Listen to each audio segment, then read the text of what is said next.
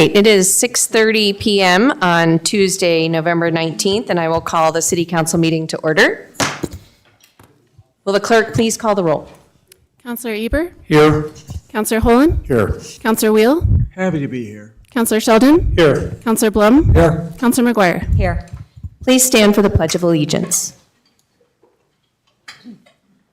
I pledge allegiance to the flag of the United States of America and to the republic for which it stands, one nation, under God, indivisible, with liberty and justice for all. The next up is audience participation, and this is for people who wish to speak about something other than the subject of a public hearing tonight. And there is no one signed up for that, not surprisingly. Reports from members of city boards and commissions. Generally, I can look out into the empty seats and see that there are none here, but is there any member of our board or commissions that came to address us tonight? Okay, seeing none, we'll move to the consent agenda. Yes. Move to. Oh, I'm sorry. was there, are you a board or commission that wanted to address us?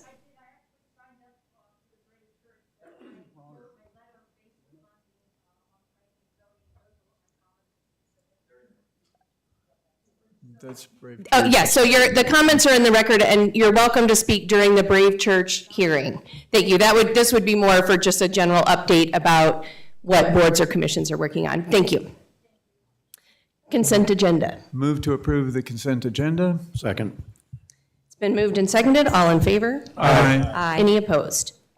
That passes unanimously. We'll move to new business. Mayor? Yes, Councilor McGuire. Thank you. This afternoon, members of council, I'm sure yourself and the city received a letter from Tara Bailey, an attorney with Brownstein Hyatt Farber Schreck, representing a group of homeowners containing various legal analysis on her part on behalf of her clients. We have not had a chance to consult with counsel like this, and I'd like to make a motion that we go into executive session pursuant to Colorado Revised Statute, Section 24-6-4024B, for the purpose of receiving legal advice from the city attorney regarding the letter received from Brownstein Hyatt attorney Tara Bradley regarding our consideration of the criteria in the Cherry Hills Village Municipal Code to Brave Academy site amendment application for increased enrollment. I further move to adjourn city, I'm sorry, Yeah, no, just that much, yeah. that's it? Okay. Yeah. Second. That's been moved and seconded. Will the clerk please call the roll? Counselor Eber? Counselor Holen? Aye. Counselor Wheel? Aye. Counselor Sheldon? Aye. Counselor Blum? Aye. Counselor McGuire? Aye. That passes unanimously. The council will move to executive session. We will return when we're finished with our deliberations, and so please talk amongst yourselves and get to know your neighbor.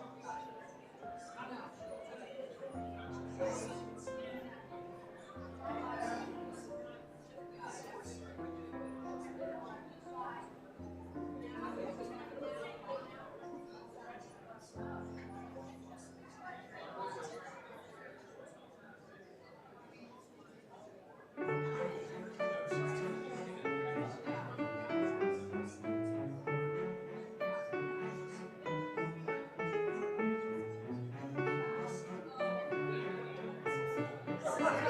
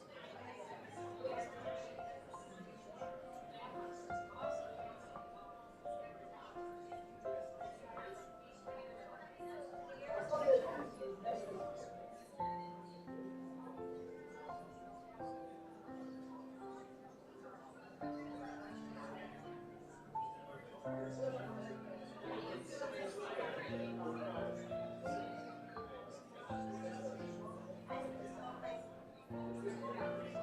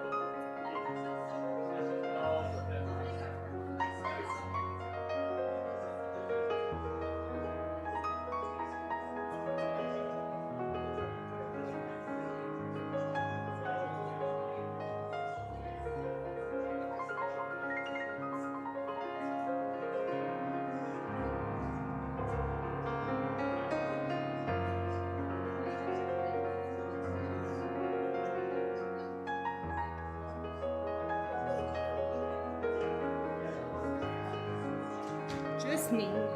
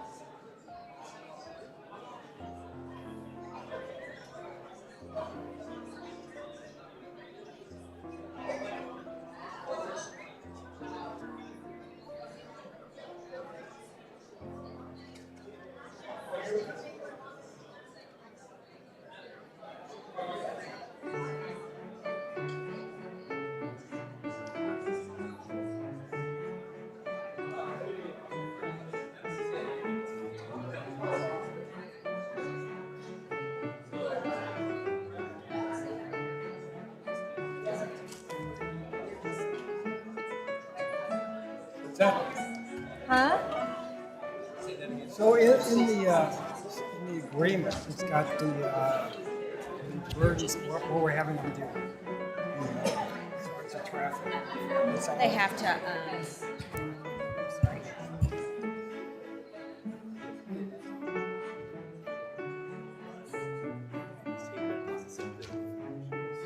We can't grow from our passive knowledge.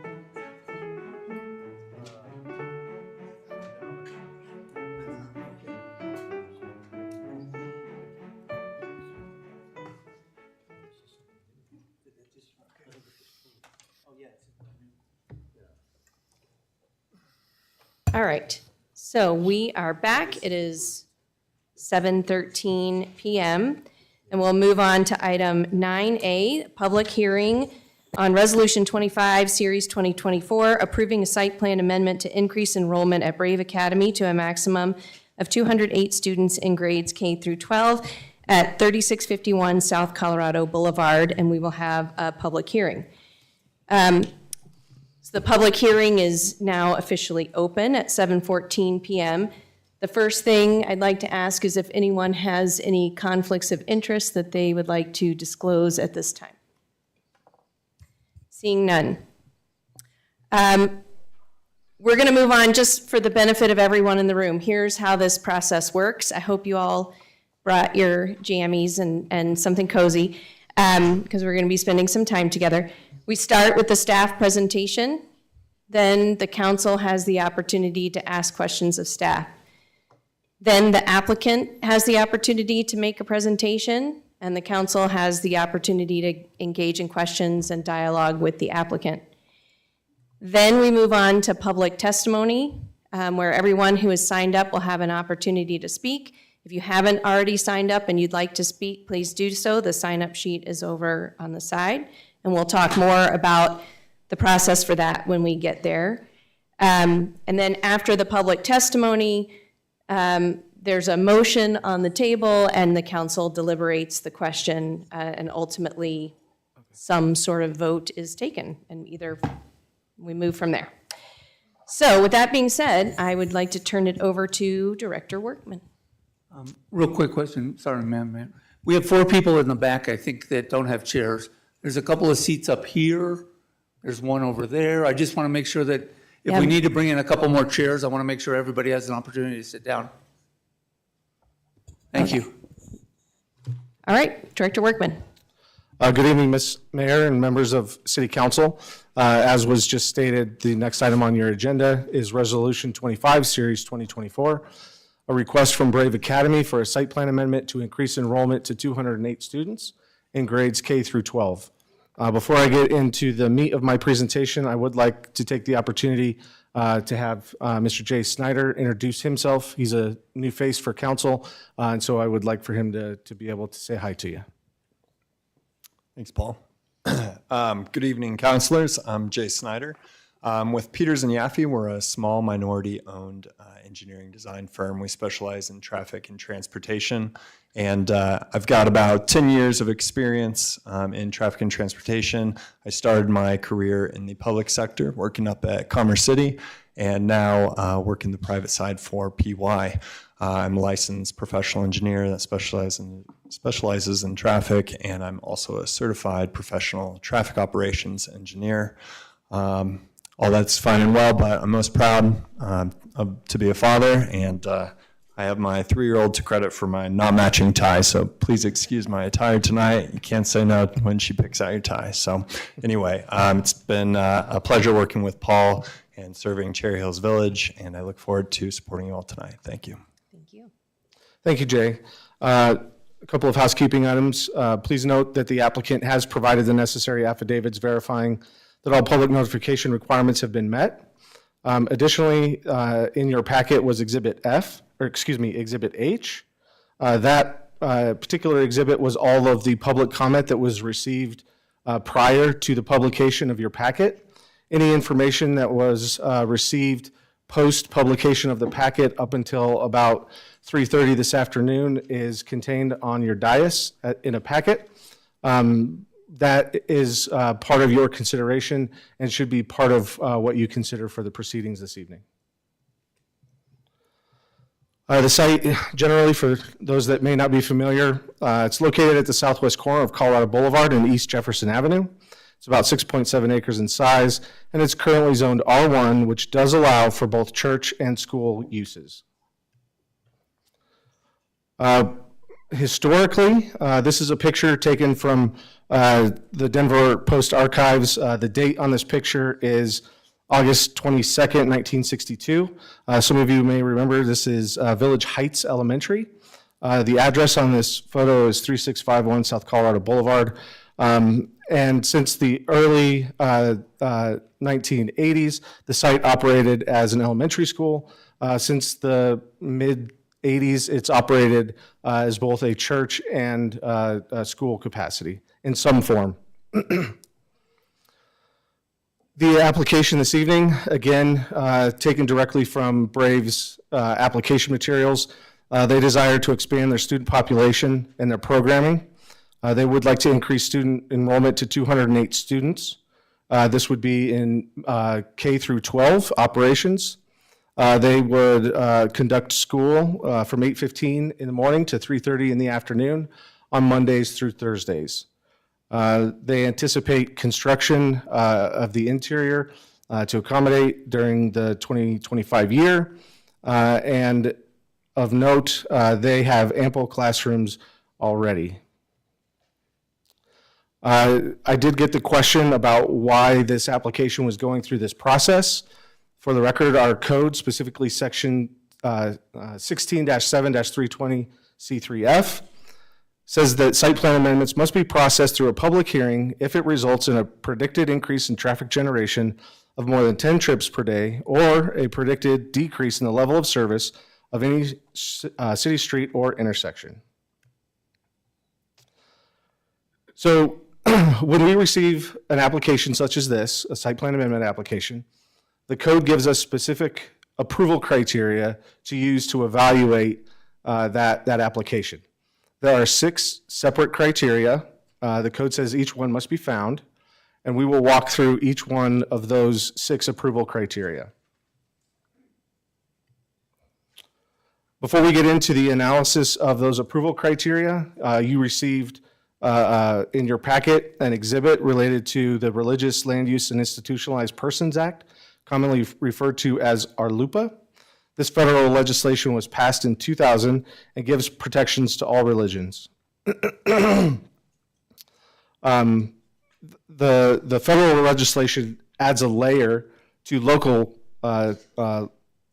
regulation and it should be considered read into local land use regulations.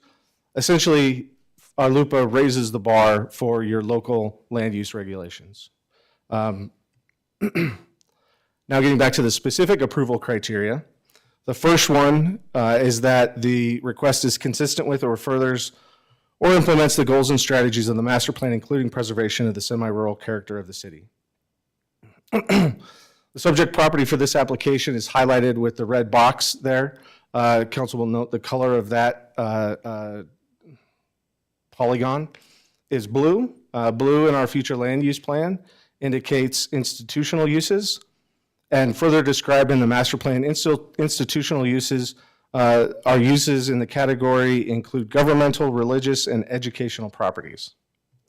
As noted earlier in the presentation, the site has historically been used for religious and educational purposes. Therefore, the request to increase enrollment for faith-based education is consistent with the vision statement that it's the desire of the citizens of Cherry Hills Village to maintain and enhance the established character of the community. The established character for this area of the city is a mixture of residential, institutional, and religious uses.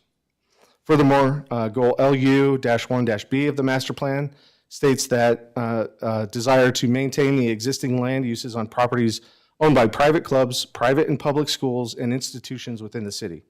As was just noticed, the site was historically functioned as a site for religious and educational purposes. The request maintains the existing land use on the property. This criteria has been met. The second approval criteria is that the proposed development complies with all applicable city ordinances and is consistent with all other city policies and plans. During the referral process for the application, the city's building consultant, along with South Metro Fire indicated that the applicant does or will be able to meet the applicable code requirements as part of a future building permit process. The application and the applicant exceed the parking requirements for the proposed use. There are no known inconsistencies with any other city policies or plans, and educational uses are allowed in the R1 zone district. The criteria has been met. The third is that the bulk and scale of any proposed buildings, structures, or expansions thereto is consistent with the context of the site and does not materially change the physical character or function of the surrounding area. All physical improvements are limited to the interior of the structure. There'll be no visible changes to the structure. This criteria has been met. The fourth approval criteria is related to drainage systems, specifically that they be designed to utilize natural materials and low-maintenance best management practices to the extent feasible and to appear consistent with the character of the surrounding area. As part of this application, there are no proposed changes contemplated or proposed as part of to any drainage systems. The fifth approval criteria, which we assume will be the bulk of the conversation this evening, is related to traffic and safety. At this point, it's important to note that the proposed development will not, and intentionally in bold, result in unreasonable traffic congestion or create a safety hazard to vehicular or pedestrian traffic, and adequate provisions will be provided to manage any traffic-related issues. It's important to note that the applicant has never stated that there would not be an impact to traffic as a result of the application. Furthermore, the application was not reviewed with a no impact threshold. Instead, the threshold was unreasonable traffic congestion. This criterion is the subject of the majority of the correspondence that council received, and it will be discussed in more detail. The items listed on this slide were specifically reviewed during the 4 review cycles performed by staff and our consultant, and we'll walk through each one of these. Before we get into those specific analysis, it is important to understand the standards and the scope of the traffic analysis.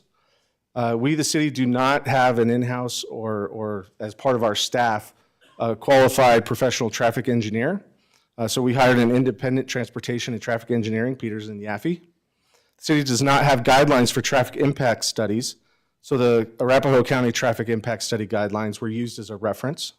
Those guidelines help to inform the study area, which includes things like access, intersections, signalized intersections within a half mile.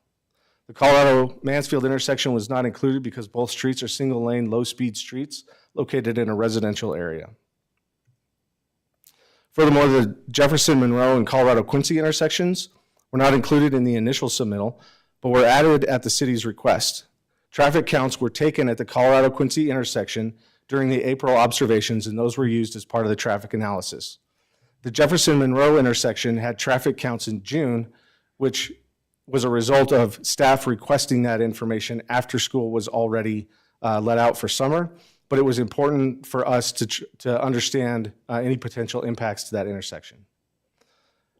And then probably what will be discussed most this evening, the impacts of traffic at Colorado and Hamden were considered in the traffic analysis, although the intersection itself was not independently studied as detailed as the other intersections, since that intersection was analyzed and traffic conditions taken as part of the recent Hamden Avenue Mobility Safety Study, otherwise known as HAMS. And you will hear HAMS a lot this evening. That study was published in January of this year, and there's more detailed information on a later slide. For context, HAMS was a multi-jurisdictional effort of which Cherry Hills Village was a part to evaluate the Hamden corridor from Inglewood to I-25. This study evaluated traffic conditions along Hamden Avenue and made suggestions for improvements to increase mobility and safety. So now getting into those handful of criteria, when we did our review, things that was important for us to take into consideration. The first 2 we'll discuss as part of the site circulation plan, which is site circulation and mitigation to impacts to Covington neighborhood. Staff would like to note that this circulation plan does assume the 208 requested capacity, which will not occur on day 1 of the increased enrollment. The development agreement gives Brave and the city the opportunity to evaluate the circulation plan over time and make changes if necessary. Additionally, prior to enrollment reaching 150 students, Brave has to do a new traffic analysis that will either confirm the assumptions of this site circulation plan or make recommendations for changes. Again, staff would like to stress that it's important to ensure that this could be done as information becomes available so that both the city and Brave can make changes if necessary. Some of the important highlights of the site circulation plan. Again, there's probably lots of different ways to configure a site circulation plan for this type of site. However, there are also competing interests when it comes to the creation of a site circulation plan. Things like trying to minimize safety concerns, trying to limit the number of access points to limit confusion, trying to make sure that the access out of the site was as far away from the Colorado and Hampden intersection, right? We all know that the northbound side of Colorado can be congested, and particularly congested during school arrival and let-out times. So it was important to try and understand and try and mitigate to the max extent possible some of those conflicts. Furthermore, the applicant has agreed to cones being placed at the north and east portion of their site to limit site circulation and potential cut-through traffic attempting to use Covington. Additionally, on the south side of the site, after the drop-off lane, would be the addition of cones during pickup and drop-off. Again, trying to create clarity in terms of what can be used for egress out of the site. The circulation plan will be shared with the parents, and detailed instructions will be provided that the school traffic is not allowed to use Covington Drive. And at this point, I'd like to invite Jay Snyder from Peters and Yaffe into the conversation to speak a little bit about the balancing of those competing needs and how that relates to from a traffic engineering perspective. Thank you, Paul.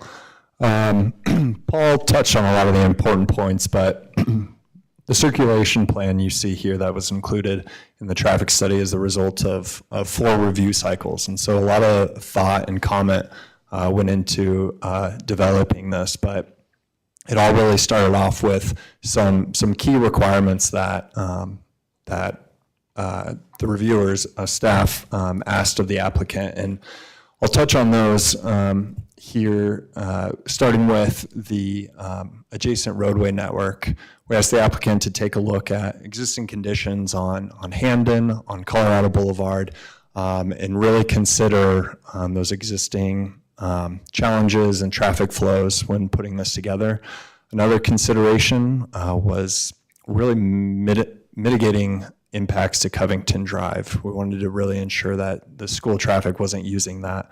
And so with those 2 considerations, you're left with the intersection of Monroe and Hampden for entering and exiting the area, the intersection of Jefferson and Colorado, as well as the site access and Covington Drive access points off of Colorado Boulevard.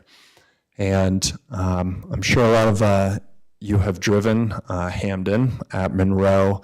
It does allow you to make that northbound left turn, but you're traversing several lanes of traffic, especially in the peak area. It can be challenging, especially when you consider the vertical curve that Hampden takes as it moves from east to west. And so requiring parents with their students to navigate that during those peak periods didn't seem like the safest. And then you consider, as we've mentioned, the queuing that can occur on northbound Colorado. I was out there today once again, and those queues can extend down to Jefferson. And so it was important that the exiting vehicles try and remove themselves from that congestion as much as possible. That left us with the site access and Covington Drive. And ultimately, we didn't want to impact Covington Drive. So that is the result of what you see here with the circulation plan. So you combine that with the consideration of minimizing how many places folks are entering and exiting. If we're going to consider an increase in student population, we want to make sure it's predictable where vehicles are coming from. And so having specified minimized amount of entering and exiting points was another important element. And finally, combining that with a plan that was going to be easily communicated so that parents could educate themselves, and ultimately this plan could be enforced and upheld if implemented.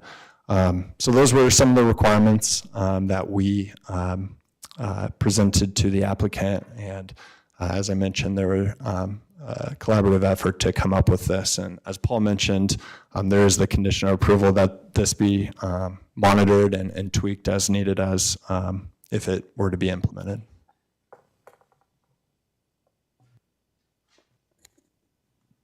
Thank you, Jay, for that. The next item was understanding off-site impacts to relevant intersections.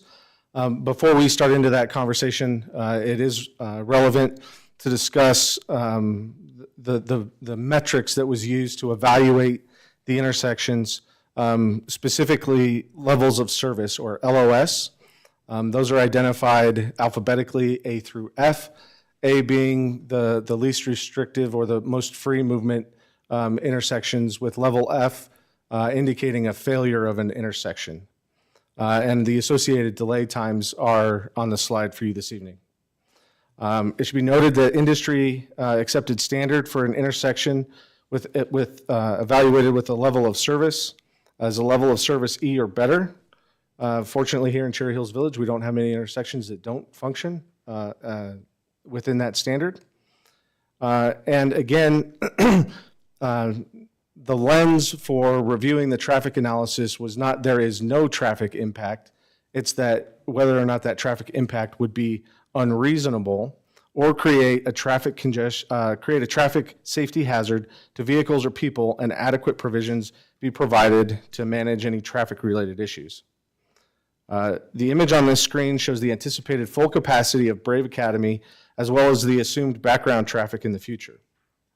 Would be incorrect to say that the background traffic and the proposed expansion by Brave Academy have no impact on these intersections. All intersections that were studied function at the industry accepted standard of level of service E or better. That said, the eastbound and northbound leg of the intersection of Colorado and Quincy falls below that threshold to a level of service F during the AM and PM peak. From the applicant's traffic study, while the actual volume increase for this movement is only about one vehicle every 2 minutes or less during either peak hour, the combination of vehicle increases for each movement at the intersection is causing the eastbound through left lane to operate poorly. Can you say that again? Yes, I find this slide very hard to follow, so I may need you just to walk through it a little bit more. of course, Thank you. of course. So as part of the traffic analysis, there was a study, information gathered, if you will, at the intersection of Monroe and Jefferson, Jefferson and Colorado, Colorado and the site access. I'm just trying to understand what the numbers at the different intersections mean. Okay. So, for example, at Jefferson and Colorado, what is the 355? I know that means vehicles in the peak critical hour, but Director Workman, that's how I many might go through in field an this. hour? So the question is about the values provided at each intersection, correct? Yeah. So those values, you have 2 for each movement. The one not in parentheses represents your traffic volume during the AM peak. So per hour? Correct, the peak hour, yep. And then the parentheses is your PM volume. Thank you for that question. Good question. The image on your screen in front of you obviously does not show the intersection of Colorado and Hamden. However, that does not mean that that intersection was ignored as part of this traffic analysis. And before we get into it, staff does need to acknowledge that we could have done a better job during the Planning and Zoning Commission hearing of discussing how the Colorado and Hamden intersection was evaluated and informed the traffic analysis from Brave Academy. Again, to clarify, this intersection was not ignored by the traffic analysis. The application was not required to do the same analysis as the other intersections in the study because of the hams. However, the traffic analysis accounts for the northbound backup that occurs on Colorado during the PM peaks. To take it a step further, the recommendation directly out of the hams report for the intersection of Colorado and Hamden is that the long-term ultimate vision would be do a reconfiguration feasibility study. Ultimately, more substantial changes may be necessary to maintain efficient vehicular operations at this intersection. A focused study of the intersection is needed to more critically assess the feasibility and potential benefits of innovative alternative configurations such as a partial continuous flow intersection. And if you're looking for more information of what that means, I'll defer to Jay. Yeah, go ahead. Thanks, Paul. Yes, we've received a lot of questions and concerns about this intersection, and just wanted to provide some background on the review. There was a lot of coordination that occurred during the scoping phase and during the review of the study that I don't think necessarily made it into the analysis. So I'm hoping to provide some of that information to shed light on what those considerations were. So just a reminder, HAMS, it's the Hamden Avenue Mobility and Safety Study.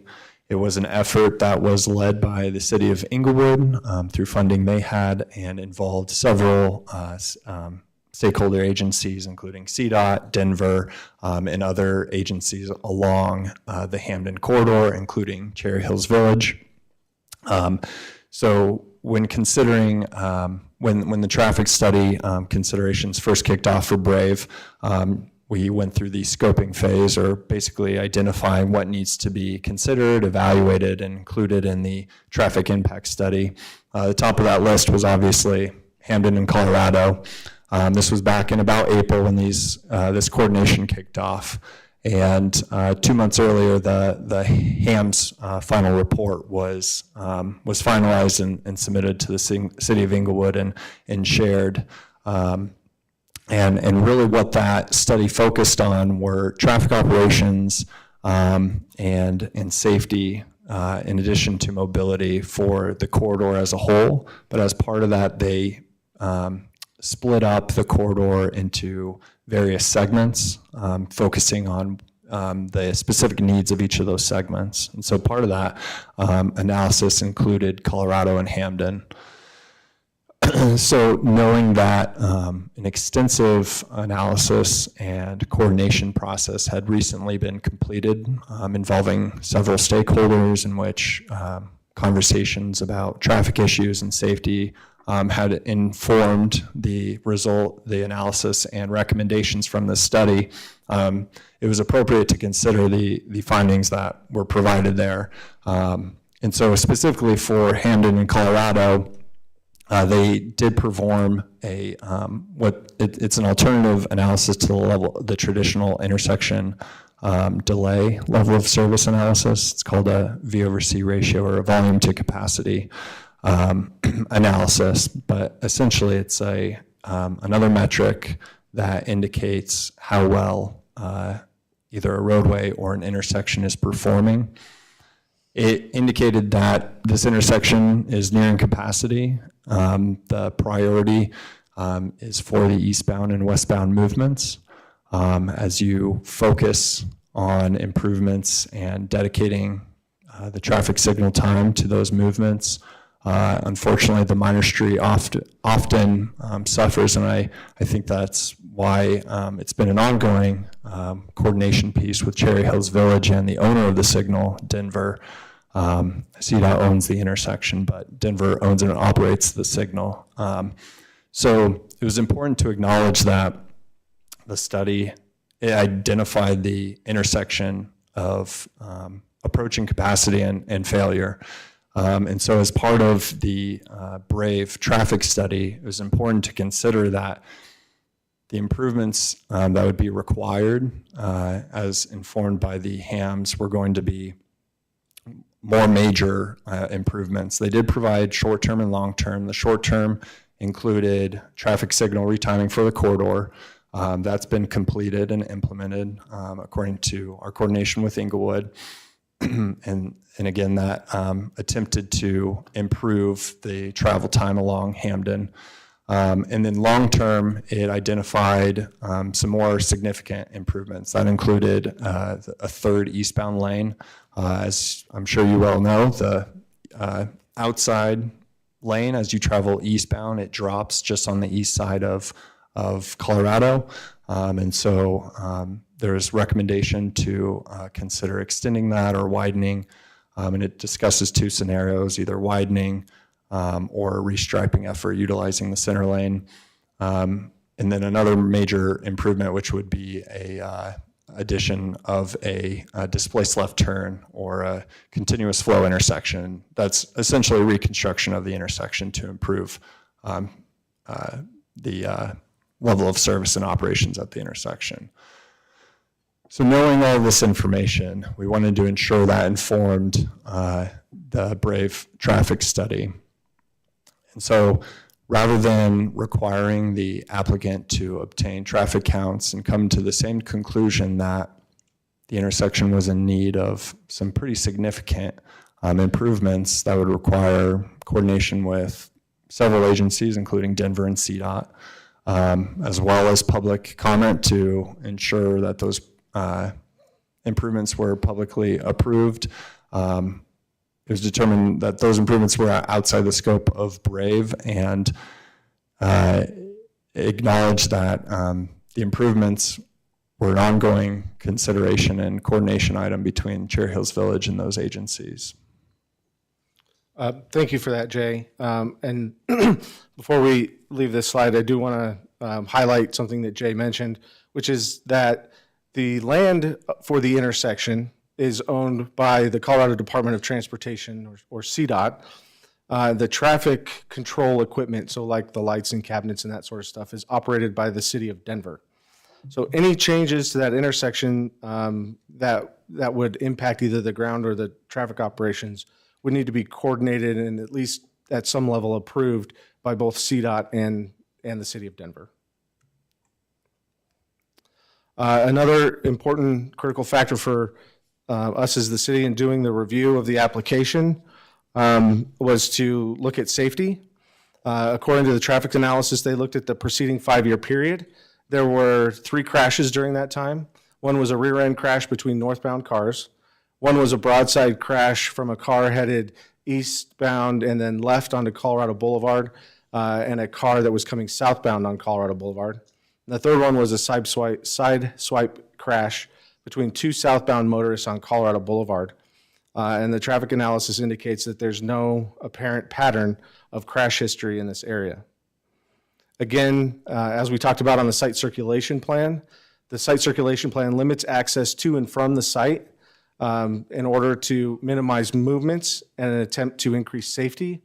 Again, changes to that site circulation plan can be made virtually at any point, but no later than when they come back for the new traffic study before they get to an enrollment of 150 students. And then again, the applicant has agreed to install the a pedestrian crossing sign at the site access, right there adjacent to the trail that runs north-south adjacent to Colorado Boulevard. Another important component for us as those doing the review was to ensure that what the applicant had proposed, what we had reviewed, was enforceable. And the way to do that, our code requires that they enter into what's called a development agreement, which is essentially a contract for, think of them as conditions of approval, if you will. But it's a contract that lays out certain things that they agreed to abide by. The first is the operations occurring for school-related activities, occurring Monday through Thursday on or by 8:15 a.m. and departing on or after 3:30 p.m. There's a condition to adhere to the circulation plan, and that prior to implementing any changes, they must present those changes to the director, who will determine if the changes can be made administratively by the director or if the city council needs to approve those changes. The director at their sole discretion can require city council approval if there's good cause to believe that the proposed changes adversely impact Covington Drive or Jefferson Avenue. And as part of this analysis, the director may require an additional traffic analysis. Excuse me. There's a requirement to adhere to the site plan. Any proposed changes to that site plan would be required to go through the site plan amendment process, which is referenced in the code as 167320. There's a condition that the enrollment would be capped or maxed out at 208 students in grades kindergarten through 12th grade. It is important to note that the applicant does indicate as part of their application that there is a potential for a future desire to increase enrollment to 416 students. But at this time, they are only requesting a maximum enrollment of 208 students. Should they decide in the future to want to increase that enrollment, they would have to come back through the site plan amendment process. Some other components of the development agreement is that the applicant has agreed that when enrollment reaches 150 students, roughly 75% of the capacity of 208, that they will perform an updated traffic analysis to understand the traffic-related issues, if any, and agree to amend the circulation plan if necessary.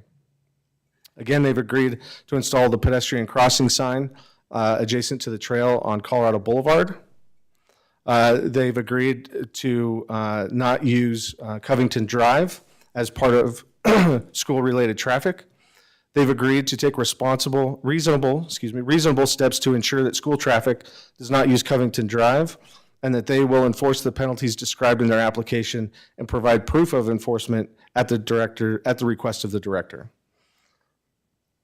And then the last condition within the development agreement is if the city reasonably believes the Brave Academy traffic has caused or continues to cause material adverse impacts on Colorado or any other street, the city may provide Brave with written notice, and Brave will participate in good faith meetings to discuss potential solutions to mitigate adverse impacts caused by the school-related traffic or discuss potential modifications of the development agreement as well.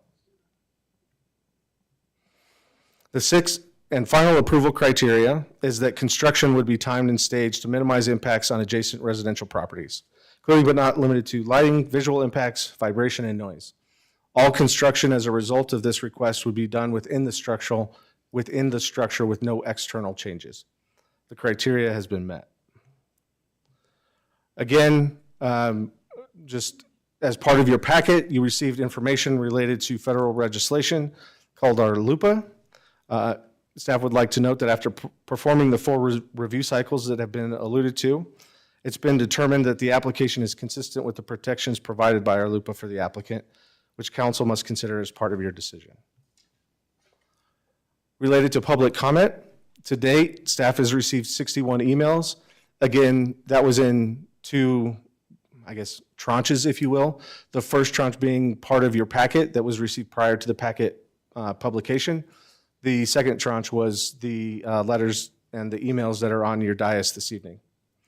Generally speaking, these emails express concern related to the traffic generated by the proposal, and specifically the traffic impacts to Colorado Boulevard. We'd also like to note that at 12 p.m. on December 13th, 2024, staff received Exhibit J of your packet.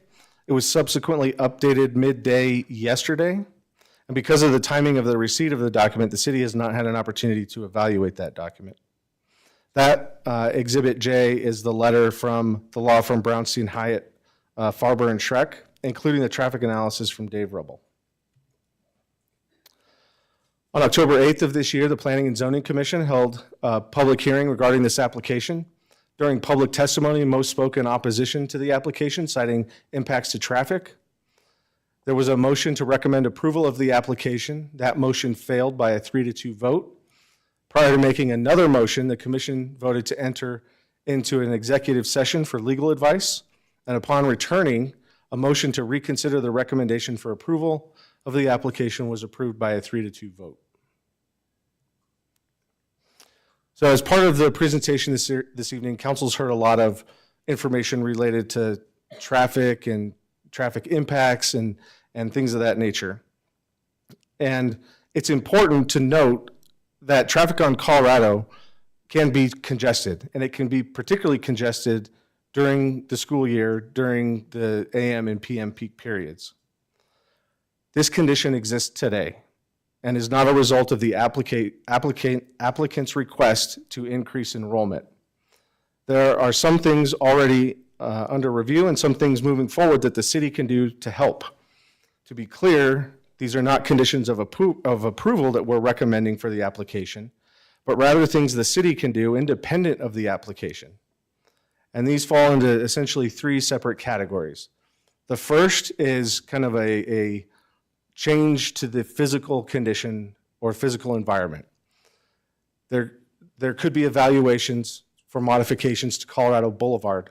By way of example, this is not an exhaustive list, but more of a way to illustrate some potential things that the city may be able to do, which is changes to the traffic island on the south side of the intersection that may help.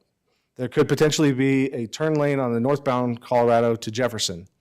Again, some of these may be implementable, but they would need further evaluation, make sure that they don't introduce unintended consequences or additional safety concerns or things of that nature.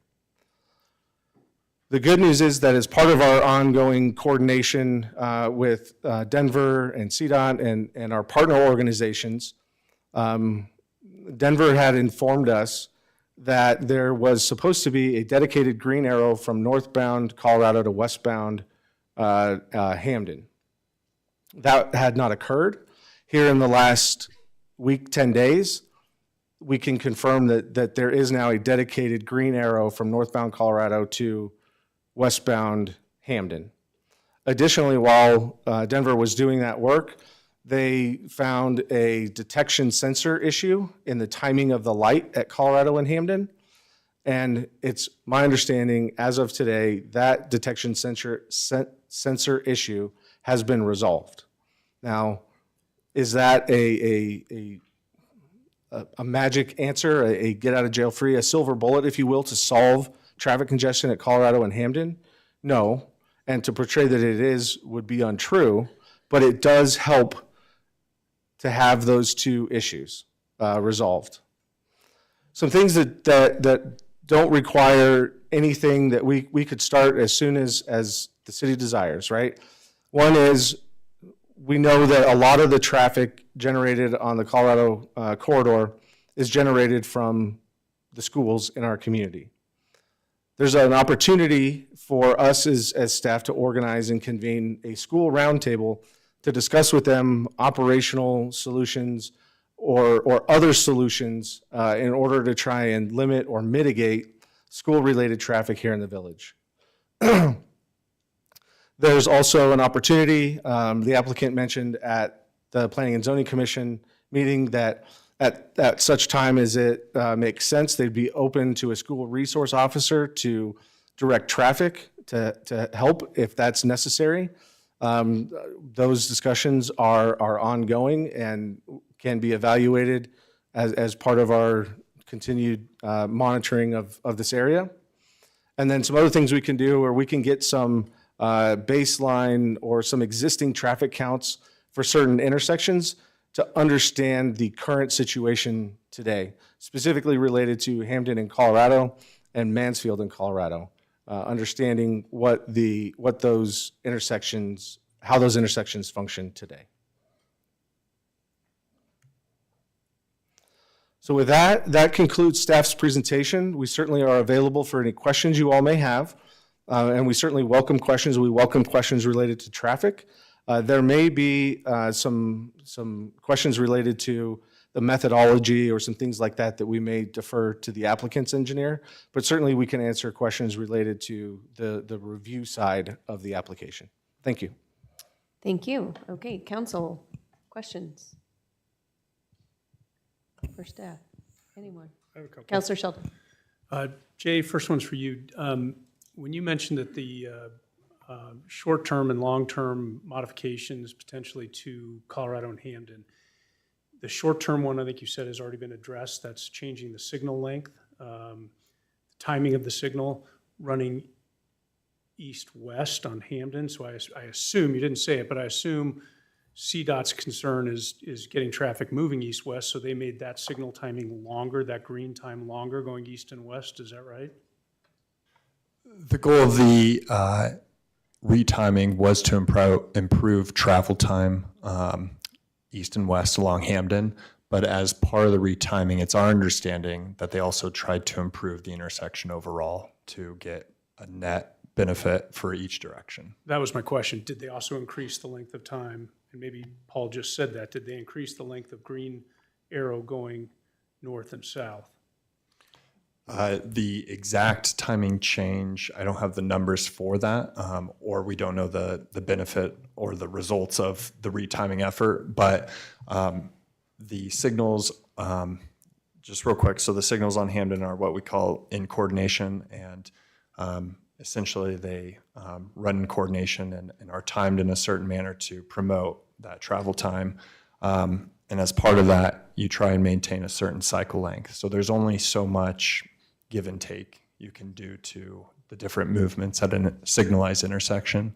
Again, I'm not sure the exact timing changes, but those are the constraints they're operating within. Okay, I'm not sure I And understand. just for, Oh, go ahead. I was gonna say, just for clarity, the signal retiming effort is a separate issue from the sensor issue that they had experienced as part of the cabinet.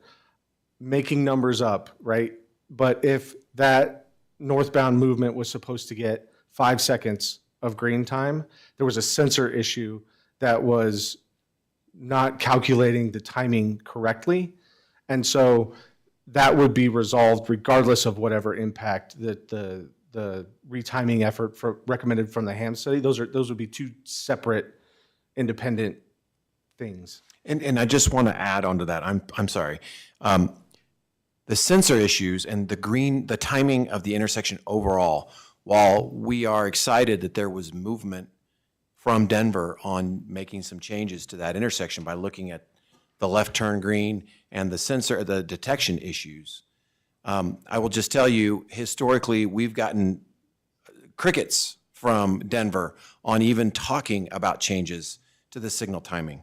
So we're already encouraged, and as a part of the ongoing efforts that Paul mentioned on the previous slide, or 2 slides ago, about city-led efforts that fall outside of the requirements we could put onto Brave, we aren't stopping with what we've got. We've had the door has been opened a little bit here, and we intend to continue to foster that relationship to try and continue to get more additional green time for especially northbound through traffic on Colorado Boulevard. So speaking of those improvements that we could proactively do as a city, Paul, or maybe this is for Jay, do we have additional right-of-way on Colorado Boulevard to offer a dedicated northbound to westbound left turn movement onto Jefferson? Onto Hamden? No, on Jefferson. Jefferson. That was That's one of one your of the bullet points that you suggestions. had on Yes. here. Do we have enough width? We have the right of way. We have to look at the geometry and have a traffic engineer actually lay that out. But I believe there is some option there to make that work. Restriping or? Restriping, a little bit of widening of the asphalt. But we would need to look at specifically where the street currently lays in that right of way, and can we go east or west? But I do believe there are some opportunities there. Thank you. Good presentation. Thanks. I will supplement Director Goldie's response with just stating that the traffic study did consider a northbound left turn at Jefferson from Colorado. The volumes warrant it, and so it was noted in the traffic study, but ultimately not recommended based on the results of the level of service analysis. But constructing it could provide benefit with regards to queuing, but as Director Goldie mentioned, there's a number of things you need to analyze to ensure you're not getting unwanted consequences with constructing an improvement like that. Thanks, Jay. Counselor Blum. Follow-up question for Director Goldie on the right-of-way. At the right-of-way at Hampton, is there enough right-of-way there to expand the width of that to make a left turn and right turn only lane? Again, that's something we need to look at. Our lanes are very wide there right now. I don't want to say it's not possible, but the geometry at that intersection is off. If you move too far to the west, the southbound traffic is going to be dead on onto your dedicated left turn. So we really have to look at that and evaluate if that is possible based on the current layout of that intersection. Again, that could be one of those long-term things that as we go into the future and CDOT and Denver want to look at reconfiguring that would be the time when we could make those changes and be a part of that process. So that could be something we study long-term then. You will look at that. Yeah, that's something we can look at, but again, we need to look at what the improvements would be and what what unwanted issues, again, that may bring up.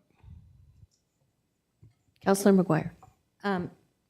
Director Goldie, at northbound Colorado at Hamden, the left turn lane, is it possible to extend the length of that lane so that you can have more cars queued up there? Again, that's one thing we could look at. The one thing I do know about eliminating that island, it was put in decades ago as a way to dissuade people from using northbound Colorado as a cut-through. So Traffic calming measure. the reason it only has 5 cars queued in there is to make it difficult, to make it make more sense to stay on Hamden than to try to cut through the city and get back on Hamden and go west. Okay.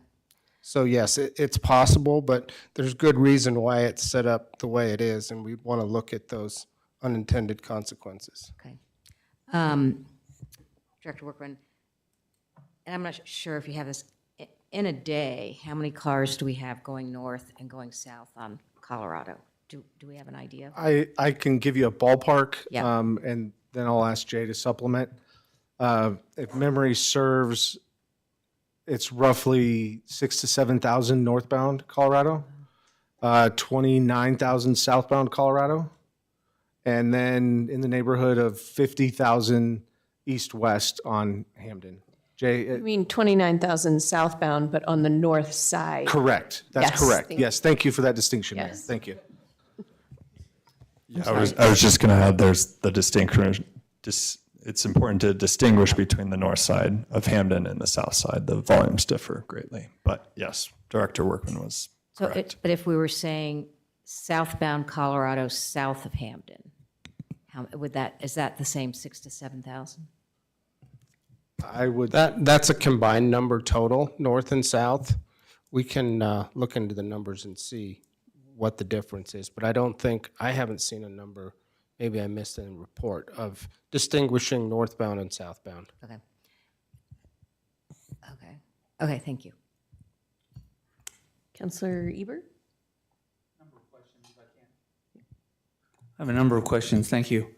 I am trying to understand, it sounds like, Director Workman, you said that there was a number of criteria that we started out with on sort of some baseline things, and then understanding those requirements, the applicant's consultant came up with their traffic study. It wasn't the other way around, that we responded to something.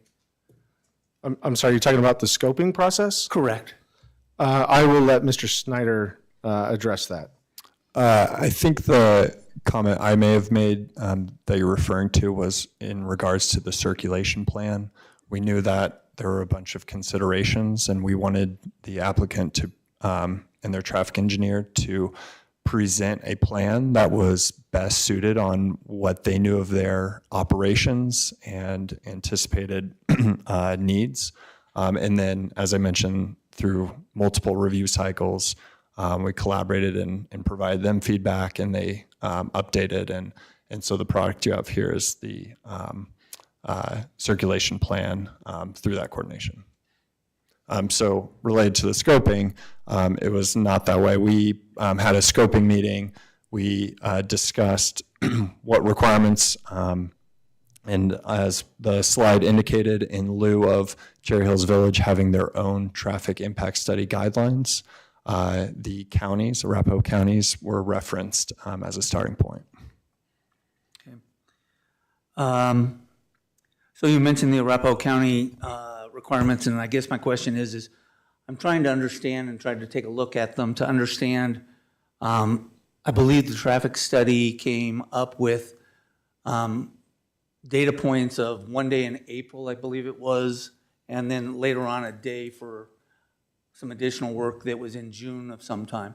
Can you point me to, I'm trying to understand how one day is an acceptable amount of days to provide a representative sample of the traffic in the area? I'm sorry, applause is not appropriate. I'm sorry. There's a number of things I'm trying to understand for just the factual underpinnings of the study, so that later on we can get into evaluation or not. But I'm trying to understand the value, the requirements for a study based on one day in April and not in a snowy day in November or December, because I assume our traffic conditions are very different in alternative weather conditions. Yes, thank you for the question. Yes, so the data was collected in April of 2024, and then as a part of the first review, the requirement was made to analyze the Monroe and Jefferson intersection. It was coordinated that school had been let out by the time that comment was provided, and rather than wait until school was back in session, data was collected to provide an idea of traffic at the intersection, understanding that it was collected at a different time and outside of the school year.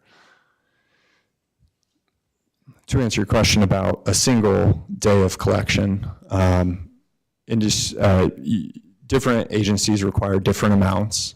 It is acceptable to collect data on one day. I've also seen precedents for 2 days and even 3 days of collection, but it's consistent that the requirement is that the data be collected Tuesday, Wednesday, or Thursday, which are representative of an average weekly day of traffic. For the single day, part of our review process was, as you mentioned, checking weather conditions. Was it a clear, sunny day? Checking to ensure no construction operations were going on or other special events were going on that would invalidate the data. As part of that review, it was determined that it was a clear weather day and that the data was representative of an average weekly day traffic. So I think I'm hearing you tell me that a one-day traffic study is sufficient to make a determination like this, according to, because it's assumed that that is a representative situation for the conditions overall. That's part of our review, whether it's one day or multiple days, is verifying the data and that it was collected on a day that's representative of an average weekday. And are there times when seasonal alterations or additional dates on different seasons are looked at? Yes, that certainly can be a consideration. It is a point of coordination on case-by-case case-by-case situation. In this case, I'll defer to the applicant on what their typical methodology is, but that was not a requirement of our review. Okay, thank you.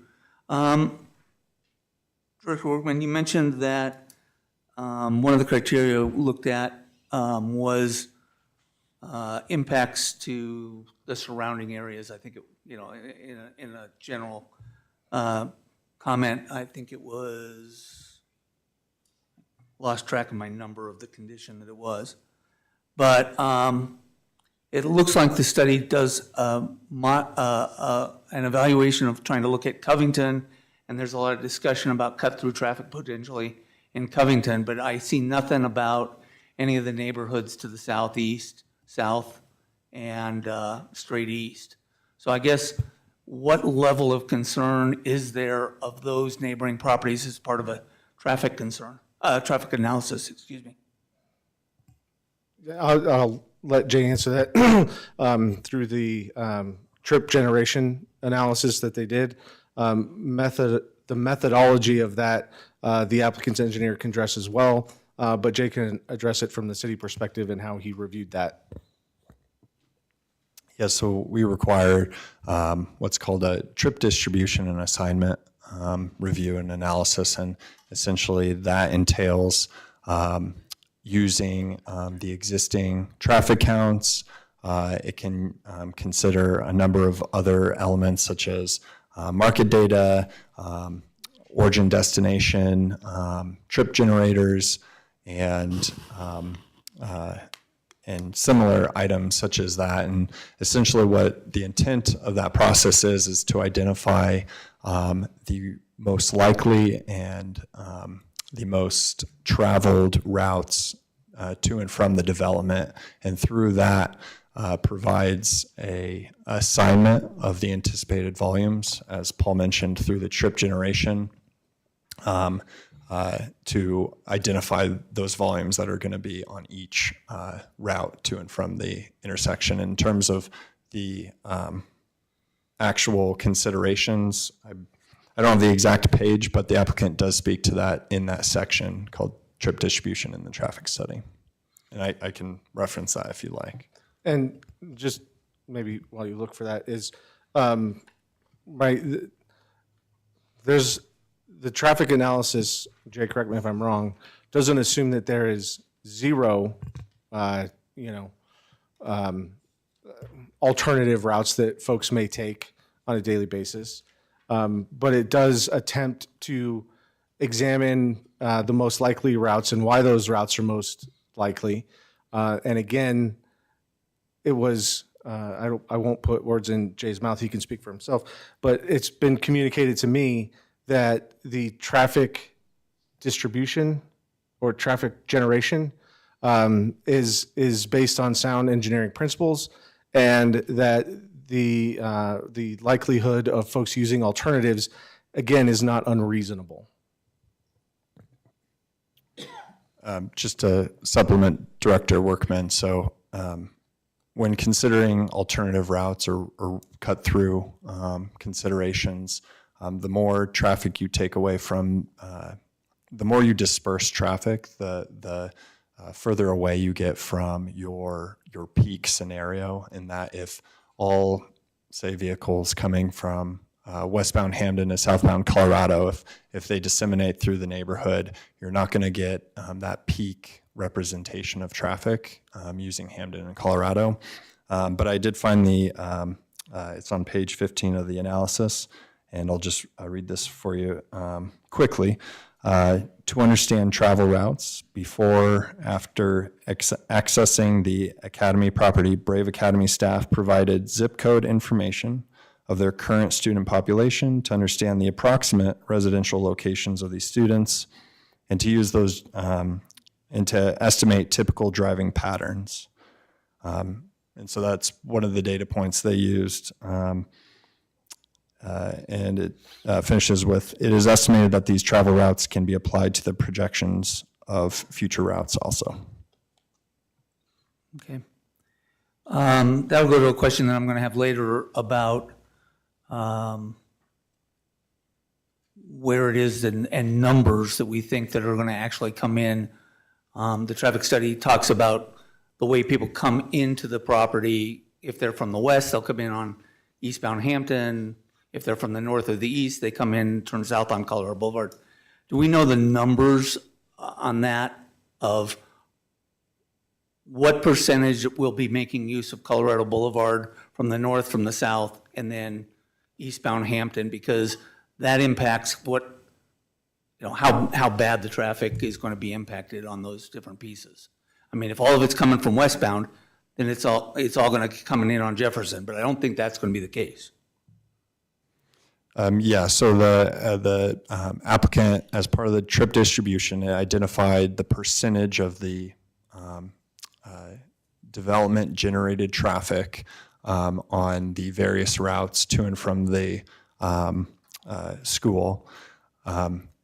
regarding to alternative routes, that was not a requirement to evaluate cut-through traffic, acknowledging that there was ongoing, at the time, ongoing retiming on Hamden. There's the ongoing considerations of the overall improvements at the Hamden, Colorado Boulevard intersection.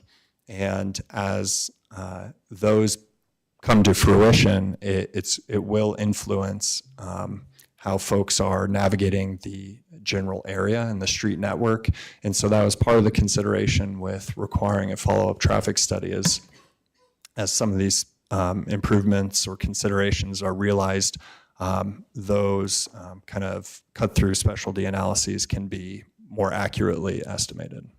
But it's fair to say that right now, the school is aware, well, I make up my numbers, 15% of them will live west of the property, and so they'll be coming in off of Monroe.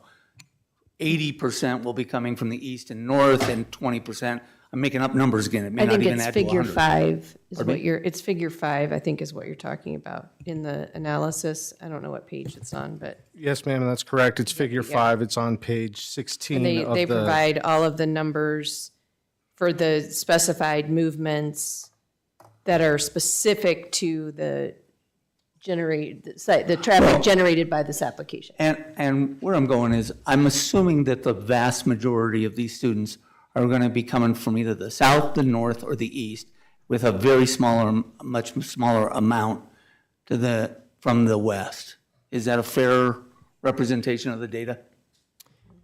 Is that a better I think- question for the applicant as opposed to? That's fine, okay, so that's why I originally said I was going to get to it later, I guess. You mentioned one of the criterion was on the circulation plan, was trying to minimize the number of discharge points and not have overlapping traffic. I want to try and understand that a little bit more. Okay. You'd like to elaborate on the circulation plan and the routes identified? Well, no, the criteria of minimizing discharge points and how to make a traffic flow, or the considerations you looked at on that. Yes. So considering the number of intersections that surround this school, and I'll name them off real quick. We have Monroe and Hamden. We've got Hamden and Colorado. We have Colorado and Jefferson, Colorado and the site access, and Colorado and Covington. And so when considering those and the possibility that school traffic could navigate to and from the school any number of ways through those intersections, the goal was to specify a set number of access points, or identify the routes to minimize those conflict points, so that, again, the plan will be easily communicated to parents and enforceable. And so that has the benefit from the communication side and the safety standpoint of if cars are flowing in the same direction each day, students will know, when crossing, they can anticipate traffic flows. Okay. Question that I have is, notwithstanding the use of the HAM study for Hampton and Colorado Boulevard, we don't know the actual level of service that's at that, even though we used old data. We didn't calculate a level of service. But I believe you mentioned that it is currently close to or is failing. Am I to read the traffic study correctly to say that notwithstanding that failure at that intersection, or near failure under current circumstances, just south at Jefferson, and then again at site access and at Covington, the traffic study found that both of those, it didn't look at site access, but at Jefferson and Covington, those were both AA currently? Am I reading that right? I believe it would page- be, I'm just going to flip to that figure. It's figure 6, or it's page 13 of 29 in the staff memo.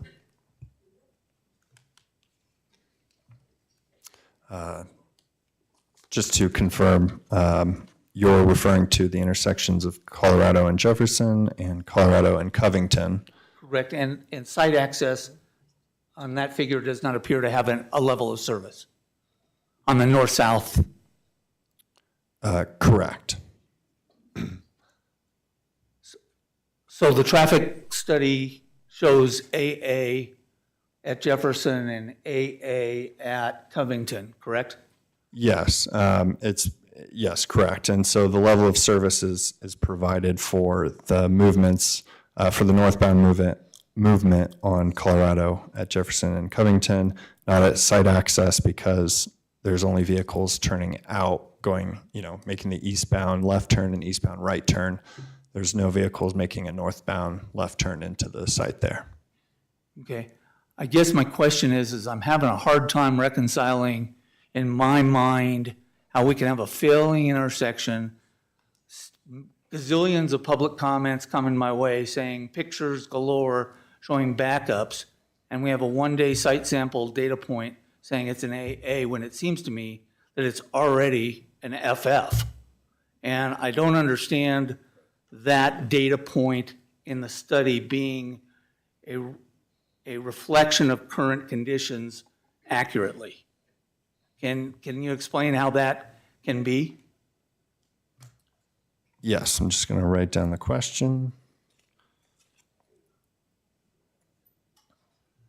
Well, and said another way on that, because I had a similar question, which is to go, if you've got an F at Colorado and Hamden, which you do, and the traffic is backed up, and in order to have an F for that, it is backed up beyond Jefferson.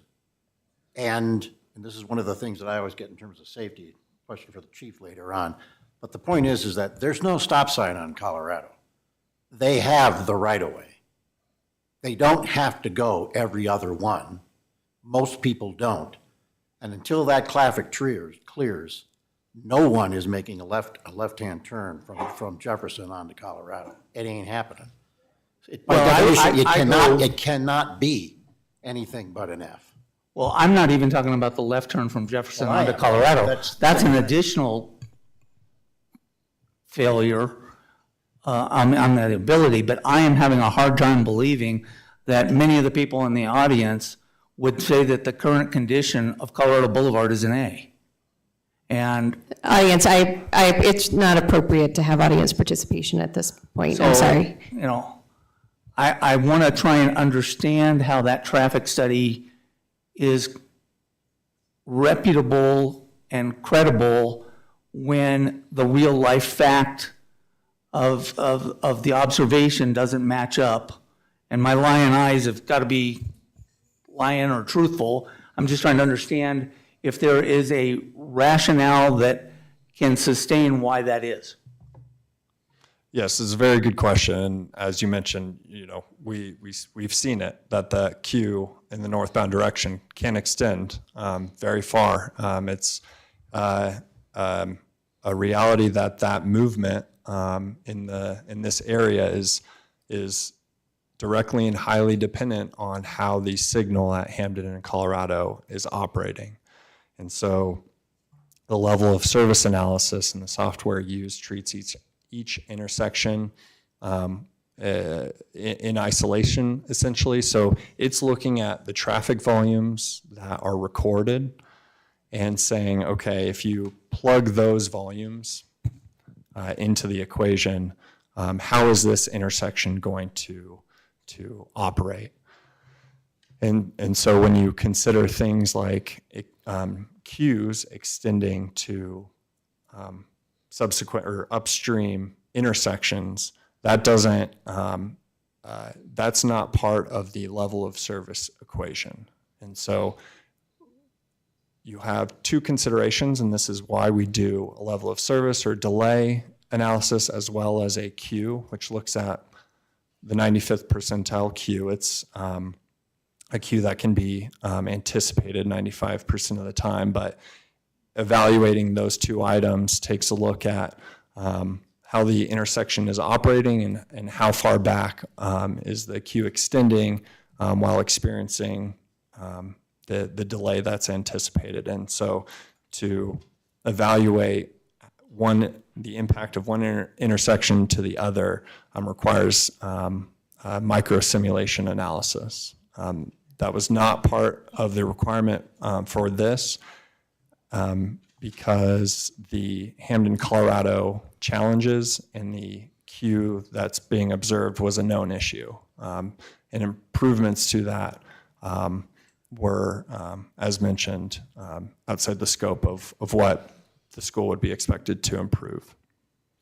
I think one other thing that maybe needs to be addressed here, you can correct me if I'm wrong, but these levels of service that we're talking about for these various intersections, they're not individual legs of an intersection, they are the entire intersection. So if Hamden, if Colorado Boulevard's carrying 6,000 cars north and south combined, south of Hamden, but there's 50,000 cars going east and west on Hamden, if you put 50,000 cars going east and west on Jefferson, I understand it dead ends, that would be a failing intersection as well. So it's the totality of the intersection, not just the one leg movement, either making a right, north, or west, a east-west or north movement off Colorado to Hamden.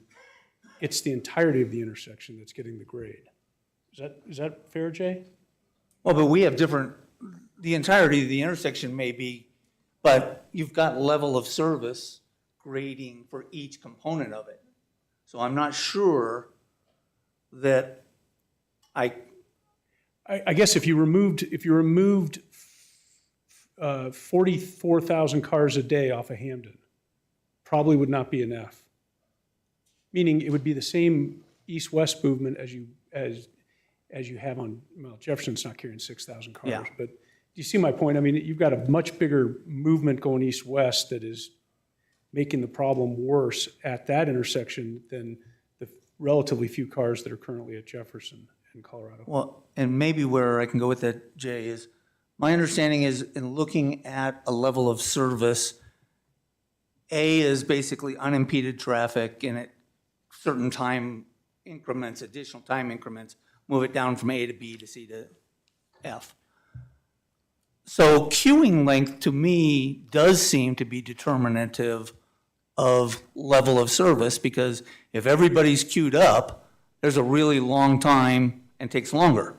So wouldn't that vision that we're all seeing of the traffic queued result in Jefferson being degraded beyond an AA? Maybe not southbound, but in the morning, northbound, certainly, northbound seems like it would be not an A. Yes, you're correct, and I'll defer to the applicant to explain exactly what went into the analysis there, but That's if you'd fine. like, I can elaborate. And I think at least right now, I can ask the applicant, and so I'll just quickly just say what it is, but do we know for sure that Kent is going to adjust their start time? Has it been a firm commitment, or is it just it was a statement in the application, and I'll save that for when the applicant comes up? And that's changed 3 times over the last 3 years, so I don't know that can.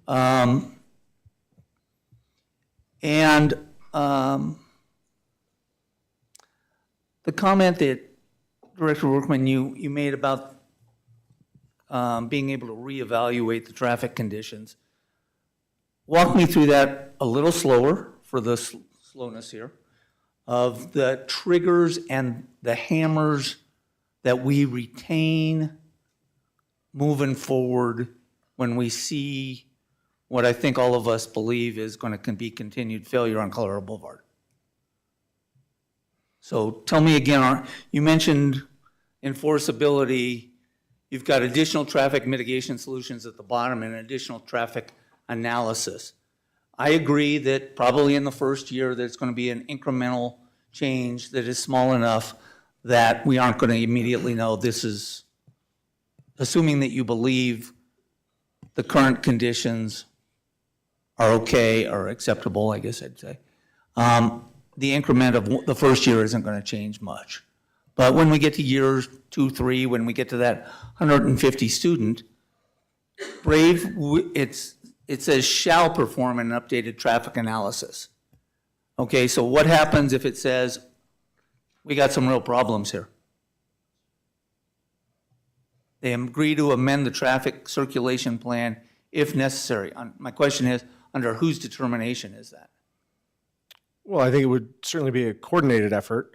At that time, we would engage another third-party traffic engineer to review that analysis and make the recommendation to implement appropriate measures. Again, there'll need to be some analysis for intersection geometry and unintended consequences and all that kind of stuff.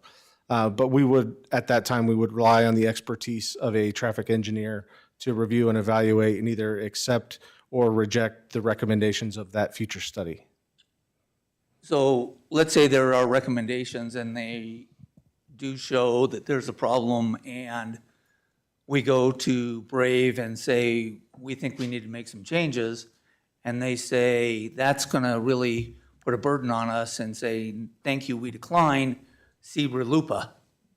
And my comment or my concern is that the city doesn't have the hammer that we think we have unless that development agreement somehow captures that the city can impose requirements, again, running into some other difficulties. But I'm having a hard time thinking that we are getting the enforceability that you mentioned earlier. Okay? So the question being, what enforcement mechanisms would we have? Well, I'm just trying to understand. no, the I know, question. the question is,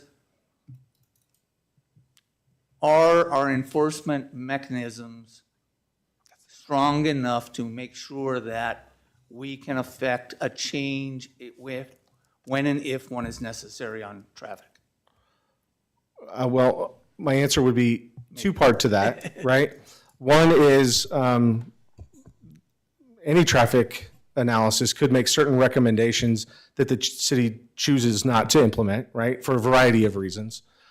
So that may be one scenario. Another scenario may be the city understands that that's an issue and decides to take on that obligation rather than impose that on an applicant.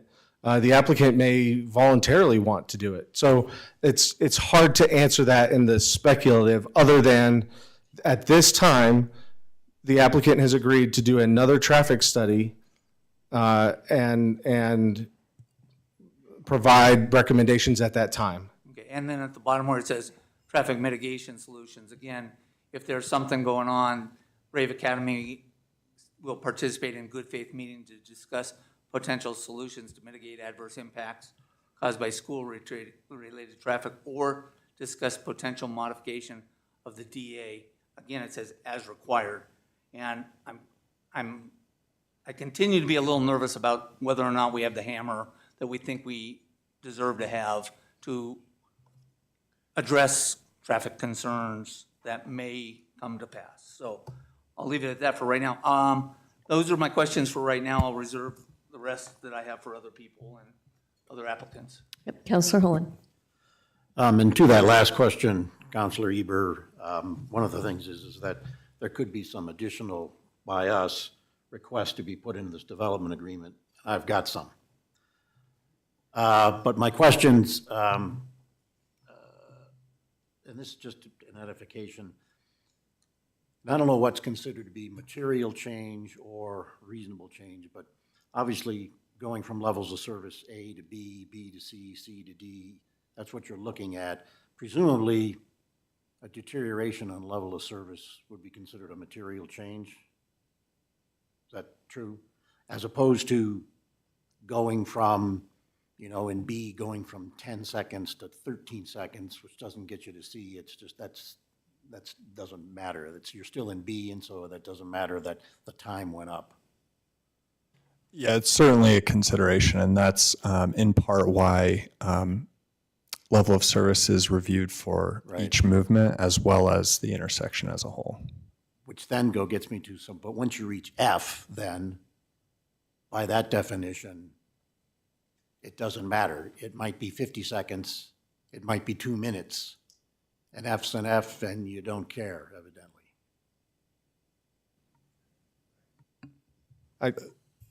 I don't know if I would use the phrase "you don't care." Well, I mean, some Certainly people care. do, I'm but saying at some level, what at some we're talking level, about here is a traffic analysis.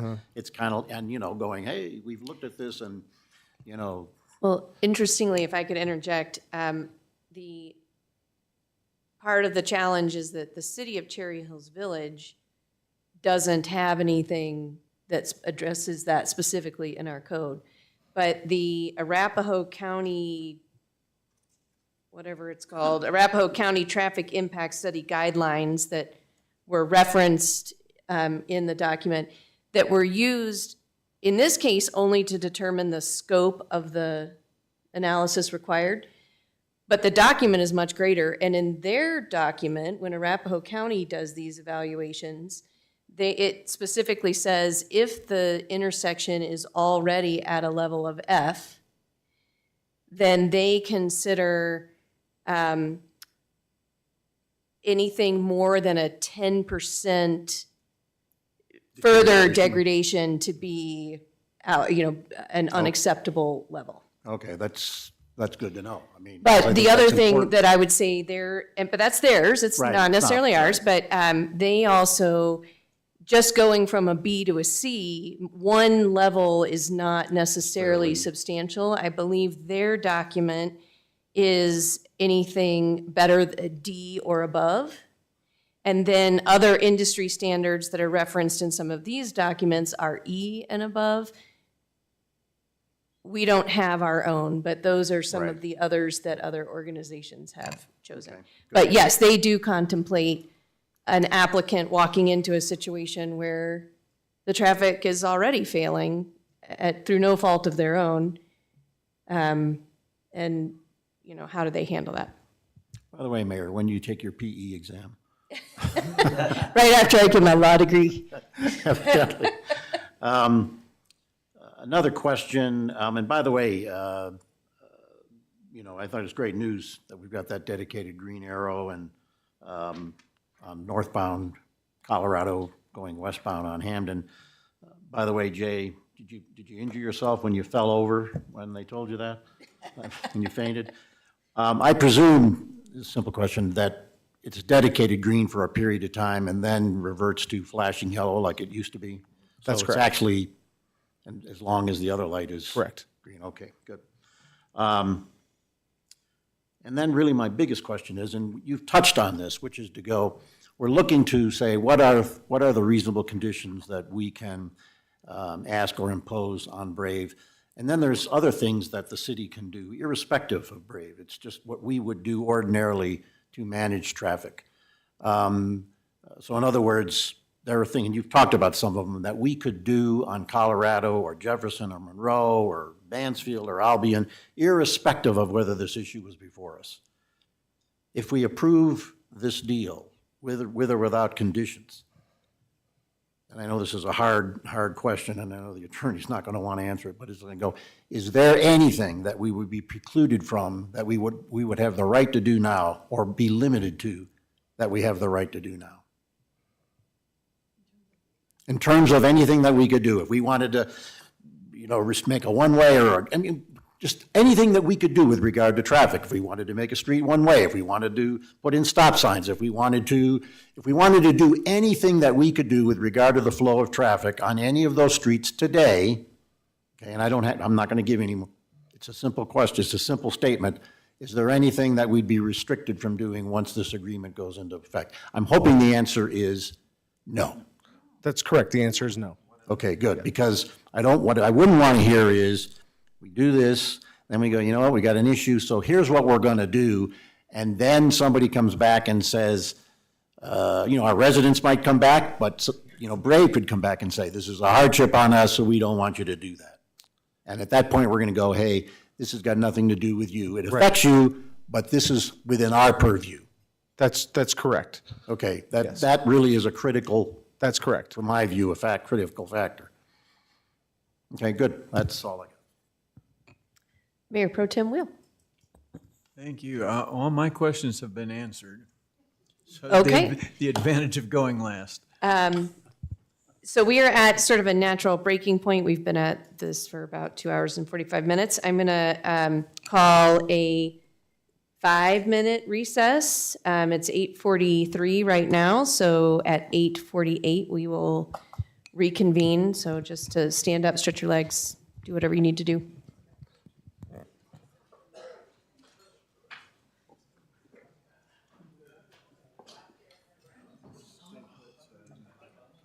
Don't have to do the whole thing.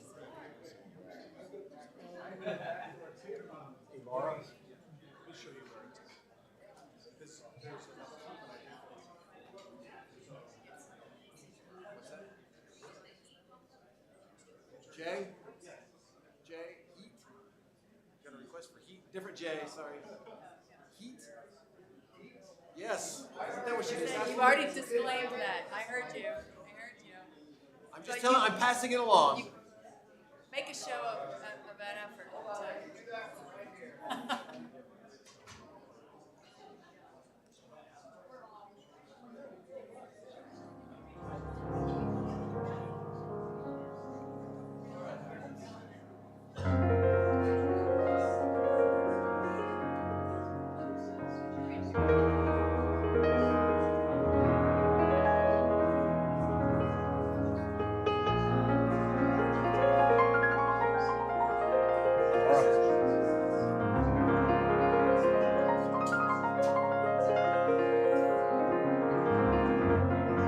Oh, really?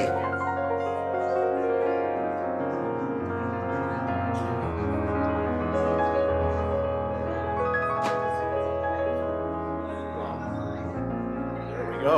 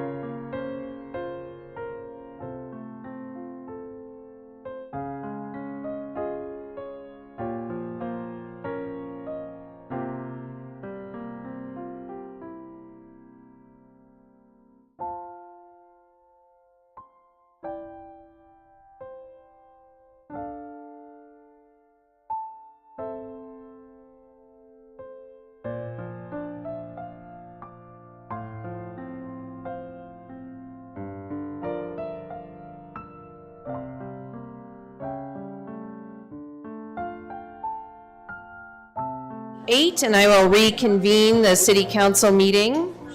We will move on to the next step of the, if the audience could please take your seats. We're going to move forward with the applicant presentation. So I would invite Brave to the podium.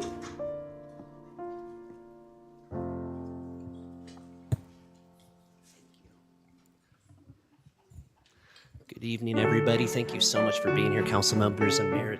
It's an honor and a privilege to stand in front of you so we can discuss what our future hopes are here. And I guess I'll just wait to see if we can get our slide presentation pulled up. I know Mr. Workman normally pilots it, but.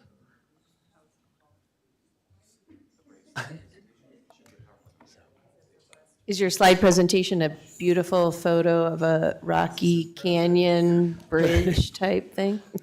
No, I'm not that graphically talented, sorry. So- There we go. Since you're so tall, I don't know whether or not you can raise the podium level so the microphone's a little closer to you, but. Oh, sure. Is that better, sir? Yeah, I think Yeah. Yeah? Okay. Yes, thank you. Sorry, I can speak softly too sometimes, so if I need to be louder, please let me know. So. Thank you. All right, well, thank you so much for having us here. My name's Ty Ragsdale. I have the honor to be a pastor of at Brave Church, and I operate as our chief operating officer. So beforehand here, I'm just here to present. It's hard to follow after Mr. Workman and Mr. Snyder with how thorough and complete their presentation was, but I just wanted to share a little bit more of the heart, right, of Brave Academy, who we are, Brave as an organization in this area, and then how we do meet these criterions of what we see that as it being, and then of course be here to have our traffic engineer answer any questions you all may have, and then anything about us as an organization, I'd be honored to answer that. And so for the purpose of just to start off with some generalities, I just want to own that my transparency on when I added to my site narrative of 416 as a master plan created some confusion and some heartburn that I never intended it to. So I just want to be completely transparent that what we're looking at tonight and in this next season of ministry for Brave as our church and this academy is just 208 students. That's what we're looking at. I just wanted to be transparent with the community that as good things are being blessed and as they want to grow, I just wanted to say that we would love to do that, but that all is based upon another site plan amendment. And obviously these traffic impacts are going to have to be mitigated before we ever get there. So I just want to be totally above board and say, I'm sorry I created any tension with that, because I know in our planning and zoning commission, that came up a lot, and even some of these postcards that got sent out, I think unfortunately some fear built that was not my intended purpose. So I just want to share my heart on that tonight and this next season of ministry for us, it's 208 students is all we're looking at, just to be abundantly clear. As far as we go as an organization, I think it's important to share the mission of the church is all the same. Matthew tells us that to go therefore make disciples of all nations, to baptize them in the name of the Father, the Son, and the Holy Spirit, and teach them to observe all that I've commanded. And the plan to reach the world, as a pastor, I'm sorry, just kind of comes out of me, is it's the local church, right? There's no plan B. It's everybody here doing their part to share and love the neighborhoods, right? And a natural call to us, and I want to kind of clarify this, Brave Academy is not its own company, if you will, right? So it does have its own 501c3, but it's purely for fundraising purposes externally. Internally, it's our church. It's actually a mission field that's funded inside of our church by our elder board. So our stewarding elders oversee it. It's actually a ministry and a mission inside of our church, and we do believe that we're called to equip the next generation of saints to go out and fulfill their purpose, to be leaders like you all one day. It would be our heart that people that we're graduating are coming from it. So I just wanted to just clarify that it is technically the church that we're doing because God promised to bless the church, and so that's why this is a church academy. And so all of our teachers are Brave staff, Brave church staff. There's common financials. There's nothing that separates us. So I just want to be abundantly clear that we're a church, right? And so there's no change in a lessee or lessor or anything of that nature. There's no operating agreements. This is really just our heart is we feel we're called as a local church, as I mentioned, that this is a mission field that we're supposed to step into. And so we're honored to be here to be able to talk about this and bring some clarity. If you don't mind, can we go to the first slide, Paul? Thank you, sir. So this is, there's a lot of different reasons on this criterion that we believe that we do fit this and fit this exceedingly well. The main one, as Mr. Workman so eloquently showed us, was really maintaining the existing land uses on properties owned by private clubs. And this is just a wonderful document that I was able to find since we know the owners who actually bought this building from Village Heights, as it was, as funny as that is. But there's always been a Christian school in this location since it transitioned from being a private or being a public school to Cherry Hills Christian got the building from them, and then in their third year of operation, as you can see, as I highlighted there in that box, they already had 123 students enrolled in there. So we're just asking to continue on the historical site and just what has always been done here is an educational site. It's been a public school and a church that has carried on with that mission of educating, which I love how they so eloquently put that. It is a ministry of their church as well back in the day when they discovered this. So that's just encouraging to me to see that we just fit that so well on this criteria of approval.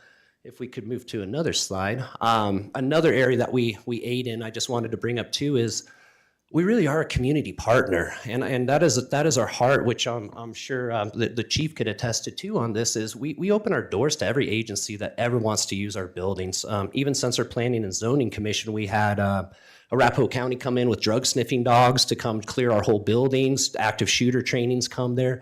We do everything we can to provide support, which aids in the goal of that outlines you're trying to increase opportunities for city staff to help for public safety in the city, which there's been times where we've shut down our organization and our operations just in lieu of trying to provide these environments to make sure that all the public safety officials have a great facility that they can use at both our church and the academy, since we both own 3651 Colorado and 3800 Hampton. Those are both our facilities that we just have at disposal for anyone to use.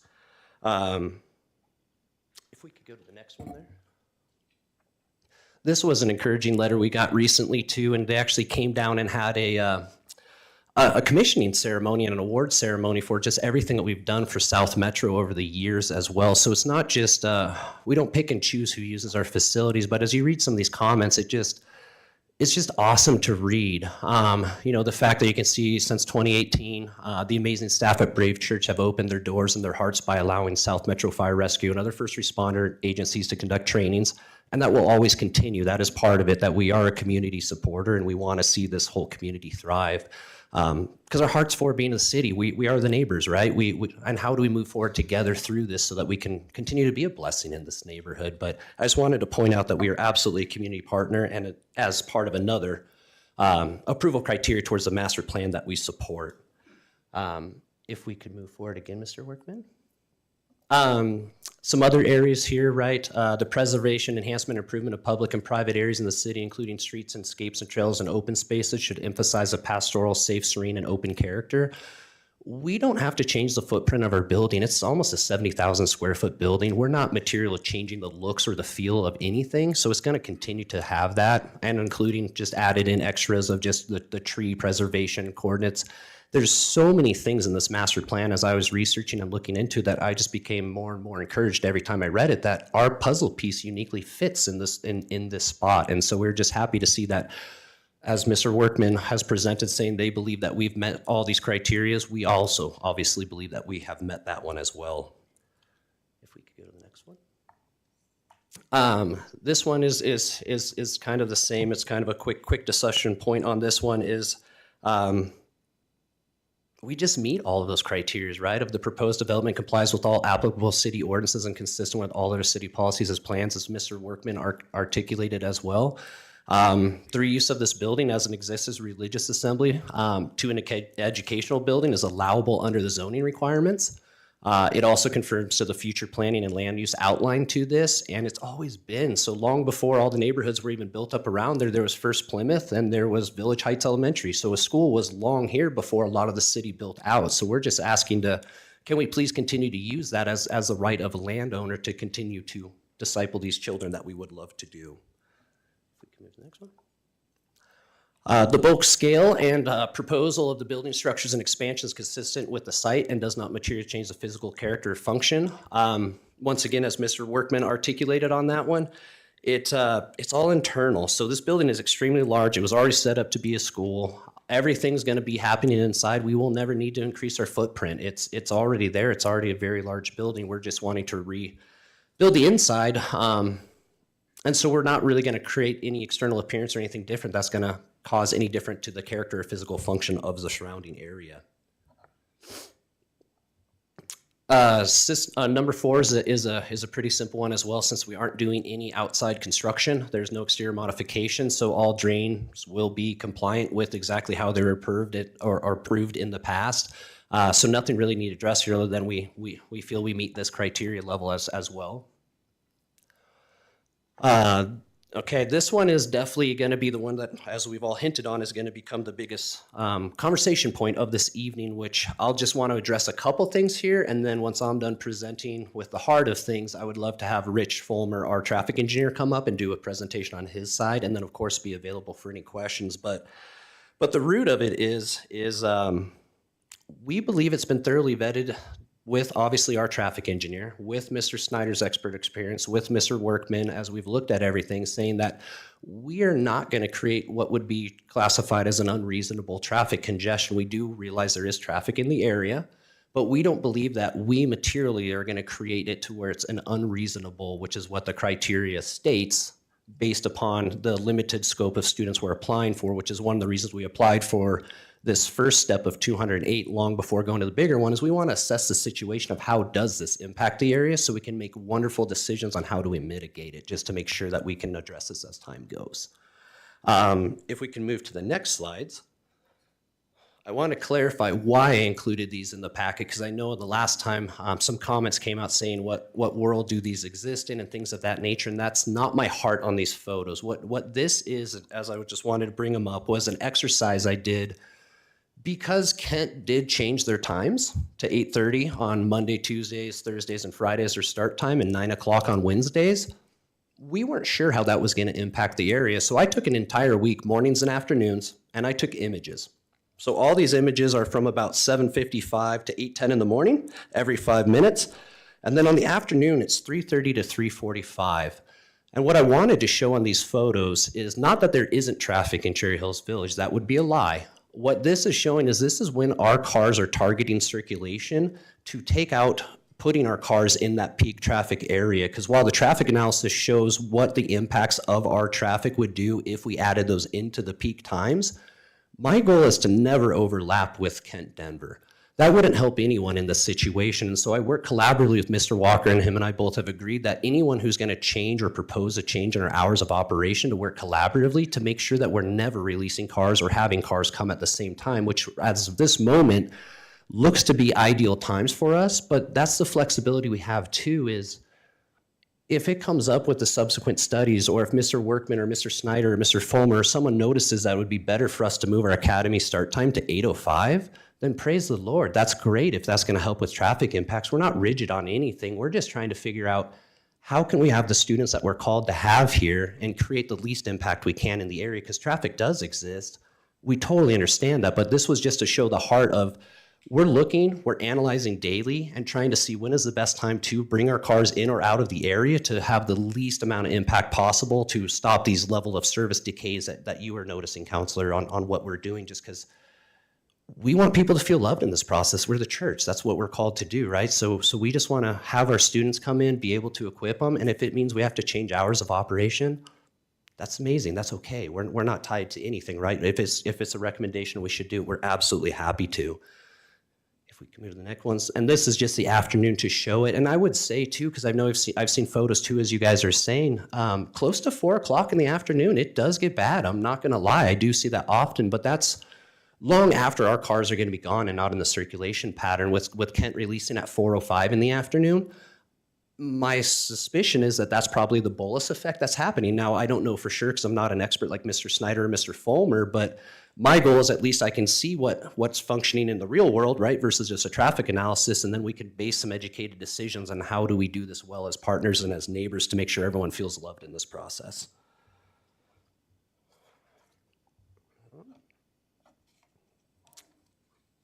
All right, yeah, if we go to the next one would be great. I put this slide in just so that we can just remember too that keep in mind that all the analysis that we're seeing in that brochure is factoring the full 208 students, which will take us some time to get to. Private schools don't generally just grow and grow and grow. Now, the Lord may blow us away with his plans. I don't know that, but it's one of those that I just want to make sure that we're looking at. This is full load that is being applied during peak hours, but like I said in those previous slides, we don't want to release our cars into those times when we have the biggest issues on Colorado. We want to be separated from that as far as we can to make sure that we're being good neighbors there. And then I also just want to say it's not just our opinion, right? So our traffic engineer is hired, and I get that, to represent us, take the data in the area and create an analysis. But like Mr. Snyder alluded to, We went through 4 review cycles with a lot of extra things that they wanted to keep adding. I think at one point in time, and Mr. Workman, correct me if I'm wrong, we had almost 13 pages of comments, right? I mean, we had some significant things that they wanted to ask and bring clarity to and make sure that we're addressing things so that we can have as much data as we can to give you guys the best possible points so that you can see through emotions and see to the logic and data to make the decision upon the site plan amendment that we would like to do. But it ultimately came to the agreement that the findings inside of this traffic analysis is that there's not significant things that we as the applicant need to do to make this work in the area. There is a regional traffic issue, don't get me wrong, but the things that we can do and that we can control, we're happy to do, and we're more than happy to be collaborative on everything. So as Mr. Workman talked about as well, even though the study shows we're okay to go 208 students, when he asked me, he's like, would you be willing to just do a study at 150 students just to be safe? And there was no pushback, and he could attest to the collaboration we try to have as an applicant of, if that's what's best, let's go for it, right? Because we want to make sure that we're not causing unjust damage or any issues to people, right? So that's our heart as the church is, how do I work with Mr. Workman's department as a partner, right? Just so that we can make sure that we're all able to do our goal as a church and as private landowners to be able to use our site as it's historically been used, but to make sure that we're making sure we're not causing bigger issues than we need to, right? Yeah, we want to go to the next one. Construction is simple for us, right, and staged to minimize impacts on adjacent residential properties. As Mr. Workman said as well, our building's really large, especially for what we're trying to, it's a mega church. It used to hold over 3,000 people in the congregation. It's just a very large facility, and we're just trying to repurpose this so that we can use it to advance our mission since we own the larger church next door as well now. And so all of this is going to be construction in the basement. There's just some really large youth rooms that used to be down there that we just would like to refactor into smaller classrooms just so we have a little more freedom of where do we put our students. Simple thing that can be done over the summer. We're talking a scope of just a couple months, but all equipment, everything can land on our site and create no issues to any of the neighbors because we certainly don't want to be those people. And if we want to go to the next one, Paul. Before I pull Rich up, then I just want to say, just kind of in closing, we feel and we see that we meet all criteria, right? Which is why that code exists of when you're evaluating a site plan, does it meet these criteria, which is what we're trying to base this on to say, should we or should we not do it, which is why code exists. And we feel confident that we meet every single criteria of the letter of the law of what's intended purposes for us to be looked upon for approval, which coincides with the staff analysis as well, that they also see that as well. So we're just respectfully asking that we would appreciate a vote to push this forward so that we can actually operate and do what we're asking to do. And I'm further making that plea, to be quite honest, just knowing that this has always just operated as a historical church and a school, but there's no building agreement on the site. There's no land use permit on the site. It's been historically running in the gray area, which is not healthy for anyone, right? Like, so it's one of those, it's always been a school. It's always been a church with a school. So this is just a founding document that everyone should have in business that clearly articulates how do we operate together, right, in the society. And so it just would behoove us all to be able to come to an agreement on what is this site used for? What is this intended purpose, to your point, so that we can hold each other accountable in all honesty, right? If we need to have agreements like this, that's just good for us to have. So I'm just imploring the council to take that into consideration, that we would love to have some clear set boundaries for us to all operate within so that we can be good neighbors to each other. Thank you. You're very welcome. And at this time, I'm going to bring up Mr. Fulmer to be able to address the traffic studies, and then I'll come back up at the end so I can field any questions that might pertain to me as well. Great, thank you so much. Thank you. Welcome, Mr. Fulmer. Thank you.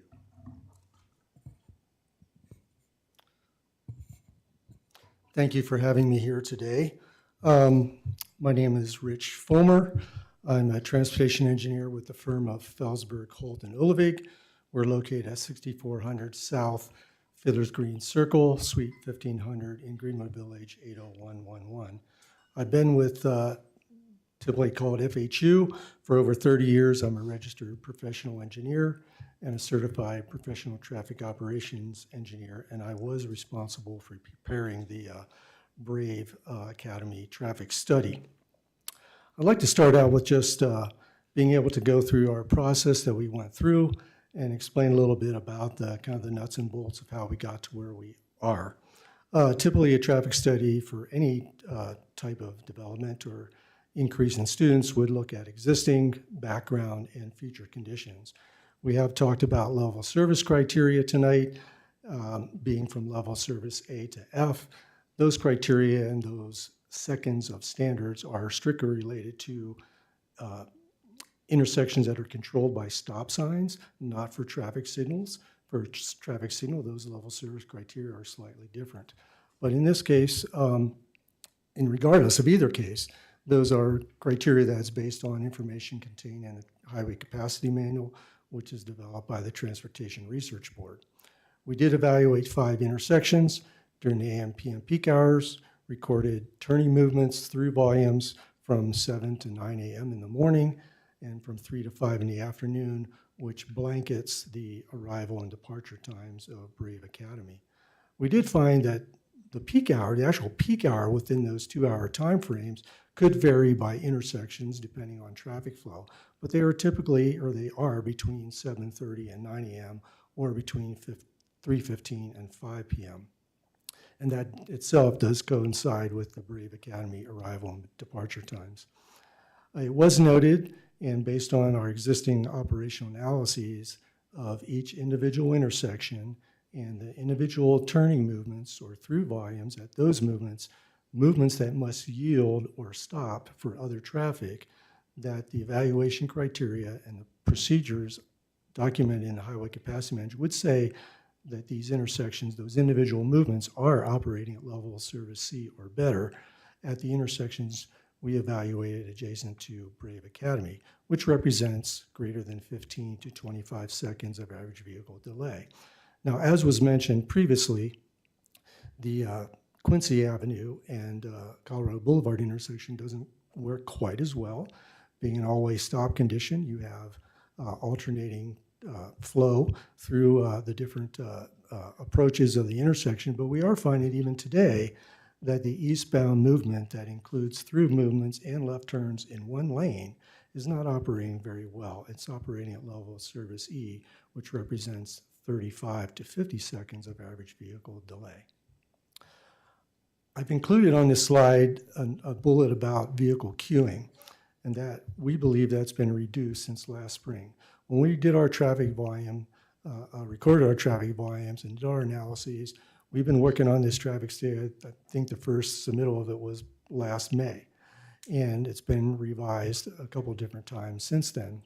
But my own observations, just today, this afternoon, I sat in the Brave parking lot for an hour and a half from 3 to 4:30 today, and I did not see one vehicle, or I saw 3 vehicle queues over that 1.5 hour time period that extended beyond Jefferson Street, and that was only 2 or 3 cars. So I commend the coordination that the city has had with the city and county of Denver to make sure that the traffic signal is operating, because they are technical instruments. Glitches do happen. Detectors go out. It's like there's a computer in that controller cabinet out there, and like any of us have computer problems, a traffic signal can have those kind of problems as well, that it just does not always work absolutely perfectly. And there's probably times when it has not worked very well, and numerous residents here and probably some people on council have experienced those opportunities or those times when vehicle queuing has been very excessive. But my observations today, based on those fixes, those maintenance fixes, as well as I believe the change in time of arrival and dismissal times for Kent Denver, has probably been helping that greatly. And so just to say again, my experience just today, this afternoon, was very little queuing extending even beyond Jefferson Street, only a couple times and only a couple vehicles. Next slide, please. The Hampton Avenue Mobility and Safety Study was talked about. I guess I should have first said that Jay and Paul have done a great job. I will be probably somewhat repetitive, just to reiterate some points here. But that study was very comprehensive, went from Lowell to I-25. There were 5 or 6 different agencies, including that, as well as the consulting firm. There were stakeholder meetings and interviews. public open houses where they got a lot of input. They did not have very good recommendations for the Colorado Boulevard intersection, however, on a short-term basis. The one issue that was added on to the scope of work for that project was the supplemental signal retiming for the entire corridor. I think a question was asked previously, well, how does that intersection operate today? There's a very high level of traffic volume at that intersection. They're trying to do the best they can, but as Mr. Snyder said, they're trying to reduce travel time along a very congested Hampton Avenue corridor. So sometimes the side streets don't get the best operations that they can. But today, even there are several movements, even southbound movements on Colorado Boulevard that are currently operating at level service F. I'm optimistic about some of the long-term improvements. It was mentioned about some alternative intersection designs that could occur at the intersection itself. But I think what will be a real benefit is being able to add this third eastbound lane that is currently truncated just on the east side of Colorado Boulevard. That essentially adds a third eastbound lane all the way to I-25, which in theory adds almost 50% additional capacity, which would allow that intersection to operate more efficiently and should be able to free up some green time that can be allocated to northbound and southbound movements on Colorado. Next slide, please. As part of our analysis, we also need to look at background growth, and that means how is traffic going to grow even without the expansion of Brave Academy? I looked at the Denver Regional Council of Governments 2020, 2040, and 2050 travel demand models, and each leg of the intersection has some varying projected increases in traffic, but it was my assessment based on what I saw and my calculations that a compounded annual growth rate is about 0.5% per year, and that is applied to almost all of the approaches to that intersection. And one thing I do want to point out too, that is my analysis is based on the 2028 timeframe, because Brave Academy is going to take several years, and we had to make some assessment of how long it will take them to get to 208 students, and we chose 4 years from today, and that's where that background growth, there's about anticipated to be 2% growth by the year 2028. That is just in general traffic that you already have on the roadway system today. To evaluate new trips that would be estimated or projected for the Brave Academy expansion, there's kind of two ways you can go about it, and I'll touch base on this a little later as well. The Institute of Transportation Engineers has data from around the country for private K-12 schools, and you can do the multiplication for 208 students and understand what the number of trips are going to be projected for that level of students is. But I chose a little different method. I wanted to use some empirical data based on existing student population, the number of vehicle trips that are currently coming in and out of the site, and what those future projections might mean to those estimates. So as you can see here, right now, the number of trips in and out, and this was recorded by Brave staff over the course of a week, and given the number of students, we're seeing that there's about 1.55 students per vehicle that are traveling in and out of the site. Well, if we can project that to 208 students, that equates to 135 vehicles at full build out for this level of students that will be coming in and out during the AM and PM peak hours. But we also have to allocate for some things that are pretty common with numerous schools. You will have certain teachers or other staff that have a child that goes to the school. So in the morning, they will bring their child in when they go to work, but they're not leaving.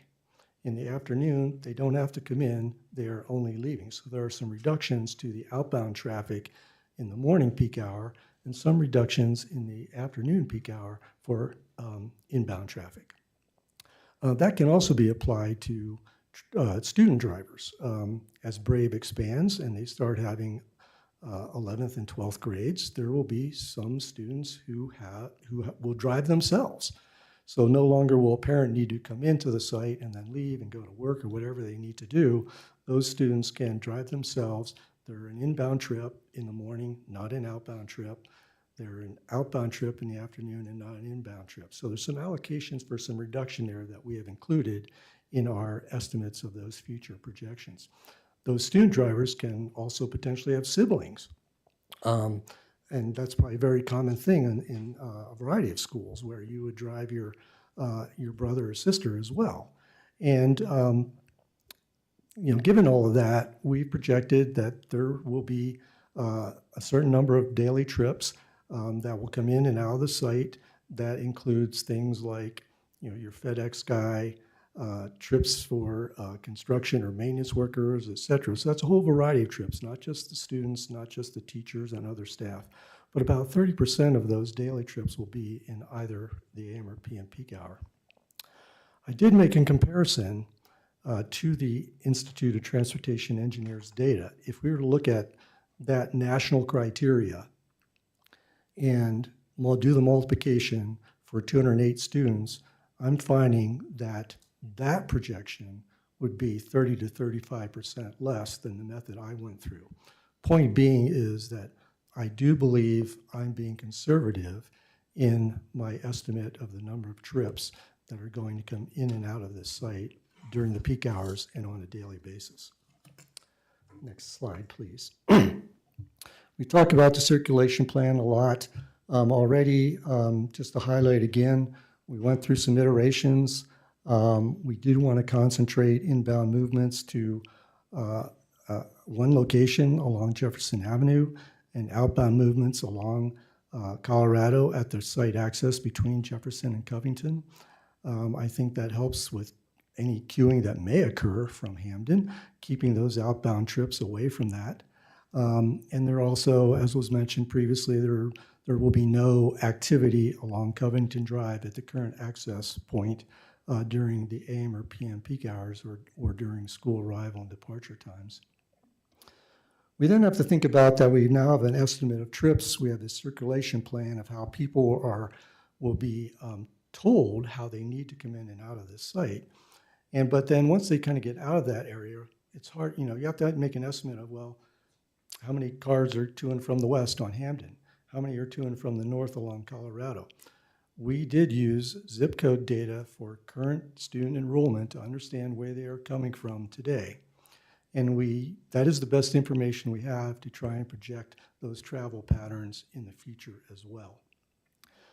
The percentages of those is approximately 55% to and from the north of the school site, with the majority of them to and from the east on Hampden, likely because of the proximity to I-25 and people who might live off of that corridor.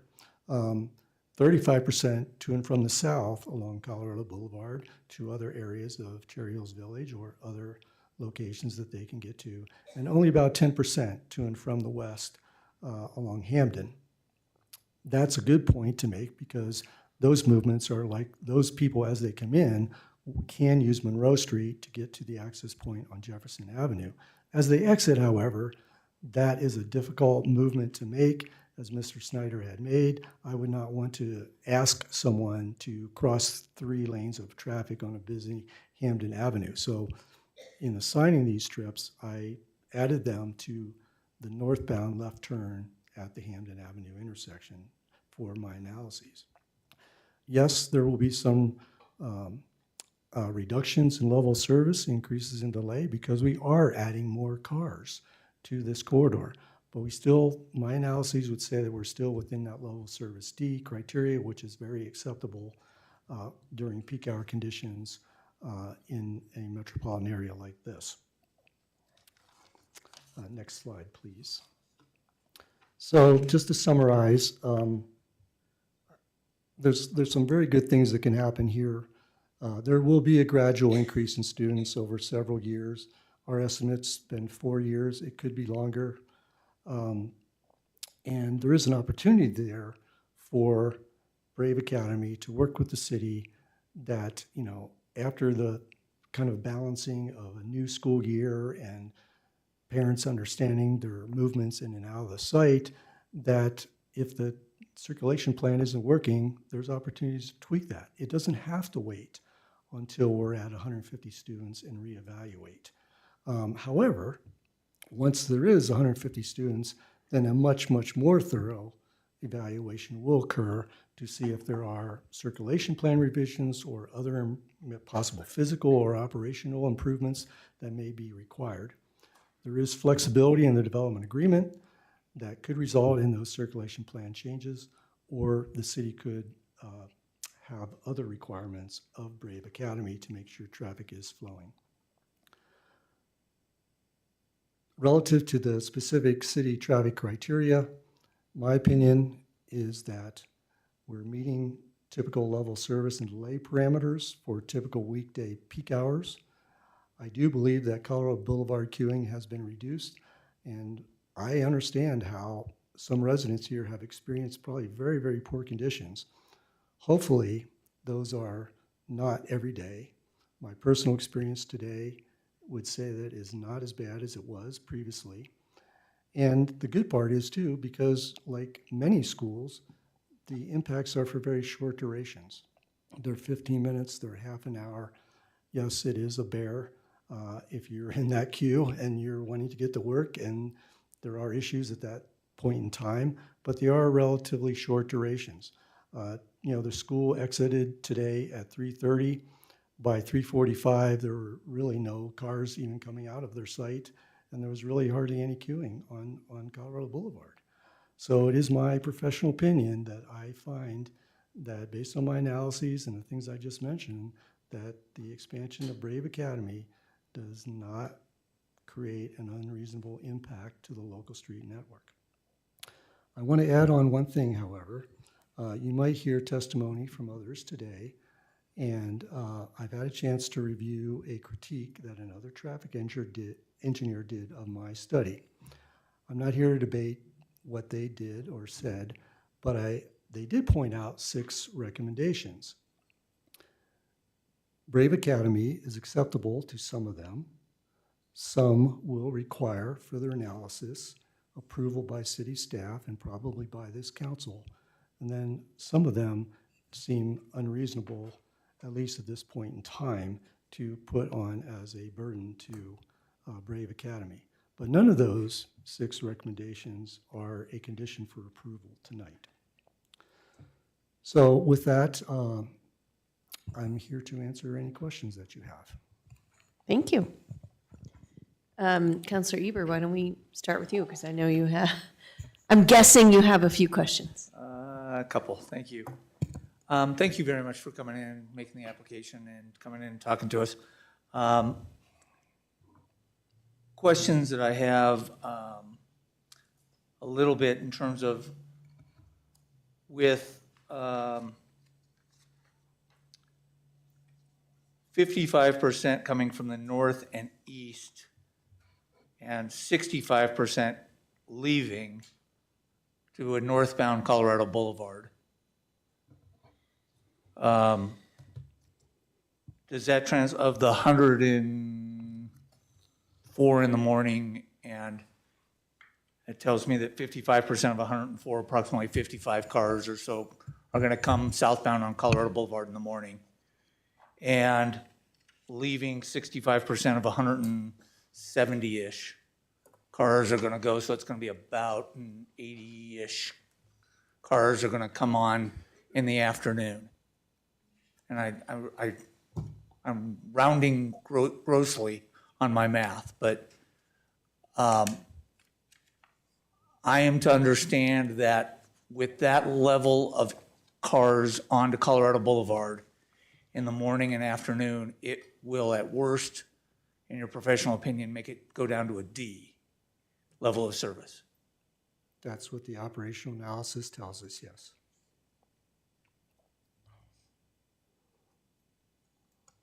Okay. Of the 55% or 65% leaving that want to go back to the north and the east, is there any data as to how they will leave and what streets it they will use to leave the property? All exiting movements will be designated for what we term the site access, which is their one-way Right. movements onto Colorado between Jefferson and Covington. So, and specifically, the people who turn left onto Colorado Boulevard will go north on Colorado Boulevard up to the light and then do whatever they choose to do.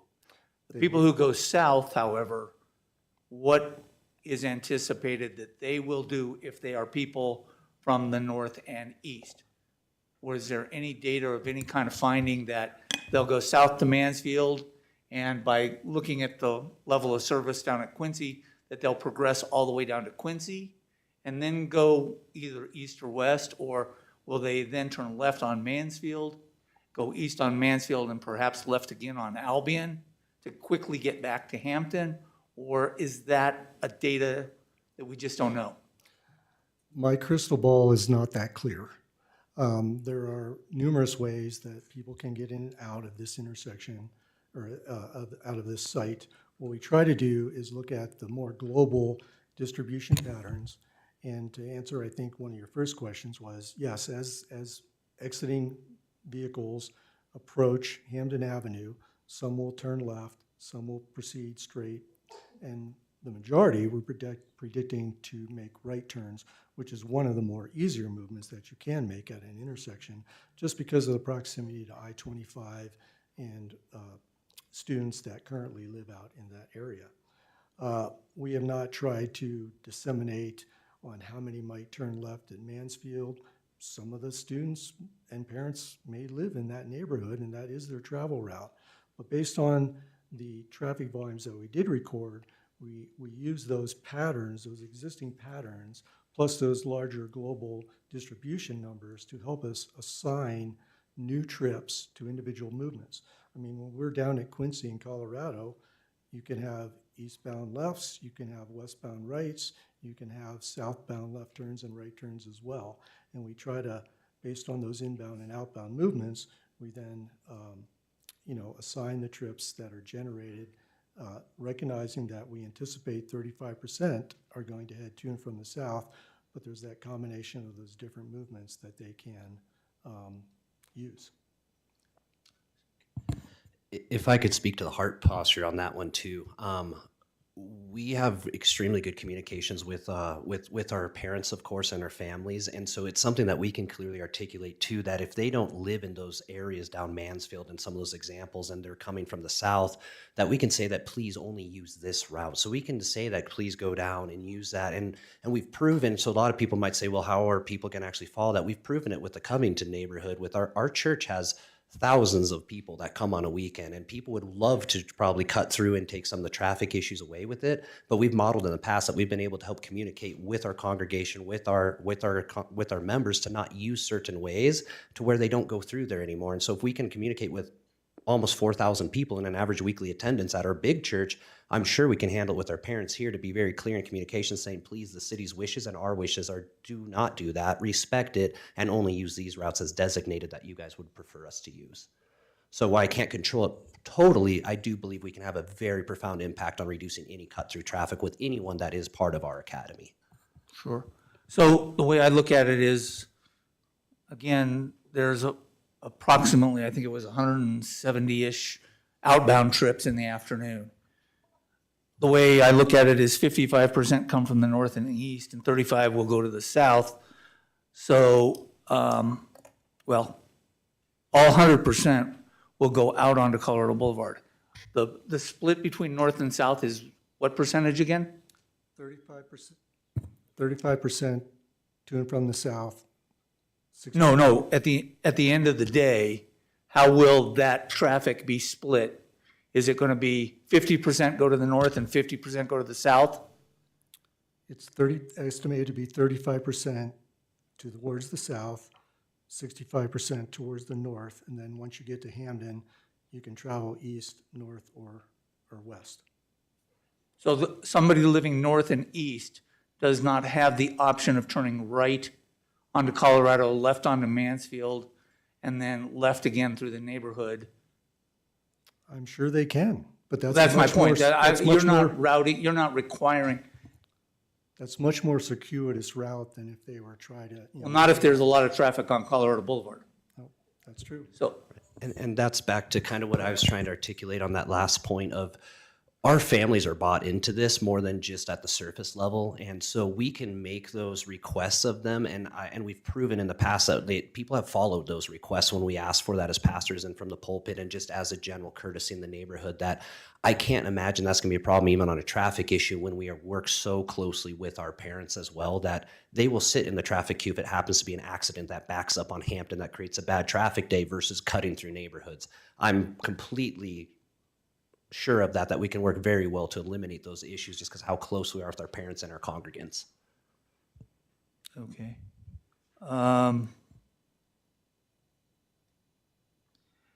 Looking at the traffic study, there is one that shows the on-site routing plan. If we can bring that slide back up for a second. Okay, thank you. It looks to me like on the far right-hand side for people coming from the south, they will come up Colorado Boulevard, they will cross over the site access plan and continue north to Jefferson, correct? Where they will then make a left-hand turn. They will make a left-hand turn into the westernmost Brave Academy Correct. access point. So they have to make a left-hand turn. So between, okay, and then on the way out, after dropping students off, a certain percentage will go left onto northbound Colorado Boulevard, correct? Correct. Did the traffic count take into account that there's in essence double traffic between site access and Jefferson? Because first of all, once they're going to be going north to drop off, and the second time they're going to be going north to leave in that same stretch of traffic. So in essence, somebody leaving is competing for a spot on Colorado Boulevard with somebody who's trying to drop a student off by making a left turn on Jefferson. So at least for this period of space between site access and Jefferson, we're going to have double counts. Was the traffic study taking that into consideration? I'm not sure I fully agree that would be double because of the time frame.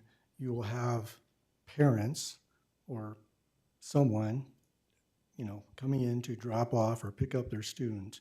That starts at a certain time frame. Then when school dismisses in the afternoon, for example, then you have this outflow.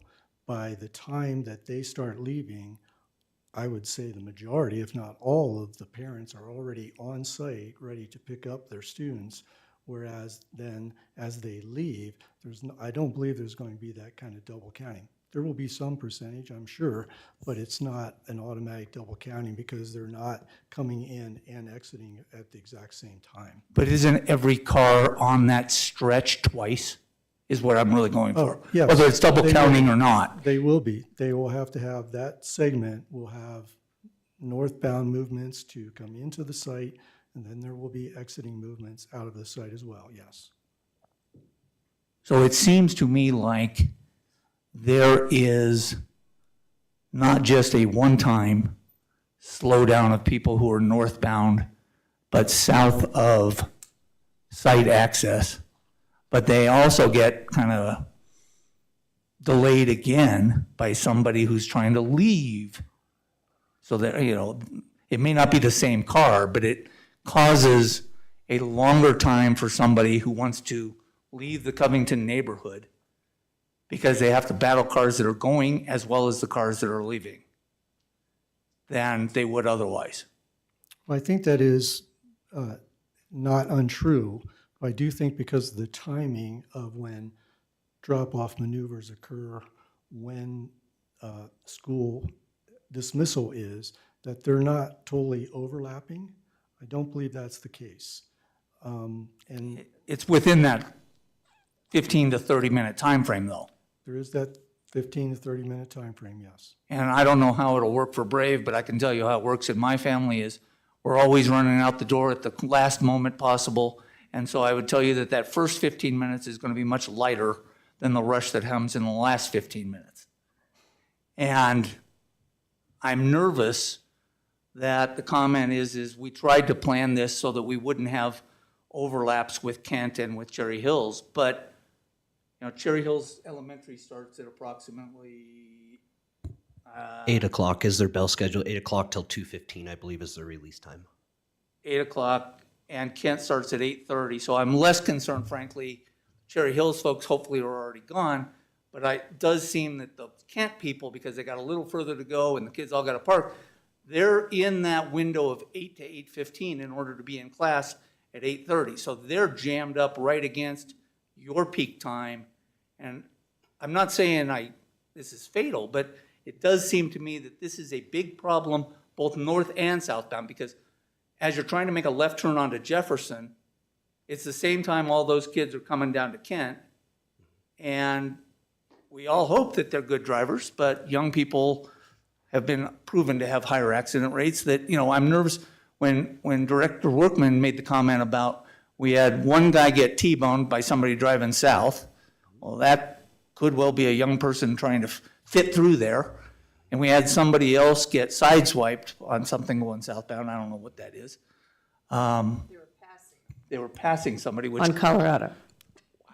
don't know what that is, but I'm concerned about having to make two series of left turns, one onto Jefferson and one from site access onto Colorado Boulevard, being a recipe for safety concerns. Now, I know looking backwards, Director Workman gave us the 5-year history, but I sure don't think the church or the residents want to have to establish a data point before we move to do something about it. No, and to speak to that heart of that, kind of like when I was showing those photos, the heart of it is as I've met with Mr. Walker of Kent, he says their traffic bolus and their main peak times are 15 minutes prior to their bell start schedule. So he normally sees at 8:15 is when his traffic peaks, for instance, on the way in. And so that's why I've been running these analyses, right, taking pictures. And I know Cherry Hills Police has actually been on site taking some drone photos and some analysis too of these to show queuing at certain times.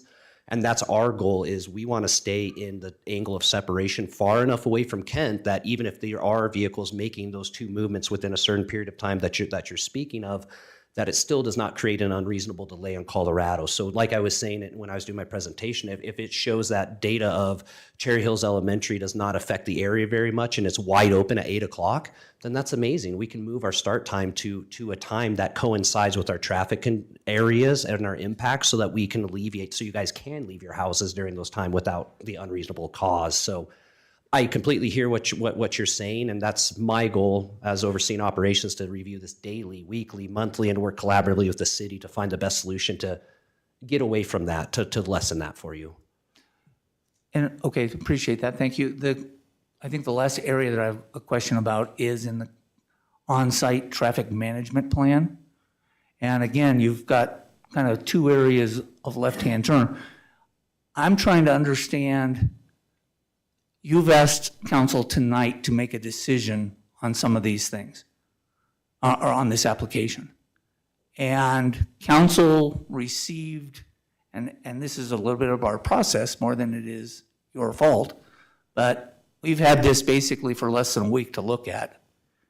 We haven't had a lot of opportunities to talk internally about some alternatives. So I guess I want to ask you what alternatives were considered for the site management traffic besides what I see right here. So the circulation plan that was there, as Mr. Snyder spoke to, was a process of 4 iterations of us starting with proposals and then working with the experts in the fields to actually do this. And some of the input on this came from a gentleman who's on our staff, who's our head of education, that's used to running schools with over 900 students on them and developing circulation plans that effectively get students in and out in a reasonable amount of time in Lone Tree. So there was really no other secondary, because what we had to look at to Villas, and I can let Rich explain all the details of it, is how do we make sure that we are doing it safely in the most reasonable time with the most obviously dwell time to get to Colorado Boulevard. But this is what the experts came up with. So between the collaboration between our head of education, I'll let Mr. Fulmer speak on it, and then obviously Mr. Snyder and Fulmer's is where this piece was created from. With us obviously respecting the Covington Drive, because that was a big ask, because I met with the HOA there, is that they wanted us to not touch Covington Drive as part of our agreement to move forward when I was going to apply for the site plan, when I met with them before this process started. And so this is also to honor my agreement as a man, saying I won't touch that street. We won't even look at it, because I promised you guys when I met with you beforehand we would not. So this is kind of with all that based in there, and I'll let Rich clarify more. I think one of our first ideas was to try and use Covington Drive. There's an access point relatively close to Colorado Boulevard, and it seemed like you could have more than one way into the site, more than one, maybe more than two. You have movements off of Monroe, you could have other movements off of Jefferson, you could have movements off of Covington. But that, the more we thought about that, it would create more kind of internal unease, more internal circulation that could create more conflict points. What we tried to do here, and it was several iterations of working with Ty and his staff, and even from recommendations from the city, that brought us to this point where we are trying to have in the public street area to have the least number of conflict points as possible. Yes, there are left turns, there's right turns off of Colorado to get onto Jefferson, but then we're concentrating those movements into the site as far away from Colorado Boulevard as possible. We're not using Covington anymore, and it just seems to make sense to use your site access, which is already designated for separate left and right turn movements in the eastbound direction and one way, to continue to use that for exiting movements as they currently do today. Did any of the options review an exit point onto Hampton for all of the traffic or some of the traffic? My opinion immediately was that to force students, student drivers, parents, staff to try and just use Monroe and Hampden, I felt that was a more unsafe condition than anything that we might ever have along Colorado Boulevard. There is so much traffic and congestion. There's congestion that there's queuing past Monroe today. And to ask someone to make left turns onto Monroe or out of Monroe across 3 lanes of traffic that potentially are either stopped, sometimes they could be moving at a high rate of speed, just seemed to me as a much more unsafe condition. Let's discount the left-hand turn from Monroe onto Hampton, because I will exclude that, and I will agree that doesn't make good, safe sense. But what about all traffic going right, going eastbound onto Hampton?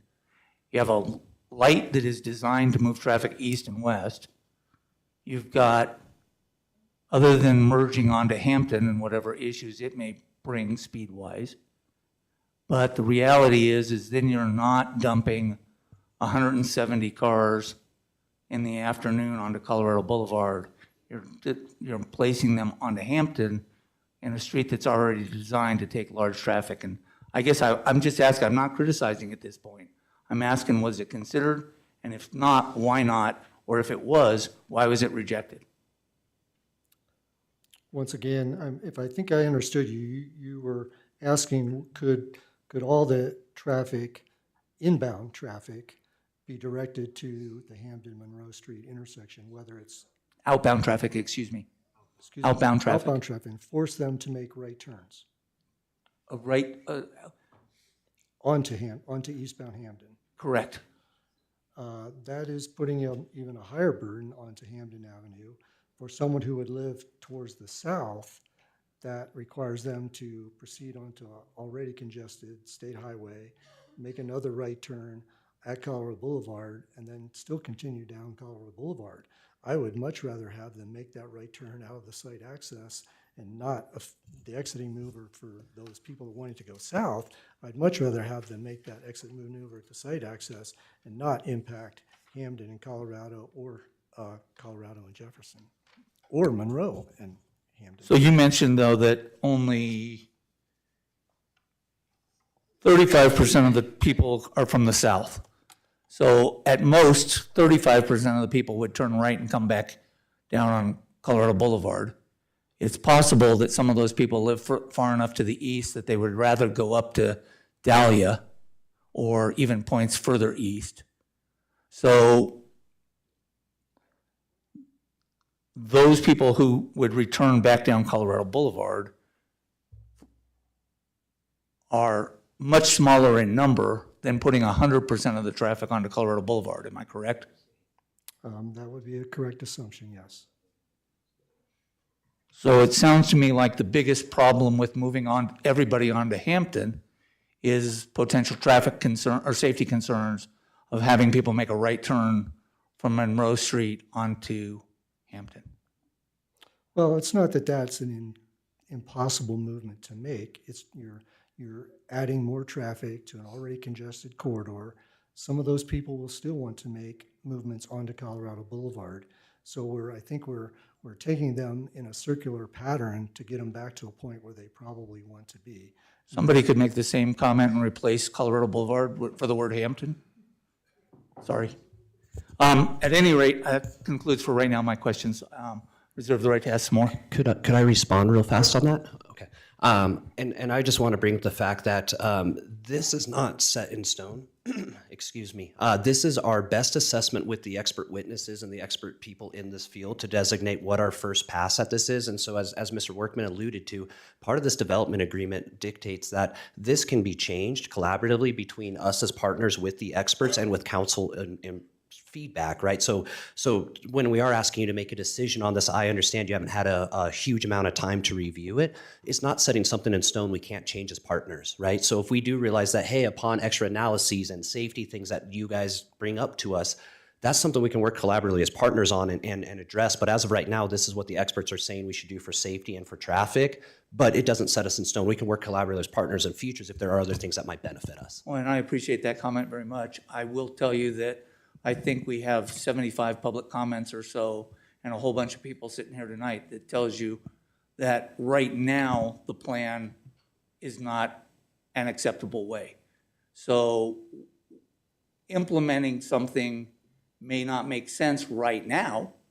And I guess one of the questions that I pose to you as the applicant is, we have some limitations on how much the 7 of us are allowed to participate in negotiations because of quasi-judicial and having to do everything on the record.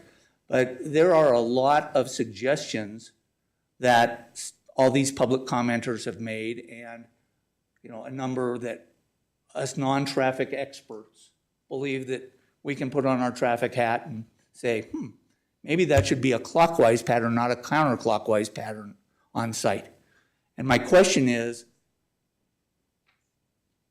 the church willing to make some changes or meet with appropriate people for the next 2 weeks, 3 weeks to see if we can refine some of these traffic pattern difficulties? And I know we can't get new traffic studies in 3 weeks, but there are some things about internal workings that seem to be screaming for a reevaluation with a very cooperative partner who said, I want to do the right thing. And legally, you may or may not have to, but, and I'm not conceding anything there, but you've stood before us and said, I want to be a good partner to this village. And we're newer than probably a lot of the people who live in Covington and Points East and in the village as a whole. And I think your entrance to the community almost says, to me, there's more work to be done before a final decision is made. And I urge you to consider that so that as Councilor we go Ebert, through the rest of I'd love to keep this we will have time for deliberation. This is more deliberation than question, so we can, thank you. But thank you. Those are my questions. Councilor Holen, did you have a question? Yeah, just a few. And I might need some help from staff, particularly the city attorney on this one. because my understanding is, because I'd made some suggested changes to our staff of the development agreement, and I was told that they were acceptable, that you saw them and they were acceptable, but the point is I haven't talked about them, so I'm sitting there saying, hey, are they acceptable? And you're like, well, I don't know, what are you talking about? And so how do we do this, Counselor? Because what I want to know is I was told that what I provided, and you guys haven't seen them either, but this is some of the changes. I Well, you did, can which- feel free, I would think, to ask. I'm considering proposing this change. Would you be acceptable to that? I think is an appropriate Well, question. yeah, we can't, okay, that's going to take some time, and that's fine. We're getting the document up on screen. Okay, great. with the edits in it, correct? And to clarify, is this a document that I saw before we came in for full Yes. clarity? Okay, Yes. thank you.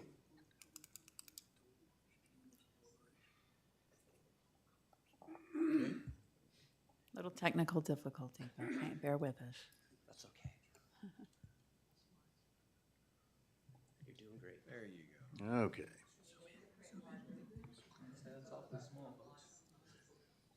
Well, yeah.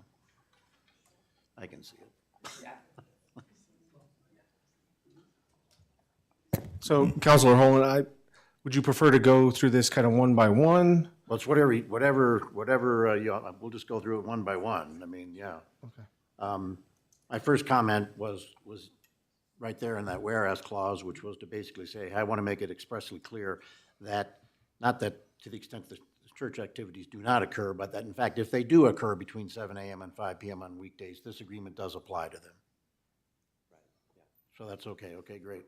Yeah, we won't use it for a church purpose during the weekdays, 7 to 5. It'll be excluded to an academy, yes, sir. 100%. That's agreeable. In 1.2, you can see the changes that were made there, that it makes it clear that such a changes to the circulation plan must be approved by the city, and that the proposed changes need to be presented to the city's community director. And then further on down, that if the changes adversely impact, and I added Colorado Boulevard, Covington Drive, or East Jefferson Avenue, that's part of that. And that added at the end that at any time, city employees, either our police department or other staff, may monitor on-site the operation and effectiveness of the circulation plan. Yes, sir. Yeah, when I reviewed all this when I came in, it all sounds like clarity and it's needed, to be quite honest. So thank you. Which is great. I did not include Mansfield. Then the next page, it's like you said, hey, when it reaches, I just said that when it does reach it, you will undertake the plan automatically and you'll turn it in within 30 days of reaching 150 students. So, I don't like getting into the, we have to notify, no. When you're at 150, you've got 30 days to submit that traffic plan. So presumably when you're ramping up and you know you're gonna hit it, you're gonna call Rich and say, hey, we gotta get this done. And then, well, hang on, slide back down. Right. And then that the director will, as he deems appropriate, alter the circulation plan based on that traffic study or any other data available to the director, including a traffic analysis by the city. So that sounds okay. Yeah, the only question I would have is the 30 days of hitting the enrollment, is that gonna be enough time to get a traffic engineer on site and have the review cycles done? So I would just wonder, could we maybe have a little grace on the timing? Is it maybe 60 days? Because I think when I engaged Mr. Fulmer, it took almost 40 days before I hired him till he had a traffic study in front of me. That would be the only ask I might have on that one. I understand that, and on the one hand, it seems reasonable, but what I'm trying to say is as you're ramping up, I mean, you're at 145, yeah. You know you're gonna be at 150 soon. So if it was me, I wouldn't be, I'd be going, hey, start doing it. Let's get this done. Fair, okay. Okay, so what's the next one there, 1.7? Yeah, there we go. And so this one's making sure that you take the reasonable steps to ensure that Brave does not use Covington Drive. And then it might seem a little picky, but I sit on the board of a private school too. They add fees to tuition and all kinds of things happen. No. Hey, you're going to be enforcing the penalty stated in the application, and immediately and at any time and from time to time, if we ask for a detailed writing listing of all enforcement actions taken, that you'll provide that listing of all enforcement actions upon request. Yeah, there's absolutely no issues with that. Absolutely. And then the only other thing, which was, because again, the application becomes a part of the development agreement, and so that's further on down, and, you know, yeah, just a little bit more there, keep going. And again, this is where, but it says, hey, you know, if there are infractions, $25 is gonna be billed to those, and they're gonna pay within 30 days, and you'll keep increasing it, rather than just deferring it. It needs to be a penalty. And again, these aren't much at all, but it's certainly not hammers, as counselor, but it's providing a little bit more certainty and specificity to try to say, hey, these things are going to happen. Yes, I think it's wise to make it time-bound. I'm completely with you on that. Yes, sir. Okay. Well, again, and these were mine, you've agreed to them, but I mean, the rest of council could say, hey, we don't like them. Now, one of the other things that you'd indicated, which I appreciate very much, is that you've talked with Jerry Walker of Kent, you're talking in regular discussion, and you said, hey, it doesn't make sense at all for us to overlap. Is that another condition that you'd consider, which is to say, hey, you will ensure, and you could either do it by changing yours or getting them to change theirs, but you will ensure and agree that, Brave Academy will never overlap with Kent Denver.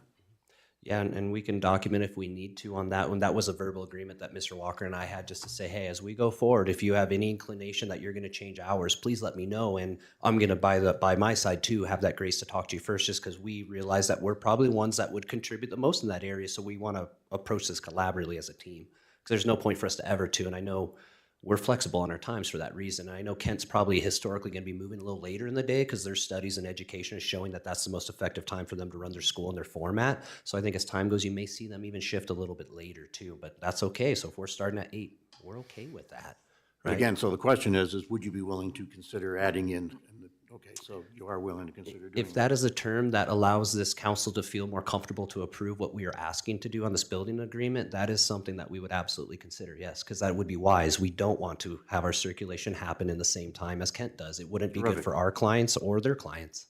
And then one more question, although let me just say that I always like running into people that talk faster than I do. Makes me think that I'm kind of, it makes me feel like I'm in the zone there a little bit, so I appreciate it. The other thing was, Rich, I think you'd mentioned some changes, or it was it's either in the other traffic study or maybe it was in Brownstein's letter, but that there were some other conditions, and you described them as some we're willing to consider, some don't seem so reasonable, and others just don't seem reasonable at all.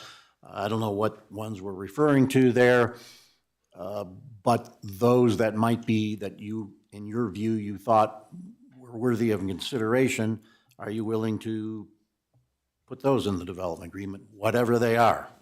Well, Counselor Holland, I think you might want to review some of those. I don't know that that is a decision that we would ask. No. I think you'd want to review what these are, because I don't know that you'd be asking them to do that. I haven't asked, we haven't agreed with that last one. I've said just consider. I'm not negotiating from this, and there's no No, agreement on anything. what I'm saying is you should consider whether you want to consider it. I'm not sure that these ideas are ideas that the city would want to entertain. Okay, well, good. And so. They can ask me then whether we'll consider it. I'm asking whether they'll consider it. Okay, that's. Well, but putting it in the development agreement would be tonight. So I don't know that we would Maybe. be asking, I think you should review these before you consider whether that would be a request you'd look to make. And I Well, would one of say them that- was with regard to metrics. That was one of the ones that I was thinking about. So what I would submit that those are not what the expert and staff has said are part of what is needed to approve us in this moment. And I hope you hear my heart of I am a partner that I will work with you guys. Don't get me wrong. Like that is my heart. That is Brave's heart, right? But it's not, I don't want it to be looked upon as that is a needed thing to be approved tonight, because all expert and staff says that it's not part of the agreement that needs to land tonight. So I'd rather not do that conversation tonight. But thank you. Okay, well, I appreciate it. And again, I was just asking what you'd be willing to consider, so. I'm not committing. That's Earl, just so you know, that's how you And I'm very open-handed, and I hope you feel that I'm open to all conversations. Absolutely. I thought I had one more, but I can't think of it, so you're in luck. Counselor Wheel. Thanks. Couple of things. The comments that Earl made, I think they're good comments. The one that really stemmed from something you said, which was the coordination with Kent and with yourselves, that gave me a fair amount of comfort when I heard that, because you get this vision of longer and longer queues where if you are in lockstep with them, yes, it may be a little longer time, but the traffic isn't impeded for longer duration. Each car is not delayed more at certain times. So that's an important one to me. And I think that I'd like to see that. Well, what's your feeling about that? I mean, I think it's also in your self-interest and self-correcting, but at the same time, I can also see a situation where Kent says, well, we're going to do this, and, that may not. Right. And are you referring, for clarity, to put that in the building development agreement as a term of approval for us to not ever overlap with Kent's off time or release time? Is that what you're articulating? I'm trying to understand where you are on that. Yeah. It would be in our worst interest to ever have our traffic overlap with Kent's, because then that's going to make their people mad, it's going to make the citizens mad, and it's going to make our people mad. So if that is a term, once again, that would allow this council to approve this to go forward, I'm absolutely open to entertaining adding that into the development agreement, because it's just best business practice. It makes complete sense to me. So yes, sir, I would be amenable to that. Okay, the other one, there's words that suggest that you'll negotiate in good faith. I mean, I think Rob touched on it and Earl to some degree, but you do the traffic study at 150 students, and you find that the worst nightmares of everybody has come true. There are some solutions, some of which would perhaps require reconfiguration on your property and others. When you talk about negotiating in good faith, what do you mean by that? I mean, what should I understand? Sure. So I believe that was verbiage that was added in there that we signed off saying we agree with the way it was phrased with our legal team. I'm relying on our experts, I guess is the best way I will. So as what I would appear as in negotiating in good faith would be is, what does Mr. Workman or Mr. Snyder say should be done with Rich's expert analysis as well, or whoever our traffic engineers are at that time? Because we all want a solution, right? Because we want to see our school succeed. We want to see it grow, but we also want to see the impacts in this area not to be obviously unreasonable. So we would enter into that table, and does that come that, because I overheard people saying, do we have easements on Colorado to be able to add this left turn lane originally to Jefferson? We own that whole giant dirt lot too out there that's undeveloped. If that becomes part of something we need to talk about for increasing easements, we're open to all collaborative solutions, because we just want our academy, right? And so it's one of those, we're willing to work with everybody. So in good faith, it means you're going to see who I am today in every conversation going forward, working, and I hope Mr. Workman would attest to it, that we have had negotiations along the way to land these things. And in every conversation, I think he could say that I've been very inviting to work with, and not a hammer, as the words have been used. So I'm a collaborator. I'm not divisive. So yes, in good faith, we will work with the city and what the recommendations of our experts and the building department tells us to do. Should I more or less expect that if something reasonable is requested, that you're committing to implement it and go forward with that? Yes, because if that's the expert recommendations and what Mr. Workman's saying out of his building department, our city engineers, and obviously Jay Snyder, and everyone's saying that this is the best solution forward, then let's entertain that negotiation and see how we can move this forward to make us all work together better. Yes, absolutely. Thank you. I actually just have one question. If we could go back to the figure 6 in the traffic analysis, and I was confused and still am about the AA service levels shown at Jefferson Avenue and Colorado Boulevard and Covington Drive and Colorado Boulevard, for the same reasons. And I know we asked Mr. Snyder, but he kind of deferred to you. if, and I think I might know the answer, but I'd like to hear it from you. If the traffic is backed up from Hamden past Jefferson, how is the level of service an AA if you're headed northbound through traffic on Colorado Boulevard? It won't be. Okay. Well, that's what I thought. Okay. That's why I was very confused that it's shown here as AA. That, those levels of service analyses, if you can imagine any intersection where a motorist typically does not need to stop, you're just traveling through an intersection, your delay is essentially zero. That's In- what in- that was what I thought the answer was. In this case, there are some people attempting to make a left turn, but based on the amount of southbound traffic as well, the analysis would say that there are sufficient gaps that allows those motorists to also make a left turn, and their level of service combined with through movement is represented as level service A as being less than 10 seconds or less of average delay. Okay. So what I thought the answer was, and it sounds like this is the case because it's what's shown in the site access, is that if your movement isn't required to stop, there really is no concept of a level of service at that intersection for your movement. Essentially, that's, I believe Mr. Snyder tried to explain that at the site access. No one is making a northbound left, no one is making a southbound right, because it's a one-way street. And therefore, there's no associated level of service with that other than to assume that it is A because they don't have to stop. Okay. That's my question. Councilor Shelton? Okay, thank you. Mr. Ragsdale, thank you for your presentation and answering questions, your willingness to work with us on this. Mr. Fowler, could we go back, whoever's controlling the PowerPoint, Laura, if that's you, can we go back to the summary slide from the traffic engineering portion?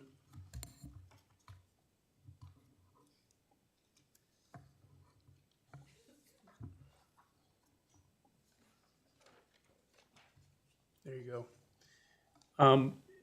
So I'm going to maybe try to summarize this in a few of my own words, and I want to hear if you're confirming will confirm what I say.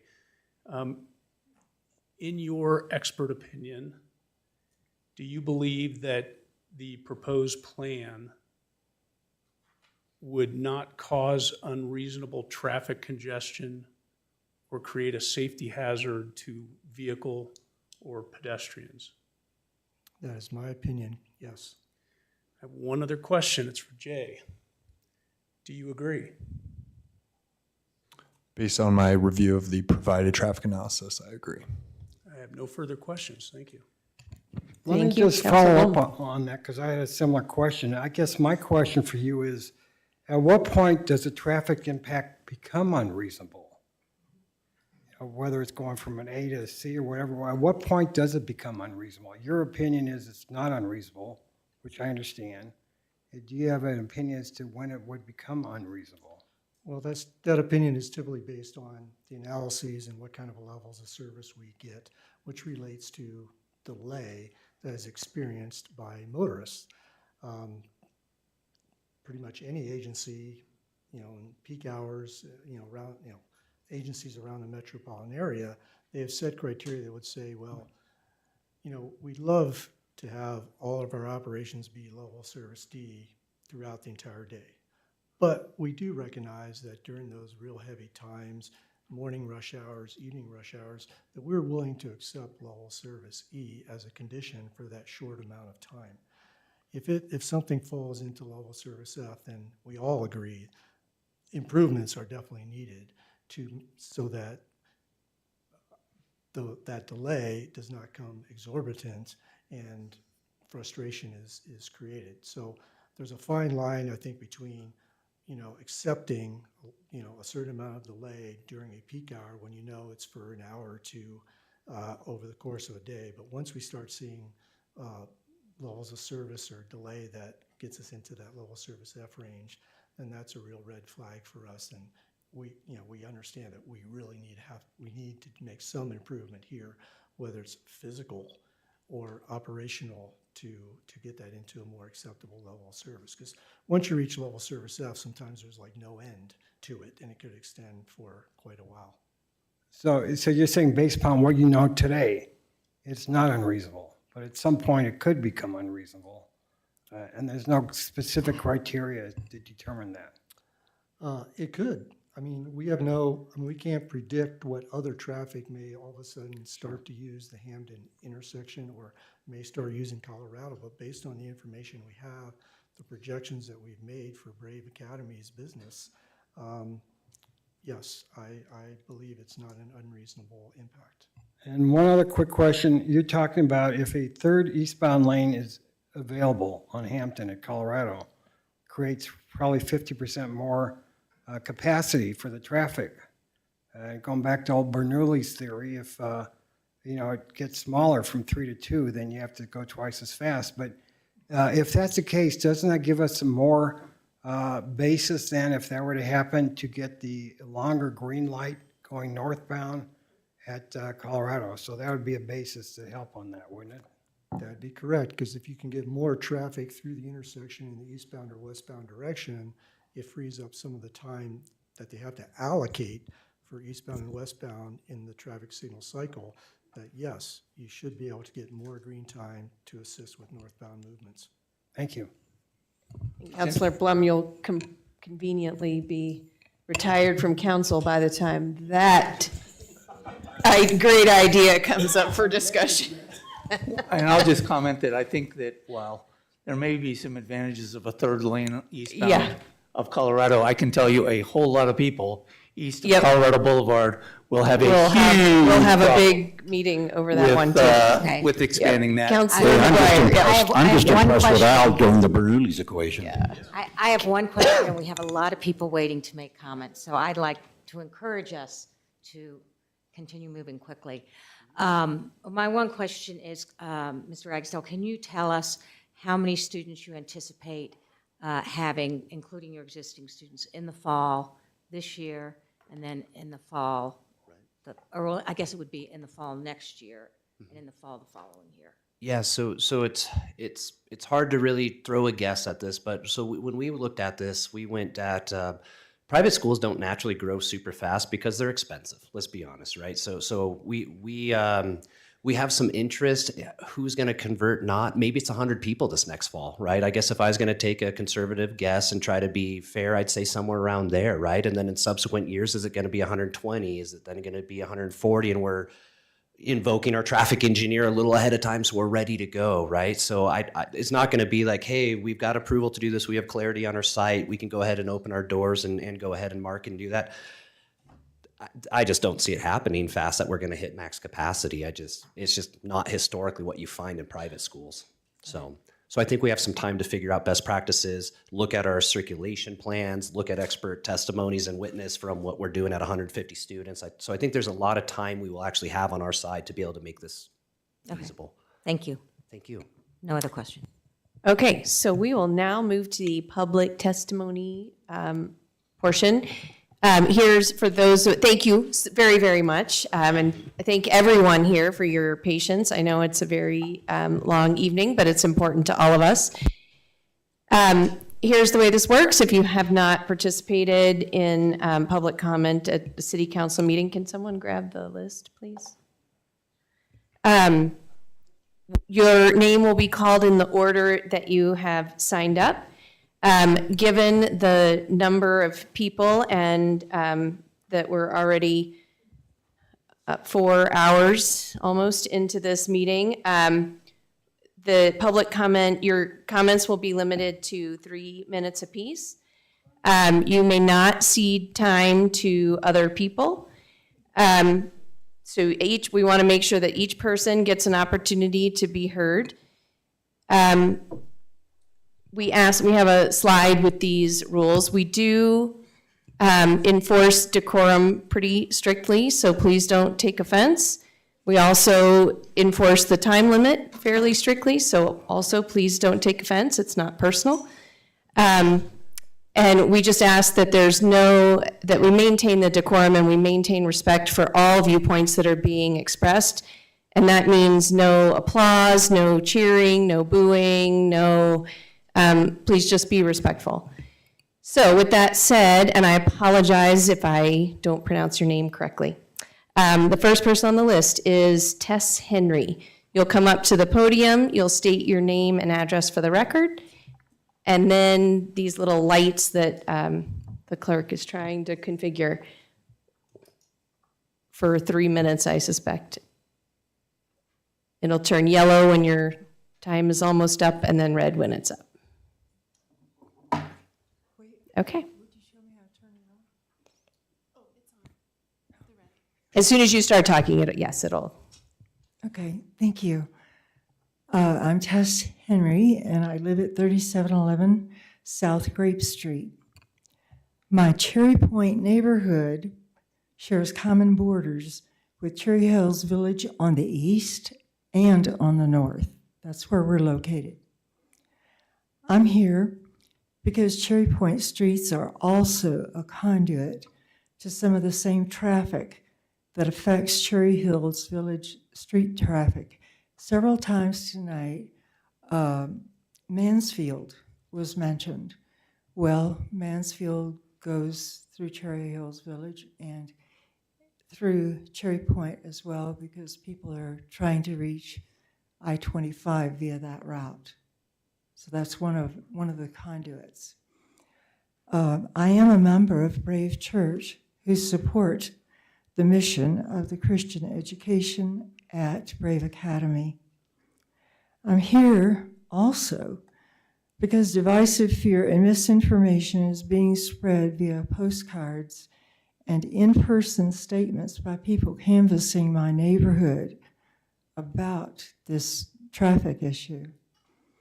The misinformation claims that this small school's increase will cause a massive traffic increase, ignoring the fact that much greater increasing traffic has been occurring for many years and comes from many sources and every direction outside Cherry Hills Village. I support Brave Academy's mitigation plan that is reasonable and flexible. For example, moving start and end times to relieve traffic at times other much larger neighboring schools are starting and ending, and that's what has also been discussed here tonight. And you could see that there is a big willingness on the part of Brave Academy to try to meet any reasonable suggestions or requirements that are made. I'm grateful for these Christian values and academic excellence that children are being taught at Brave Academy. Loving Jesus and loving one another, honoring one's parents, praying for and participating actively in kingdom advancement, truth in all communications, caring for the poor and those who are disadvantaged physically and emotionally, courage to speak against evil. I want all children to be taught these values. The Cherry Hills Village community is much improved by having this school in the community teaching these values. Brave Academy has responded transparently and thoroughly to all requests and requirements, presenting a reasonable mitigation plan, and tonight being acceptable toward almost everything that has been added to the plan as well. So Ms. Henry, I'm sorry, your time is up. But thank you so much for your comments. Okay, thank you. Next is Shari Lee. And then I'll just let you know who's next up on deck is Martin Green, or maybe Greer. A happy long evening to all of you. Thank you for being so considerate with your questions tonight. State your name and address for the record. Sorry about that. I'm Shari Lee. I live at 4213 South Colorado Boulevard. I wrote a letter earlier today explaining why I voted no as a commissioner on planning and zoning, and I don't want to go through that letter. It's quite long, but I did want to bring up a few points that I think are very relevant for this evening, and a few items that have not yet been addressed by anybody. And one of these that has been addressed, but I think at a very superficial level, is safety. I think safety is a huge concern along South Colorado Boulevard, and not just from a car traffic perspective. There is a walkway, a bike path that goes from Hampton to Quincy. At the beginning, at the north end, there is a divider between the road and the bike path, but from about Mansfield down, there is no divider. There are constant problems along here, and they are only going to get worse. Cars pass in that bike lane. They actually go into the bike lane to pass slow traffic that they don't like on Colorado Boulevard, in addition to going across the double yellow line. This happens regularly. I live along there. There are kids that commute along this pathway to Kent, Denver, and to Cherry Hills Village Elementary every day on their bikes and e-scooters. These kids don't pay attention. They go 4 across, and people coming down South Colorado continually veer into that pathway because they're not paying attention, or they have self-driving Teslas, or for whatever reason. It's a serious problem, and safety is a huge issue, and I think the council needs to consider this. I also really appreciate Brave Church's willingness to say they will cooperate tonight, but I would hope that our council is not naive enough to realize that people who are in charge of operations come and go, just like the headmasters at Kent come and go. I think there have been 5 of them since I've lived here. And each person who's in charge has their own views. So I would hope that we take the time to get this information in writing. So my main request of this council tonight is you delay voting on this tonight. There is a lot of information here. I know I prepped for planning and zoning and have been researching it since. The RLUIPA information alone is huge and is substantial, is substantive. And the Department of Justice, just to give you a little information, states that safety interests in regulating traffic flow on particular streets is an issue that can be considered with RLUIPA. The Justice Department also states, and I quote, and this is in the letter I gave you, and everything is documented with citations.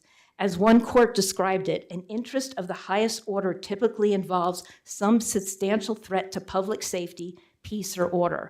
I believe we have safety issues. I believe we have traffic order issues, and I also believe we have issues related to keeping the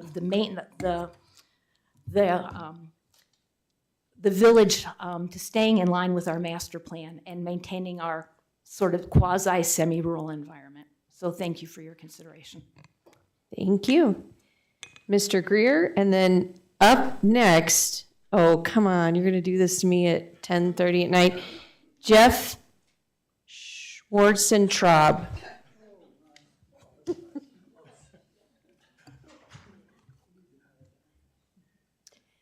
Hi, thank you very much for the opportunity to talk to you. My name is Martin Greer. I also live at 4213 South Colorado Boulevard. And just following on to what Shari was talking a little bit in terms of safety. Every morning from 7:30 to 8:30, I spend a substantial amount of time out in front of my house, feeding my horses, taking care of the horses. It's about 50 feet from Colorado Boulevard. We are the last driveway on the west before Colorado Boulevard dead ends on Quincy. I see firsthand the backup of traffic from southbound Colorado every day.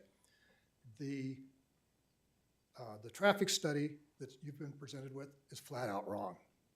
The major time that backs up is currently from about 8 o'clock to about 8:25 every day. On October 20th, I went out, I walked those 50 feet. I took a video of the backup. There were 34 cars dead stopped from Quincy all the way to the Highline Canal. It took the last car in that line over 4.5 minutes to get to Quincy. By any level of service I can comprehend, that's not just an F, that's flat out broken. The level of service that people are talking about here is an average over an entire hour. That level that I just described happens for about 25 minutes every single weekday. So I have seen people pull out across the double yellow line and play chicken with the cars coming northbound trying to get into that left-hand turn lane. I've seen cars come down, pull out into the bike path when there are kids present, when there are pedestrians present. I've even had it happen when I've been riding my horse in that bike path. If we put another 33% of the traffic that we were talking about, which is about somewhere around 75 cars, on the road going south at that same period of time, which is 8:15 when people are being dropped off in the morning, it's going to make that situation 100 times worse. And the safety problems are going to be even more pronounced. If start times get skewed, all it's going to do is extend that time that we have that type of traffic problem. So by accepting this proposal, or by voting yes on this proposal, we're going to be increasing the amount of danger that our citizens have every day on that road. So I strongly urge you to delay voting on this proposal until the traffic analysis can be updated correctly, until we can see, we can include some safety issues in that traffic analysis because none were included, and that we can take a much more reasoned and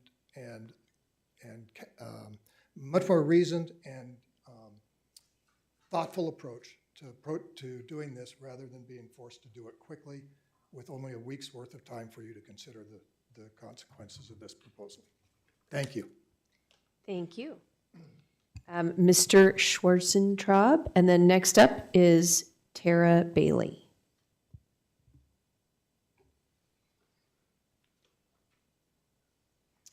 Mayor Brown and council, thank you so much for tonight. It's a pleasure to be here. My name is Jeff Schwarzentraub. I'm the senior pastor of Brave Church, also the general manager of both of those properties, 3800 East Hampden Avenue, as well as 3651 South Colorado Boulevard. A lot has been said already on both sides, but I think the question I just want to address, because I only have 3 minutes, is what does good faith mean? I think the gentlemen have asked, what do you mean by good faith? You've heard our COO, Ty, talk about that, so I just want to address how we've demonstrated good faith. The closest neighborhood to us is Covington. I think if you talk to all of their residents, while they may disagree with the proposal that we're applying for, I think they would tell you that we've been quick to listen and do everything we can to accommodate. We've demonstrated that by putting up signage to make sure people do not go through Covington. We've trained people to make sure that people don't go through Covington. On a weekly basis, I get asked by our parking team, Pastor Jeff, we could save 15 minutes if we sent people through Covington. It would be legal for us to send people through Covington. It's a public road. We have chosen not to do that because of our love for the people in Covington. We maintain lights, we maintain the grounds, we do what they ask because that's what we want to do, and we will continue to do that because we hope to operate in good faith. We also, on Saturdays and Sundays, we leave Monroe open so that those that are coming to use the Highline Canal can park there without having to park in Covington, use the trail, use our bathrooms, different things, because of our love for the neighborhood and what we want to continue to do and operate in good faith. And that's what we've continued to do. What hasn't been addressed, and what I think you need to understand what good faith is we're a growing ministry. We have about 4,000 plus people that come just on our campus alone, let alone online, that have been begging us to do certain ministries. For instance, we had a women's conference. We had 750 women that came. We'll have a men's conference in February. On one day, we'll have 2,000 guys that come. If we were to do ministry in the morning, which everybody has been begging since we got the building, we could put 5x the amount of traffic in our neighborhood every single week, but we've chosen not to do that because we have a heart for the neighborhood. And so at the end of the day, as a senior pastor, when we have people that come to me and say, hey, you know, there's a bus stop right down the street with all these homeless people, we could do a food bank, we could do a food pantry, we could drive 1,000 people homeless coming through. We assume that you do not want that. And because you don't want that, we want to operate in good faith, even though we would have a First Amendment legal right to do so. We don't want to do that. Our heart is not to drive something or this is our church and we want to do this. That is not our heart at all. Our heart is to do what we need to do to honor the city. We do believe in classical Christian education. It's a unique way of educating the next generation. Having gone to Massachusetts Institute of Technology, you know how important education is. We want to train the next generation of people. We think this is the best way to do it. We have a number of people that think it is. And we're willing to do anything from different start times and all of that to accommodate anybody to make sure that we can see the vision get accomplished and Cherry Hills Village do a very good job. Thank you very much. Thank you. Tara Bailey, and then next up is Dave Rubel. Good evening, Mayor and members of Council. My name is Tara Bailey with Brownstein Hyatt Farber Schreck, and I represent a group of homeowners within the Cherry Hills Village neighborhoods near the Brave Academy. Before I start my time, I'd like to address a couple procedural matters. We submitted a letter describing our concerns and have also supplemented that letter today to address an additional issue that we found in the agenda packet. So I have printouts of each of these. I think we have received them already. Yes, we've received them already. Okay, great. Thank you.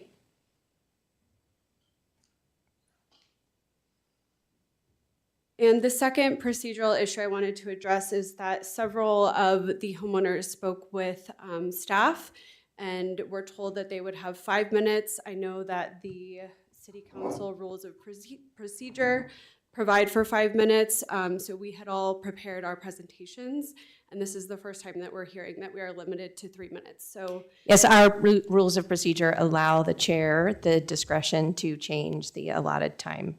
I did see that, but I just wanted to, for the I record, appreciate that. Yes, object. I apologize if people have prepared your 5 minutes. Talk fast. Thank you. Well, first I want to start by mentioning that the homeowners are not in opposition to this project. What they are in opposition to is the inadequacy of this traffic study and the proposed circulation plan and any proposed mitigation measures that they feel are inadequate. As you'll hear from several members of the community who attended the Planning Commission hearing, the Planning Commission initially voted to recommend denial of the application, and then went into an executive session and changed the vote to approve the application. So the homeowners were concerned and confused by this vote swap, understandably. And as we describe in our letter in more detail, the application does not meet all of the code's criterion of approval, specifically criterion 1 and criterion 5, requiring consistency with the master plan, as well as preservation of the semi-rural character of the city. And then criterion 5, which there are 3 subparts to this criterion. Unreasonable traffic congestion is 1. Will not result in creating a safety hazard to vehicular or pedestrian traffic is 2. And there's an or between 1 and 2.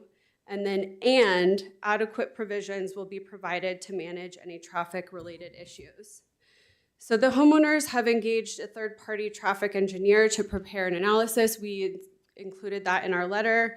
And we also have the traffic engineer to speak here tonight to speak to those issues. The main issues that study identifies are traffic volumes, long queuing, safety, and traffic mitigation issues. Failure to address and propose mitigation measures poses a serious safety risk to students, pedestrians, and members of the communities traveling along these roads. Specifically, there was no emergency vehicle route accounted for within that traffic study. And you'll hear from many residents tonight that despite the traffic study providing that there are adequate levels of service, they are experiencing significant traffic issues and they are concerned about the safety issues. The traffic study and the proposed circulation plan only proposes 1 pedestrian crossing at the site access, but with a student body increasing to 208 students and potentially 408 at a later site amendment application, there are pedestrian safety issues. I also just want to quickly address our LUPA, since that was brought up in the agenda, and what our LUPA requires is that religious organizations be treated equally as any other applicant. It does not provide additional privileges to religious organizations. And the code here is being applied neutrally. Meeting the code's requirements is a requirement of any applicant. Adhering to public safety and traffic issues is a requirement of the code of any applicant. Accordingly, We've received your letter, so I think, given that the time is up, is there anything in addition to the letter that you? we would just ask that this council consider delaying your decision and to also consider additional conditions of approval imposed upon your approval, if you choose to do that, as well as including those conditions within the development agreement. Thank you. Thank you very much. Dave, is it Rubel? Yeah, that's correct. And then Pasquale, and is it Rigi or Rigi? I'm sorry. Okay, thanks.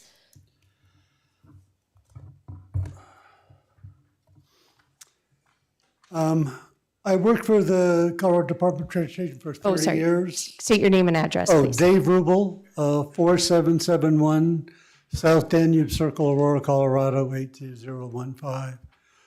I worked at the Colorado Department of Transportation for 30 years, 28 years in planning. When I retired in 1999, I became a traffic engineer. I've been doing traffic impact studies for 25 years. I've done residential, commercial, industrial. I've done all of it. So I'm well versed in preparing traffic impact studies. And I feel what's been done is inadequate and should not be used in making a decision about this project. And I'll tell you why. They ignored the Colorado and Hamden intersection because it's being analyzed already. What they fail to realize is that the queue created by that traffic backing up from Colorado Boulevard, from Hamden, is affecting the level of service that you're going to see at those three intersections. It is not trust me. They also didn't go to 2048. They only went 5 years out or 4 years out. They should have went to 2048. This is an important issue. They should have looked at the long-term impacts of this project on the traffic along Colorado Boulevard. So the study should be redone to do a 2048 analysis. The traffic counts that were taken, and I'll go back to Councilman Eber's comment, were taken in January of 2022. That is the lowest month for traffic for the whole year.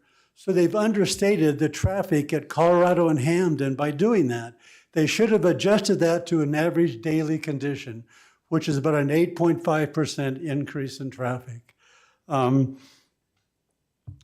worst condition is the AM peak. When I looked at it, I included the Colorado and Hamden intersection. I got my queue to be 325 feet south of Jefferson. The consultant used the wrong queue links. He used the queue links from one program, and that program shouldn't be used for estimating queue links. There's a better program that gives you queue links, and they didn't use that. And that understated the impacts of this project on the performance of Colorado Boulevard. I just think this is a report that can't be used for making any decisions without a substantial rewrite of that report. It just doesn't meet the standards that I would use when I'm doing a project. Thank you for that comment.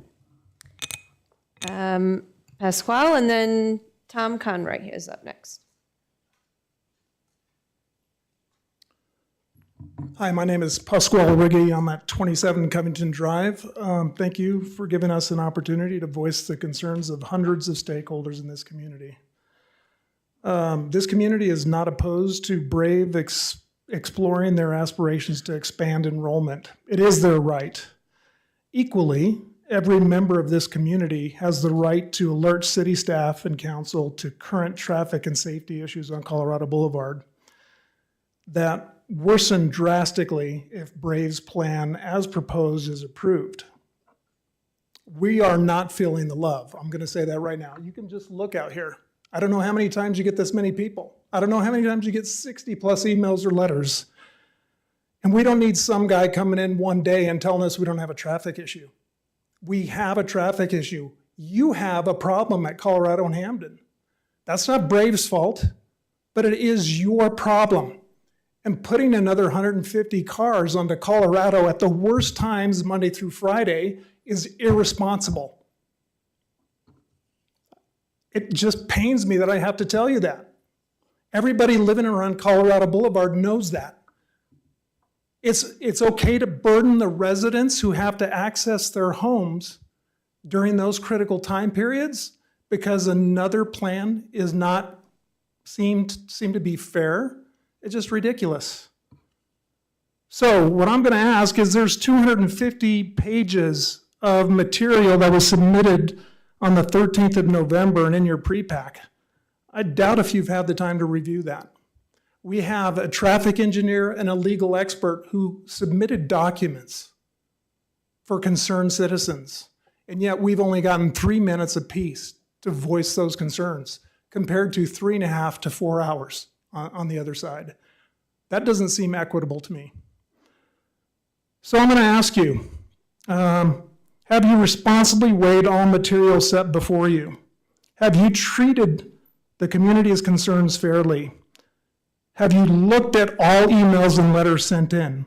Have you looked at the legal briefs and traffic analysis submitted on behalf of this community? Have you looked at the many alternatives proposed which would allow Brave Academy to expand without drastically impacting road traffic and safety? Have you engaged any of the commissioners on the Planning and Zoning Commission about why they initially opposed the site plan amendment on October 8th and their concerns? Have you correctly prioritized safety when assessing this proposal? Have you worked with Brave and the community to objectively assess alternatives that would lessen impacts to traffic and safety? If you can't emphatically say yes to all these questions, you must reassess and delay this decision. Otherwise, I think it's disingenuous. Thank you. Thank you. Tom Conroy, and then up next is Winslow Wexter.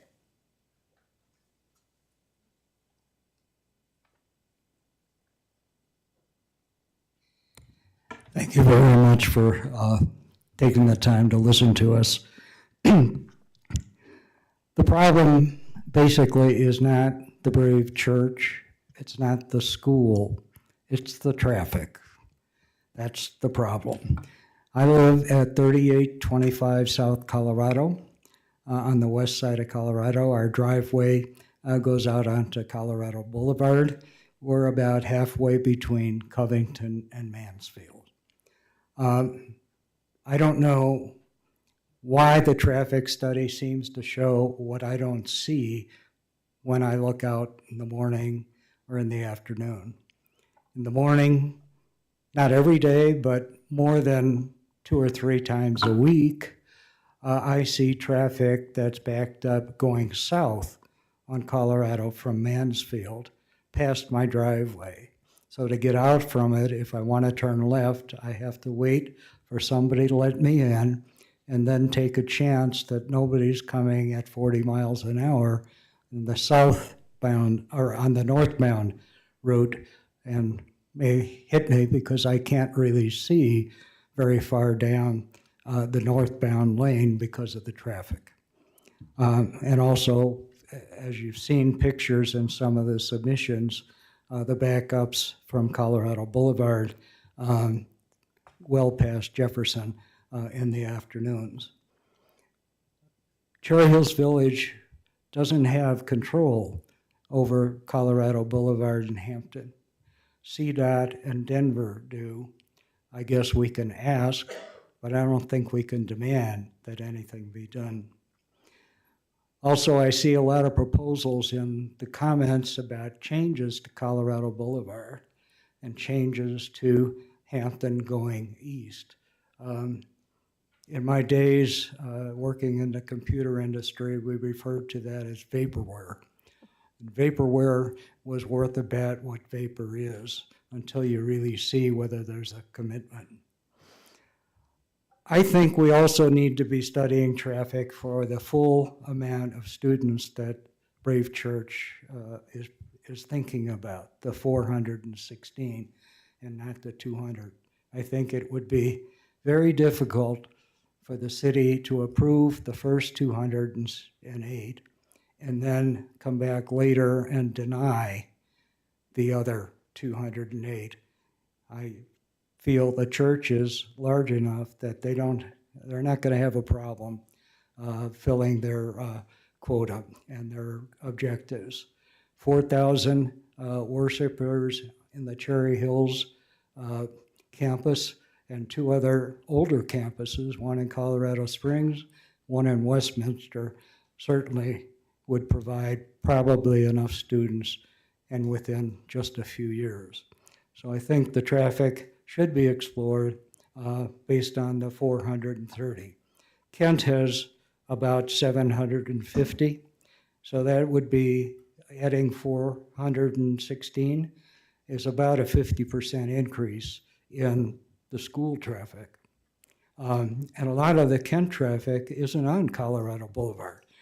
Quincy to University, Quincy to Monaco. So adding all of Monroe, these. your time is up. Can you wrap it up, please? Okay. So I'm up? Sorry. Thank you. Okay, thank you. Winslow Waxter, and then next up is Tim Schmeeding. Hi, Winslow Waxter, 3625 South Albion Street.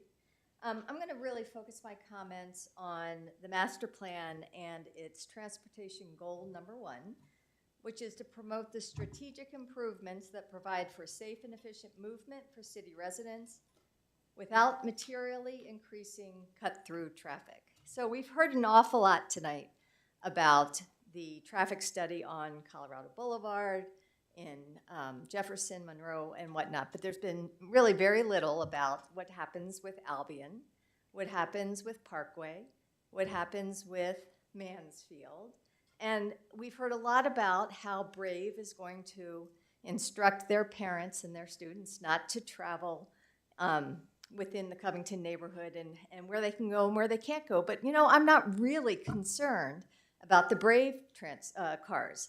I'm more concerned about everybody else who's going to avoid Colorado Boulevard because of the additional traffic from Brave. So I really think that there needs to be a traffic study, not just of the Colorado Boulevard area, but of Albion, of Mansfield, of Parkway, of Dahlia. It needs to be expanded because the impact of these additional cars is going to be pretty extraordinary, I think, if the study is done. And there's also been a lot of conversation about what hasn't been done with respect to the city or the village and Colorado Boulevard and Hamden. So what now is being proposed is that you're going to stick all these additional cars on top of what a lay person like myself would say is a horrible situation at Colorado and Hamden, and then we're going to say, well, somebody will figure it out later. But let's just keep piling all these additional cars on because somebody else is going to figure it out later. There's been a lot of time over the years trying to figure out that Colorado-Hamden intersection, and it's been unsuccessful. So I would, again, ask that this council delay any kind of decision tonight, take a step back. Let's get some more information. Let's get some more studies. Let's understand more what CDOT or the city of Denver is going to do with Colorado and Hamden. And let's just make a really good decision now, not try and figure out later what the impact was by adding additional cars. Also because, as Brave has said, you know, they may want to increase their student body, and that's going to add additional cars. And once the train leaves the station, once we give Brave 208 kids, then they're going to go to 400 kids. You cannot pull it back. So I think we need to do it right from the beginning and get the studies right, understand the mitigation efforts, understand the impact to all the neighborhoods surrounding Brave. Thank you. Thank you. Tim Schmeeding, and then Richard Abels.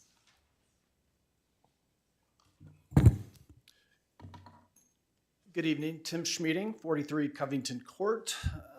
Just like to take a moment and kind of reflect on what my primary concern is, and that's our kids' safety. You know, being inconvenienced by traffic congestion is one thing, but I do expect this council to take seriously our kids' safety. A school day for any kid is already fraught with risk. It's unavoidable. But this is something that you have in your power to take on head on. My son's day starts off with me driving him to school. We drive because there's no bus stop right now that actually has a safe place for kids to gather. The stop on Mansfield is actually a place where you either stand in the street, you stand in the bike lane, or you stand on somebody's private property. And so if you add more traffic to Mansfield, you're just increasing the safety risk for our children. And then, you know that there's already a traffic problem on Mansfield. For the past few months, you've had a radar detector on Mansfield. And then, oddly enough, my son sent a letter in to the council as well and referenced this radar detector. And the next day, it was gone. So I watched the police vehicle actually tow it away. Don't know why it's gone, but it's clear there is a speeding issue on Mansfield. And we've talked about it. I actually was passed on Mansfield because I was going the speed limit. So you add more traffic to Mansfield or anywhere, you increase the safety risk for our kids. And then my son takes the bus home, and about 4:15, he walks home from the bus stop on Covington Drive. And as you know, as a semi-rural community, we don't really have sidewalks. So my son has to walk home in the street. I've tried to teach him to be respectful for others, their property. I try to ask him to walk on the grass, but to your council members' comments about weather, if it's snowing, he's got to walk in the street. And I personally had a friend who was clipped by a snowplow because there was no place to walk, fell down in the snow, laid there for about 24 hours, and was found later dead. And so it happens. And so you add more traffic to this situation, you're going to increase the risk to our kids. And so, again, I don't know what your options really are, but I would urge you to just use common sense in your decision-making, because right now I think if you approve the plan today, that would be a dereliction of duty and would put all of our kids at risk. And two quick things. One, I do think we need to define unreasonable before we just start going off half-baked. And then I don't understand where 150 came from. Why don't we just do this annually? It doesn't seem to be too terribly unreasonable. And then I don't know why, in good faith of negotiation, we're going to ask Paul Workman, who already has recommended approval of this plan, to be the person that's going to go renegotiate something. So thank you very much. Thank you. Richard Abels and then Jim Turner. Good evening, everyone. My name is Richard Abels. I live at 21 Covington Drive. I'm going to start with my closing. I, along with many of my neighbors, greatly encourage you to put this on pause, to get more information, to do more studies and a better understanding of a very serious nature. We understand their growth. Their growth is allowed. It's encouraged. Your job is to make sure it's done in harmony with the needs of the greater community. I'm going to beg forgiveness for the use of 3 cliches. The first cliche is the 800-pound gorilla, and that is our traffic system at Colorado and Hampton and Colorado and Quincy. You've heard from others tonight.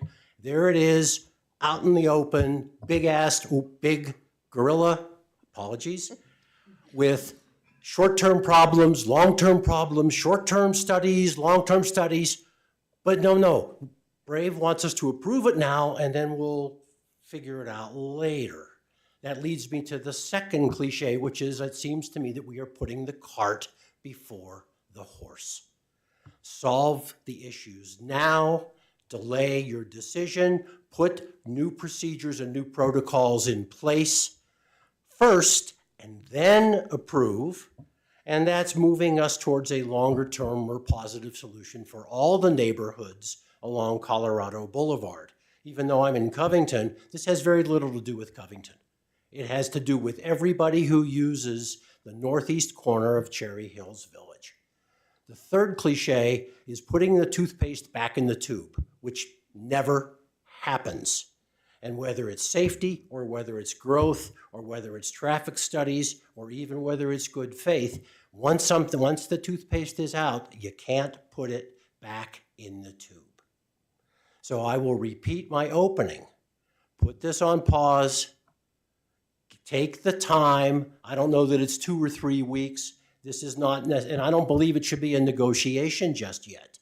We need more information. We need you to get more information and study it more deeply, and then come back and have another public hearing or a public information session to get more information on both sides or all 3 sides, if you will, and then craft. I mean, it bugged me to see the motion to approve already on the screen, and we haven't even gotten there yet. I know that's what staff has to do, but we're not ready to approve. We should be, it's not up there right now. It's not up there right now. Put it on pause. Please table this. Do the work. I think the work will lead us to the right solution, but to jam it through, please don't do that. Thank you very much. Thank you. Jim Turner and then Steve Fenton.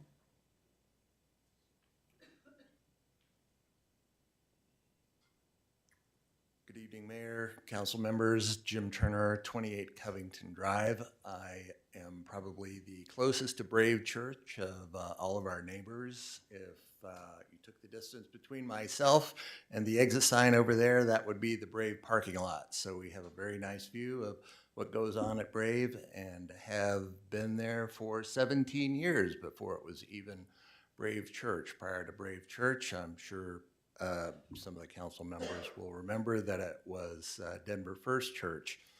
And I can take you back to that time where Denver First Church was struggling financially, and there was another contentious issue that was resolved with some haggling between all of the parties. And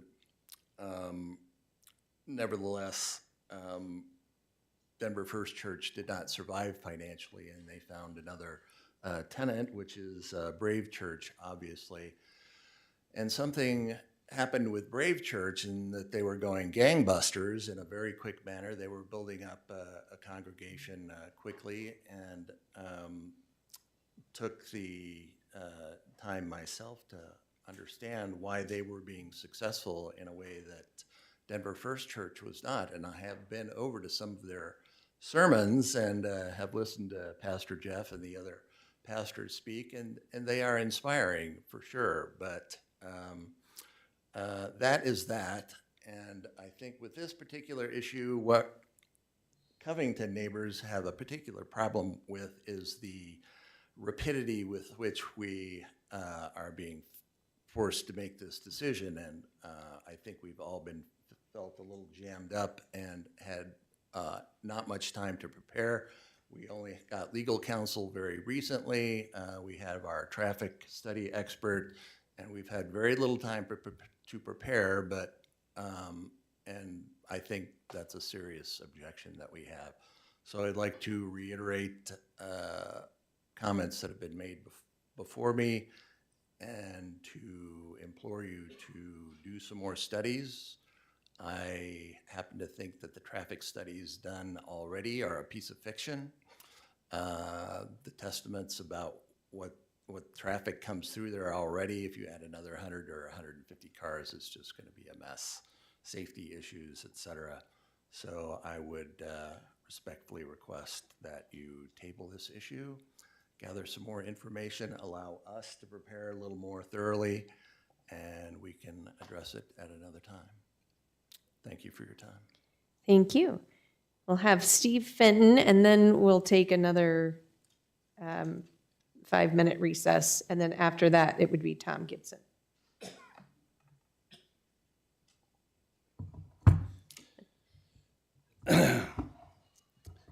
Good evening or good morning. Not quite, but getting close. I don't want to use up too much of my time here, but I do have a few. Yeah. We'll pass them down. You can make your comments.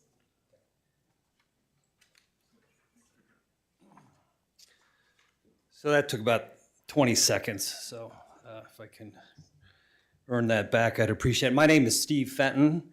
I live at 23 Covington Drive. I am a licensed professional engineer in the state of Colorado. I went to the Colorado School of Mines. and I have been an accident reconstruction engineer for over 30 years. I own a business that has been doing accident reconstruction here in Colorado for those 30 years. As an accident reconstructionist, I have seen a lot of crashes, and I'm really concerned about this exit position coming out of the parking lot, which they call the site access. I believe there is not enough sight distance at that driveway to make a left turn. Sight distance meaning when you're at that driveway trying to decide to make a left turn, you need to look right and left. It's a very difficult situation because you have a bike path in front of you and you should not be blocking the bike path. So you have to be situated further back. And then when you're looking left and right, there is a berm towards your right, towards the south, that blocks your visibility. So you have cars coming at you from the south, cars coming at you from the north, and you're trying to make this left turn. So that distance there, and I have some photographs shown on page 3, looking at that driveway and staying back from the street because you should not be blocking the bike path. So if you look right, you can see that the berm to the right is blocking the access or visibility, and to the left is also blocking visibility. The other problem with the design, and if you go to page 9, is that if you have 150 to 200 vehicles queuing back through this parking lot, it's going to back up all the way through Jefferson back onto Colorado Boulevard. And I believe that if you have 65% of those vehicles coming from the north, you are actually going to probably cause a backup north of Colorado Boulevard. So the queue is going to be very large, backing up traffic and causing a lot of traffic issues coming south. If you go to page 10 and you look at the parking lot where you're coming out, there's not enough room in that parking lot for vehicles to queue once they drop their kids off. So if you drop the kids off and you come and try to exit onto Colorado Boulevard, at that exit or site exit, there's not enough room to make that left turn or for vehicles to queue in that space, according to several documents. Again, I thought I had 5 minutes. I brought all the documentation here to be able to walk you guys through it. I thought you were just going to throw them at us, but. So then just at the end there are several photographs of the problems that arise out of these types of situations where you have cars parking on the side of the road, back up, queues backing up onto the road, and you have parents trying to drop off kids, on the street and having them walk over to the school, causing a lot of pedestrian type potential incidents. So all this is kind of outlined in this recommendations here by the Federal Highway Administration. So Thank you very much. thank you. Okay, it is 11:06. We will take a 5-minute recess and reconvene at 11:11.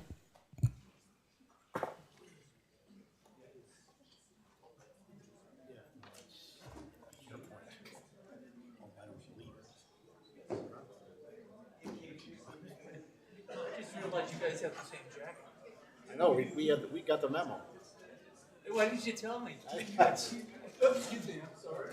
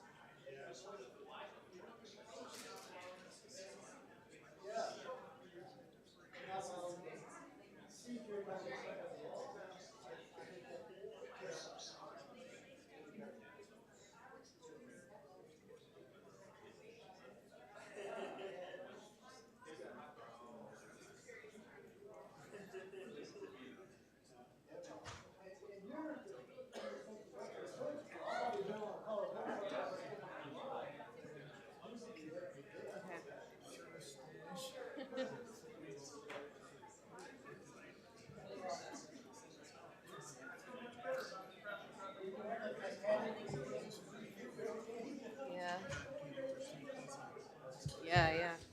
One day I have Susan and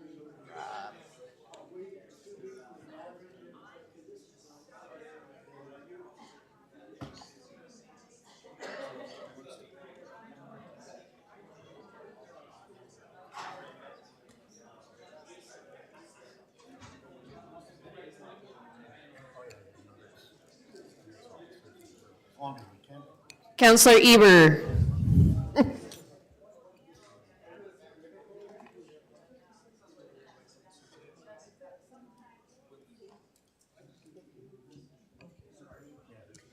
All right, and we're back. Next up is Steve Fenton, and then after Mr. Fenton is Tom Gibson. Oh, sorry. Then Tom Gibson, and then after Tom is Gina Carbon or Bone, not sure. Good evening. My name is Tom Gibson. I live at 15 Covington Drive. I'm here to speak against Brave's proposed plans and to ask for a delay in consideration of this proposal. I appreciate the opportunity to make a few comments and observations. First, I would like to speak to the biased nature of the reports that have been prepared on behalf of this application. Second, I'd like to take a few moments to speak to and clarify some things that the Brave representative and his engineer mentioned in their comments. And finally, I'd like to ask you to delay your consideration of this application. It is obvious to me, listening to Brave's traffic engineer, as he is here as an advocate for Brave. It is not a great leap to assume his report was also prepared as a biased advocate for Brave. His report should be discounted by the city when considering Brave's application for this reason. The engineer mentioned some things in his comments. He mentioned level C conditions exist at the affected intersections. With this comment, he again ignored the intersection of Hamden and Colorado. Relying on the HAM study doesn't make sense since it does not take into account the incremental traffic due to Brave's proposal. He mentioned observing limited queuing today, over an hour and a half. I can tell you as a Kent parent, had he viewed the queuing last week, he would have seen a significant queuing. The reason being, why he didn't see it today is because Kent does a really good job of staggering their kids leaving their campus between sports programs and art programs. Kids leave basically over a 2 or 3 hour period, and it's staggered. Last week, there was a break between fall and winter sports, and I can tell you when I picked my kid up from school and drove home, I was queuing beyond Covington. I waited a minute or two to turn left onto Covington, and I witnessed several people making the left turn with me, and I followed them and watched them exit Monroe onto Hamden. For me, if you want to get a true idea of the impact of Brave's traffic patterns after school, I think you need to look at what Kent traffic causes in the morning when everyone's coming to campus over a 30-minute window. Next, I want to speak to something that two gentlemen from Brave mentioned. They basically said, given their success with Sunday services, parents will respect Brave's direction on traffic flow for the student population. The key difference, why I don't believe that's accurate, is Sunday services have volunteers directing traffic. They have police directing traffic at Jefferson and Colorado, and someone at the light at Colorado to Hamden. It is naive to think that parents rushing to get kids to school and off to work will not at least sometimes use cut-throughs. In closing, I would like to say, based on what we heard here tonight, it is obvious Brave's traffic engineer, staff, and Jay are advocates for approval. Their views and opinions are biased. Prior to considering this proposal, the city should commission their own unbiased traffic study to help answer the questions that council raised tonight. Thank you. Thank you. Gina Carbone, and then Karen Ogard. Or is that a G or an S? Karen? Good evening, and thank you for letting us give our opinion here. I too would ask that you delay this vote. Brave wants to do this church or this school and they want to grow that, but that's not what we're voting, that's not what you're looking at tonight. You are looking at the exact proposal that they submitted, and as you can tell from all the comments tonight and other people who are experts in their field, it is flawed. The traffic study is flawed. And I can tell you from someone that has lived in this neighborhood for 7 years, and my main arteries are Colorado and Quincy, and I can tell you that those times in the morning that are on that traffic study is inaccurate. It takes 15 minutes to get from Pond Park to be able to take a right onto Quincy every single morning, and that is the reality of the traffic there. So to think that the traffic coming from Brave is not going to make a difference it's just plain not true. And I want to talk about these school times too, because Brave said that, they would never conflict with the same times. But you need like a 45-minute buffer to clear traffic through Colorado Boulevard. And the times that you proposed, 3:15, and oh, by the way, when you're picking up children, it's not like it's by 3:20, it's all over. 3:15 is when it starts and it goes for a half an hour. And those people for that half an hour are traveling south on, that would be Colorado Boulevard, or trying to go through the light. They're going on Quincy. They are undoubtedly going to hit the rest of the traffic, because Kent actually gets out at 3:35 and 3:45 on Tuesdays and Thursdays. And so you're inevitably going to be in the same traffic. And the same thing, if Brave thinks that they're going to start at 8:15 and then the parents drop the kids and then they're traveling down Colorado Boulevard, it's the exact peak of when Kent traffic is trying to get to school by 8:30. So I would suggest that Brave does a 45-minute buffer from the drop-off of the other schools, because that's what you need for the traffic. I also want to just say this circulation plan, people have talked about it, but honestly, to dump all of the Brave cars onto Colorado Boulevard is just unworkable. There have to be other solutions, and I don't think that they've really been considered. And those include the access points at Hampton. There's a very large parking lot that they could somehow maybe utilize over there to get kids. I mean, there have to be other ways to look at this, and I just don't think it's been examined. Safety is the most important thing. Okay, and I just want to say that last week I did see an actual car accident in the traffic on Colorado Boulevard. It was someone hit them from behind. I saw 2 people go through the red light, because when you're waiting for 8.5 minutes, you punch it to get through. And literally the last 2 light changes, both people ran red lights at that intersection of Hampton and Colorado. I have more, but obviously I will be done. Thank you, and please don't rush this. There's much more to study, and don't vote on it tonight, please. Karen is Ogard, okay, and Gal Natel is next. My name is Karen Ogard. I live at 27 Covington Drive. I've been a Cherry Hills Village resident since 2017. As Cherry Hills Village City Council members, you represent several stakeholders. This evening, you have stakeholders of Brave Academy and numerous concerned Cherry Hills Village neighbors. It's evident by the largest focus of these discussions remain on traffic, as indicated by the time and effort put into opposing traffic studies and analysis that come to completely differing conclusions, opposing photos that illustrate various backup cues depending on the day or the time of the week, and the vast number of letters that were included in your packet.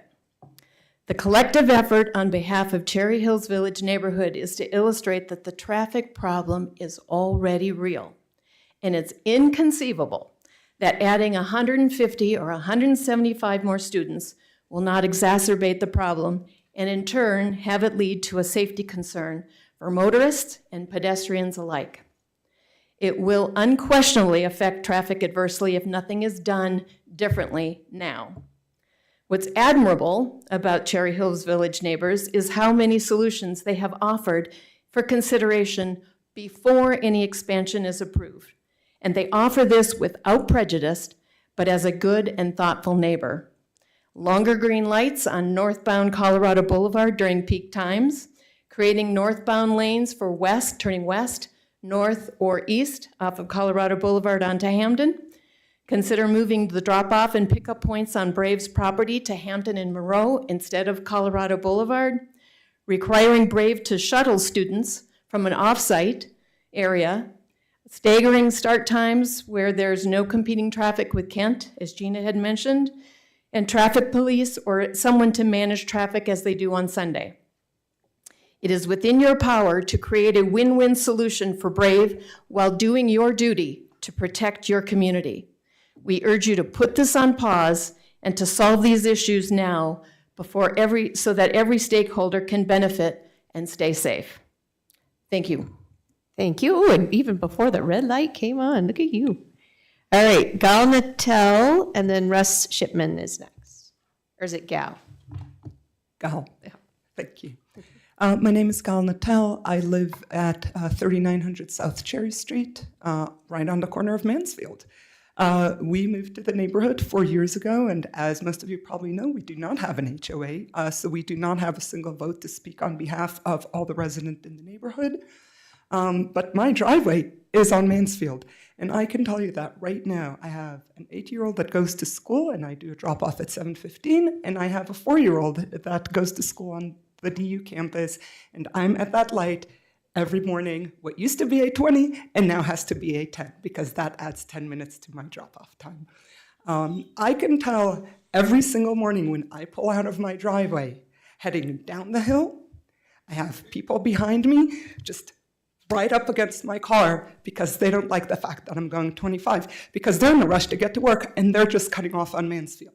I have people every morning at 7:30 when I go up the hill doing the exact same thing. I cannot even tell you how many times I've had people pass me on Mansfield as I pull out of my driveway to just go wherever I need to go at the appropriate speed limit. When my son was younger, his favorite activity was to sit on our lawn and look at the police give tickets out to speeding vehicles. That has not happened in years. I don't know what is the reason for it, but I suspect that with additional vehicles and additional traffic on Mansfield, that is not going to get any better. There's going to be more speeding. Mayor Brown, you might be aware, one of my neighbors had a dog that got run over by a speeding driver, and that's not a precedent that we want to see get worse. In addition to having 2 children that I drive to school more times than I care to think about, I'm also a cyclist. I'm an avid cyclist. I've served on several boards for cycling organizations in London as well as in New York. I cycle with my kids on the path outside of Brave Academy. Having a pedestrian light is not safe. You're coming from a big dip. If I'm going and my 8-year-old is going next to me, am I supposed to come to a sudden stop and press and wait there? There's literally momentum, especially with young children and students going to Kent. That is not a feasible solution, and anyone that has ridden a bike there is well aware of it. In addition, every day when I take that road, I see people making an illegal left turn from the access point on Brave. Their parking lot has an illegal, freshly painted left turn arrow that leads you to cross a double yellow line. Every morning I see it, and people drive through, and all the traffic on Colorado has to wait until they merge into traffic and someone kindly lets them in. That is not safe, and I don't believe that Brave is acting with any sort of good faith in any of the statements that they made today. And I would ask that there is an independent study that takes place that is not sponsored by Brave. There is a large number of inaccuracies in that study. Is simple math that even me that failed math multiple times can pick up on. They have a 0.26 staff to student ratio, but all of a sudden as they grow, the staff to student ratio is not reflected the way that they stated in a prior page. So there's quite a lot there that needs to get unpacked. Thank you. Thank you. Russ Shipman, and then Gail Johns. Russ is Oh, we went too long for Russ. Okay. Gail Johnson? And Gail. Sorry, Russ. Sorry, Gail. Mary Conroy. And then after Mary is James, is it Collar? With an H. Kahler? I hope you can hear me. I hope I'm not standing too close. I was shocked by the, just a few philosophical points. First of all, I will say that I laud the classical education of the Brave Church. I was an educator. I was a Russian history professor at CU for 35 years. So I laud education. I want that to be clear. And I also laud the idea of religion in a very secular world, even though I don't attend the Brave Church. But I do feel, I was shocked to note that the plan of this school fulfills major criteria of the Cherry Hills Village Master Plan. One being that there was a school there already, and so they decided that this fits the plan. But most of us live in this city for the rural atmosphere. And bringing in hundreds of cars, I should say, into the area is bringing Denver congestion into Cherry Hills. And while the Brave Church is to be praised for collaborating with Kent Denver, with the city council, and with experts and so on, the one group that was left out of this is us, the people who live in this area, who are taxpayers in this area, who came here. We have lived here 31 years because of its atmosphere. All that is jeopardized by the traffic congestion. I'll just end by saying that I'm a prisoner in my home in the morning and in the afternoon. It takes 3 lights to get through. So the, as I said earlier in an earlier point, I feel like I'm living in an alternate universe when I hear these traffic studies. They're not realistic. They're not real. And the main problem is that these people don't live in our village. We do. We are taxpayers, and our lifestyle needs to be respected. Thank you. Thank you. James is no longer with us. Jake Clay. And then after Jake, moving on to page 2, is Laura Chrisman. Hi, my name is Jake Clay. I am the head of education for Brave Academy. I live at 2085 Candigo Street in Castle Rock. Honorable council members and distinguished neighbors, thank you all for being here at this late hour. As head of education for Brave Academy, I represent an institution where classical virtues and Christian values shape every aspect of our community, stewarding timeless principles that align perfectly with the dignity and excellence this neighborhood represents. Our students don't just study virtue, they live it out. Our families choose us because they seek an education that builds both character and intellect. The same commitment to excellence guides our approach to also being good neighbors. Our classical model teaches students that true education includes caring for one's community, and we plan to have ongoing service initiatives so that our students can quietly serve local seniors, maintain neighborhood beautification projects, and support local causes. We're not just occupying a space, we're actively contributing to the flourishing of this community. We plan to propose reflects our commitment to measure growth and thoughtful stewardship in everything that we do. And since our last meeting, in fact, hearing from this community that we want to include carpooling to reduce this overall. This stems from our belief that good citizenship means proactively addressing community needs, and these aren't merely operational decisions. They're expressions of our core values. We seek not to grow just for growth's sake, but to extend our mission of forming virtuous citizens who understand their responsibility to their community, this community.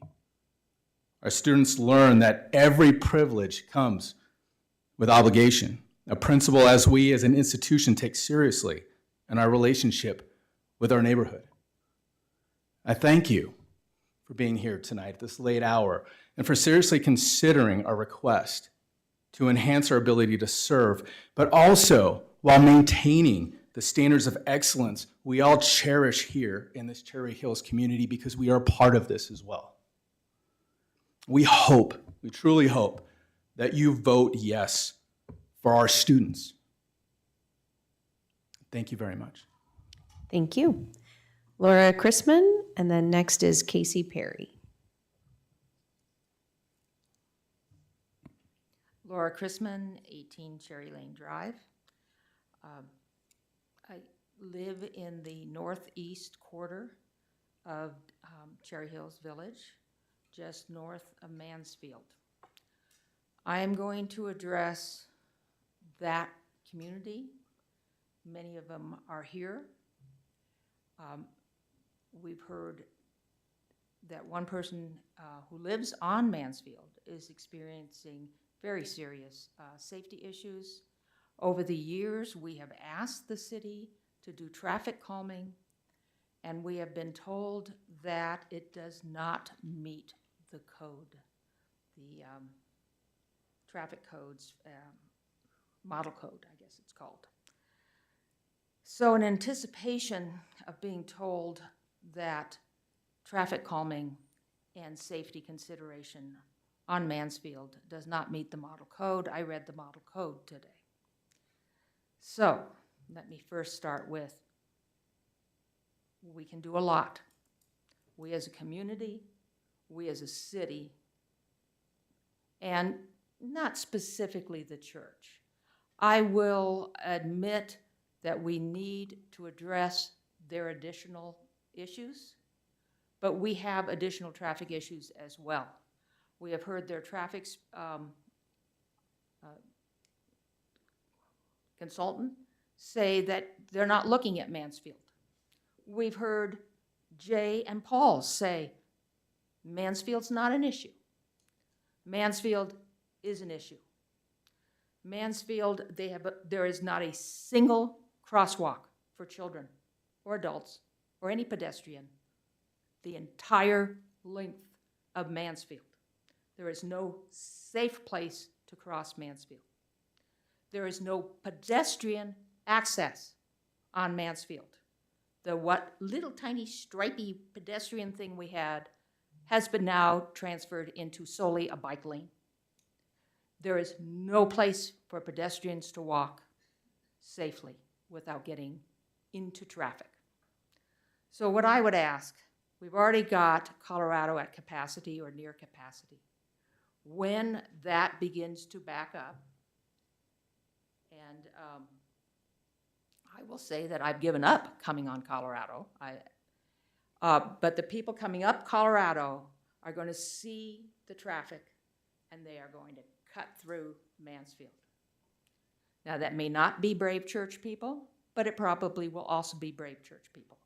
They're going to turn, they're not going to be able to turn north for the reasons that everybody has already specified. Maybe one or two people will let them in, but that's not, they're going to go south, and then they're going to turn left, and they're going to go on Mansfield. And it is our responsibility to make Mansfield safe. It may not be Brave Church's responsibility, but it is ours. We need to be proactive. We need to do traffic studies. We need to get pedestrian safety number one. We need to do traffic calming. And we are the only community around us that do not have a traffic calming plan. Greenwood Village has one. Go up Holly. Look at what they have for traffic calming. Englewood has one. Denver has one. Everybody but us. For us, it's just let the cars go wherever they want. If somebody gets killed, maybe we'll do something. That is the Colorado Department of Highways approach. How many people die? We know this, Al. You have to die in order to get a change. and one isn't enough. I'm serious. I'm not kidding. Thanks, We Laura, need your to do time is something. So I'm sorry. So thank you. I also agree with the group. New study needs to be made to deal with the safety on Colorado and Mansfield. Thank you. Casey Perry, and then Priscilla Ron.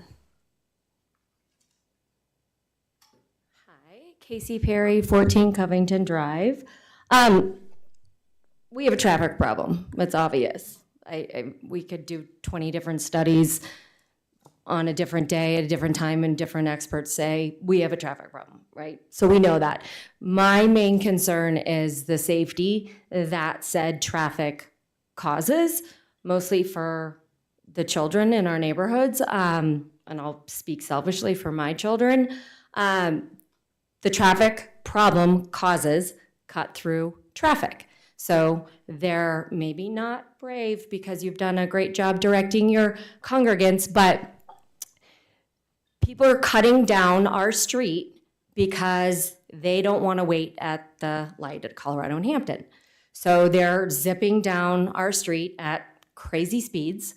They're zipping down Mansfield at crazy speeds. They're zipping down whatever streets they can so they don't have to deal with the intersection of Colorado and Hampton. We live in a Amazon Prime world, right? We have all of these schools around us. I'm not exactly sure if anybody's thought through the fact that Brave Academy will have new drivers. They'll have 15 through 18-year-olds driving at that intersection. I can tell you one thing. I have a 17-year-old and a 15-year-old. My 17-year-old will never be turning left out of Covington, ever. I will only allow him to turn right, as will my 15-year-old. So we're gonna keep directing more traffic down that way because it's unsafe for them to go the other way. And all of these kids that are coming to Brave, that are learning to drive for the first time, and their parents are sitting in that passenger seat. If you haven't done it, Jamie, your child's 3, maybe she hasn't done that yet, but you just wait. When you're trying to teach them how to drive and turn into kind of precarious situations, it's not good. It's not good. So we have a problem that we need to address. What else can I say? A question, I don't know if anybody has the answer. How do ambulance and fire trucks get to our neighborhoods when traffic is backed up all the way from Hampton to Quincy? There's ditches on both sides. There's a Highline Canal. There's a bridge. How would the fire truck from right here get up to Covington when my kid with anaphylactic food allergies has an issue? Time is of the essence. We have a traffic problem. It's causing a lot of safety concerns, and we're not addressing that. So we need to really put everything on hold, take a really good look at what's going on, and then make an informed decision. Thanks. Thank you. Priscilla Ron, and then Lisa Adams. Good evening, Mayor Brown and council members. I'm Priscilla Ron. I live at 10541 Laurel Glen Circle in Highlands Ranch. I'm here as a member of Brave Church. I am a 31-year master educator and licensed principal, and I also served for the last 4 years on the Douglas County Planning Commission. Brave Academy has been a tremendous asset to our community since its inception. The school, with its values of academic excellence, integrity, and faith, aligns closely with the character and vision of Cherry Hills Village. The proposed enrollment increase is not just about numbers. It's about fostering the kind of well-rounded, responsible, and compassionate young people who will contribute positively to our community. The city's master plan speaks to creating a vibrant, family-oriented community with a diverse range of educational opportunities for our children. Brave Academy has already demonstrated a commitment to these principles. By meeting enrollment demands, Brave Academy would not only continue to provide high-quality, individualized education, but also expand the range of choices for families in our area. The Cherry Hills Village approval criteria are centered around the principles of compatibility with the surrounding environment, minimal impact on traffic and infrastructure, and maintaining the character of our community. Brave Academy has proven its commitment to these criteria. Brave's historical campus is well designed to fit within the residential nature of our neighborhood.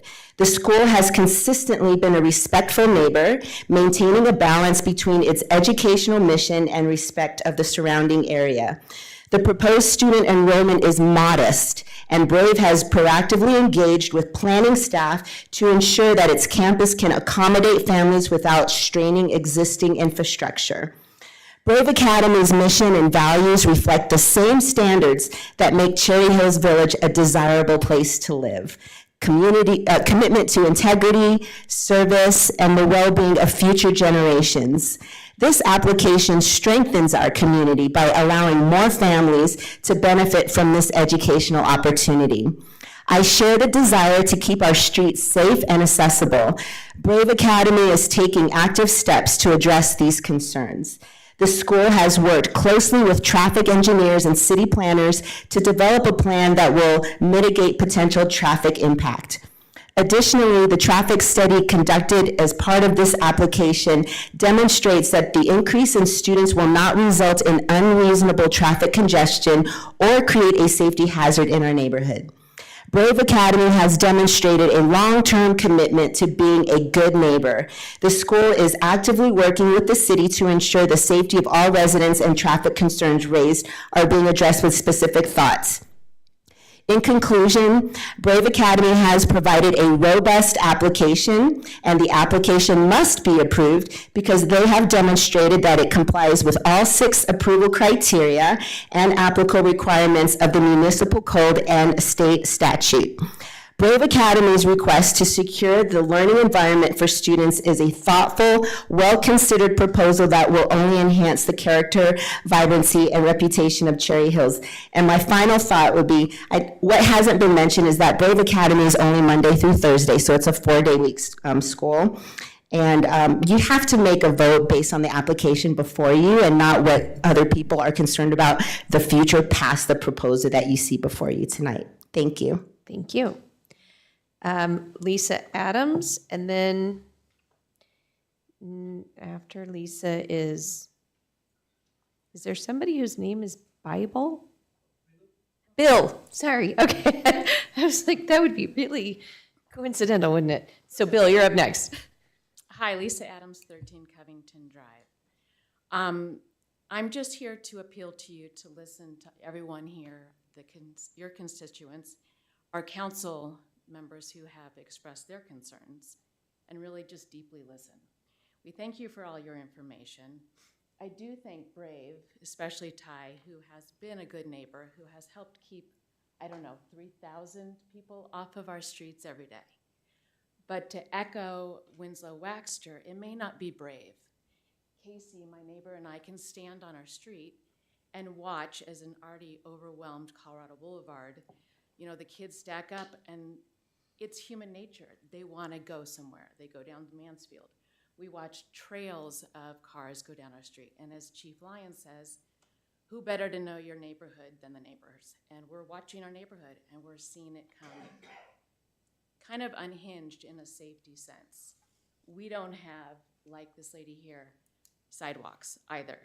Our street is also very narrow, and we're supposed to only park on one side, but in practicality, that doesn't happen. We have construction on both sides, and it's a very tight area to go. And again, as another neighbor said, Tom, people are cutting down to get to Hampden. So I'm just appealing to you to listen to us. We have a really good neighbor. I'm really fortunate that he is a good neighbor, but we have issues, there are safety issues, and I hope that you consider that. Thank you. Thank you. Bill is next. Bill, is your last name Clarion? or Cherian? Wrote really bad. Bilucherian. Okay. I was close, I was close. One Sunflower Place, Buell Mansion, Cherry Hills Village. I'm a resident here. I thought I was initially writing my name on a sign-up sheet, but I attend Brave. I really love Pastor Jeff. I would say because of attending there, my kids have loved church. They want more of it. I'm really happy. A Christian school is coming to our neighborhood, bringing some fundamental values, strong Christian values back to our neighborhood. Just the fact that he's taken a building that hasn't existed 10 years ago and brought 4,000 people on a Sunday service means he's doing something incredible. I've been in private equity, buying and selling businesses for a long time. And a church school isn't something I'll jump into.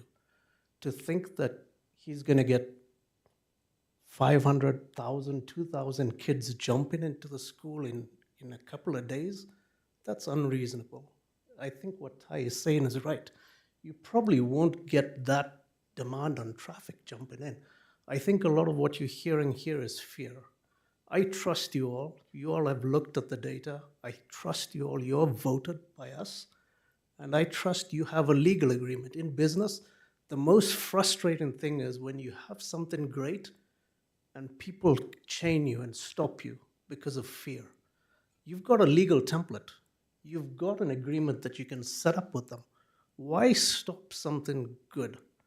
Why don't you draft something up into that paperwork that you know they've got a track record of acting responsibility? So why handcuff? I don't understand that. I've lived in 7 continents where we can't even worship, where traffic is, I laugh at it, at when we complain about traffic here. It's silly sometimes, the conversations we have. Again, I had no script. I just spoke from the heart. I pray God makes you vote in the right way, listen to everybody, and moves you in the right direction. Thank you. Oh, yeah. Yes, It was, One Sunflower Place. Yes. Buell Mansion. thank you. And thank you to everyone who is still here with us at 11:49.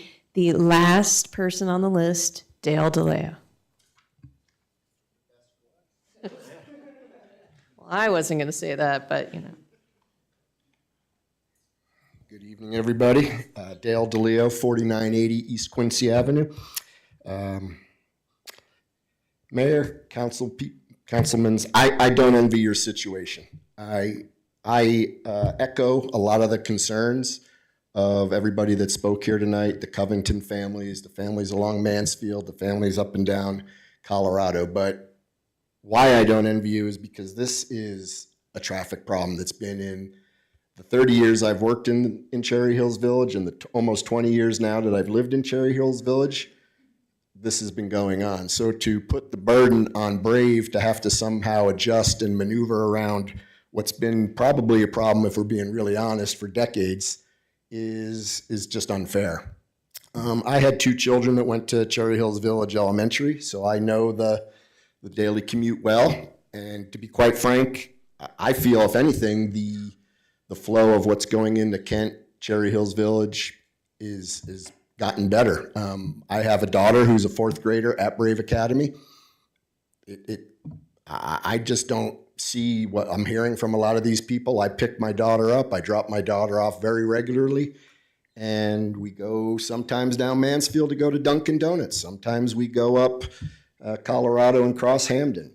At the later hours, the pickup time, I just don't see what the issue is. I will concur the morning is the issue, but if we're not going to address the bigger, as one of the gentlemen said, elephant in the room, it's Kent Denver. It's Kent.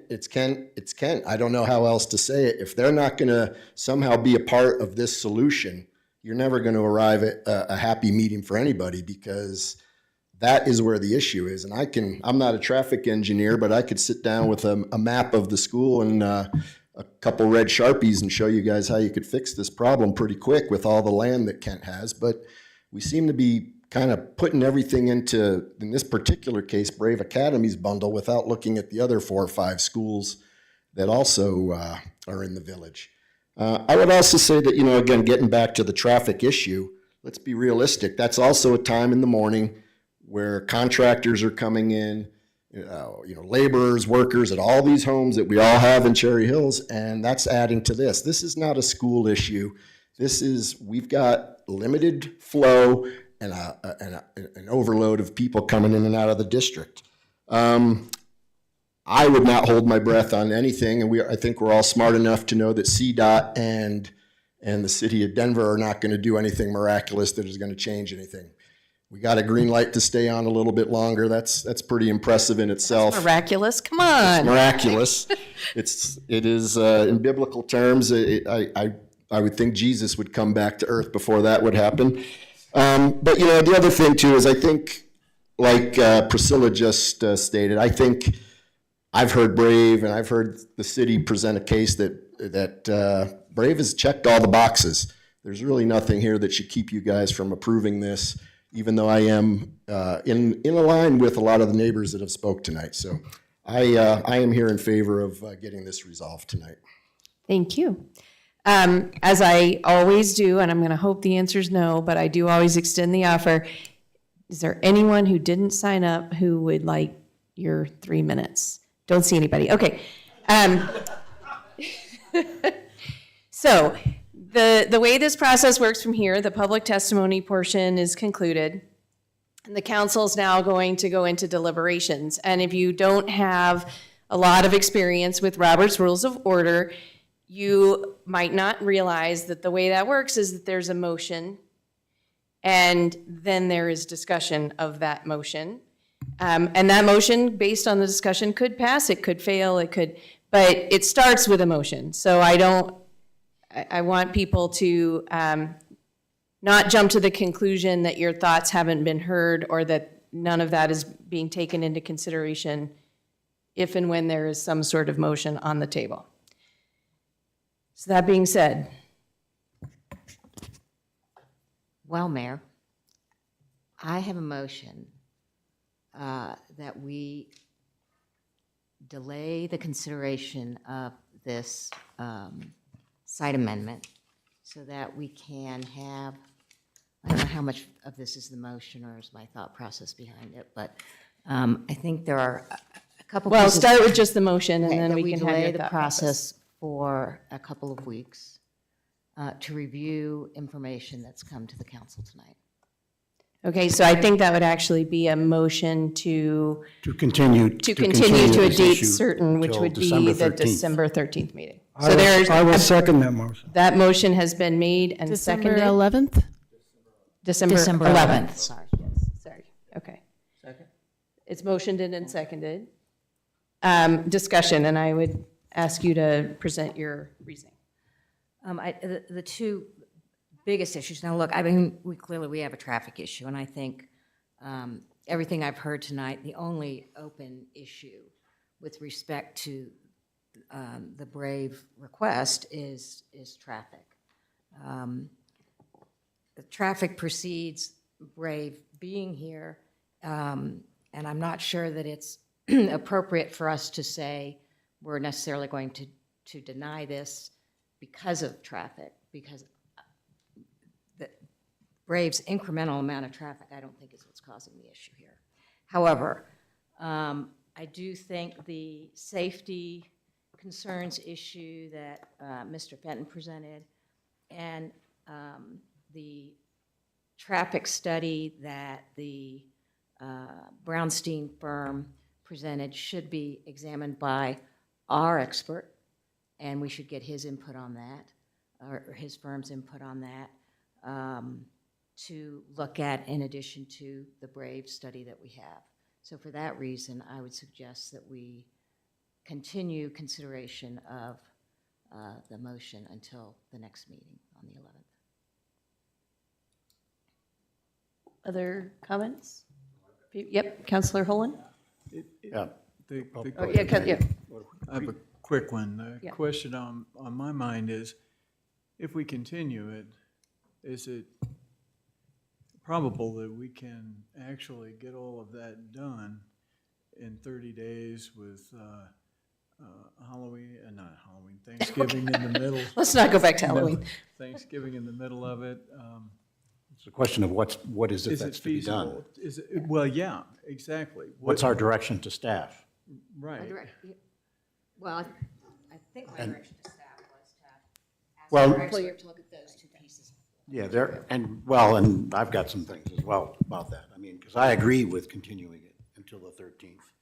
And I guess some of my comments are, first of all, I'd like to thank staff for doing a very thorough job, and I'd like to thank Brave for doing and for providing their comments, and I'd like to thank all of the people in the audience for coming and giving your comments. We always sit back and say, and someone said it tonight, how many times are there 60, 70 people out here? There are times there's no one out here.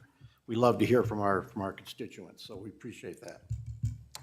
A lot of things were said tonight. One thing I do want to say, there were some criticisms bordering on aspersions to staff and the city's consultants tonight. And I just want to say that our staff works with integrity to apply the law, our processes, and the goals of the city to further the needs of the residents. And that's all the residents, of which Brave is one. Someone said earlier, we have a traffic problem. We have a traffic problem whether Brave's here or not. What we also have is a traffic problem in the city of Cherry Hills because of the conflicting notions about what needs to be done. 10 years ago, when I got on council the first time, I said, the most difficult thing we'll ever deal with is traffic. It's always going to be a 51-49 issue. Traffic calming is diametrically opposed to traffic congestion. And that's what we hear all the time. You don't want traffic congestion, you want it to flow. That's not calming. These are the big issues that we have at the end of the day. We'll have people, there are people in our village that sit back and say, we like that congestion up there. It keeps people from coming into Cherry Hills. There are your neighbors saying that. They count too. Now, that's not my notion. I just want to say this at the end of the day. I think we should be doing everything we can to make traffic flow as best it can. That's how you keep traffic from cutting through neighborhoods. You keep it flowing. We've seen in the past, I've certainly seen firsthand that our village doesn't really necessarily agree with that. And I've dealt with that before. We all know, maybe you all don't know what we're talking about. Although some of you out there in Covington were certainly against the roundabout. We don't have to go into that. Brave has a right to put in a school. And this is, by the way, my opinion. I'm speaking for myself. I'm not speaking for the city or for this council. But I believe Brave has a right to put in the school. But the question is with what conditions? With what conditions can we impose? But they're also not responsible for historic and current traffic problems. But we are responsible. The city is responsible. We need to be addressing the traffic problems and then trying to do something to take care of those traffic problems. And again, it will never be more than a 51-49. There are always going to be 49% of the people in this village ticked off at whatever we do. Don't kid yourself. Okay, about traffic. No, that's what I'm saying. I mean, that's the issue. So these are the reasons that I think that we need to continue. There's two reasons. A, we've talked about the development agreement. They put on some the changes that I want to. We went through them, but then they said, hey, they're willing to consider and willing to put in saying that they'll change their hours,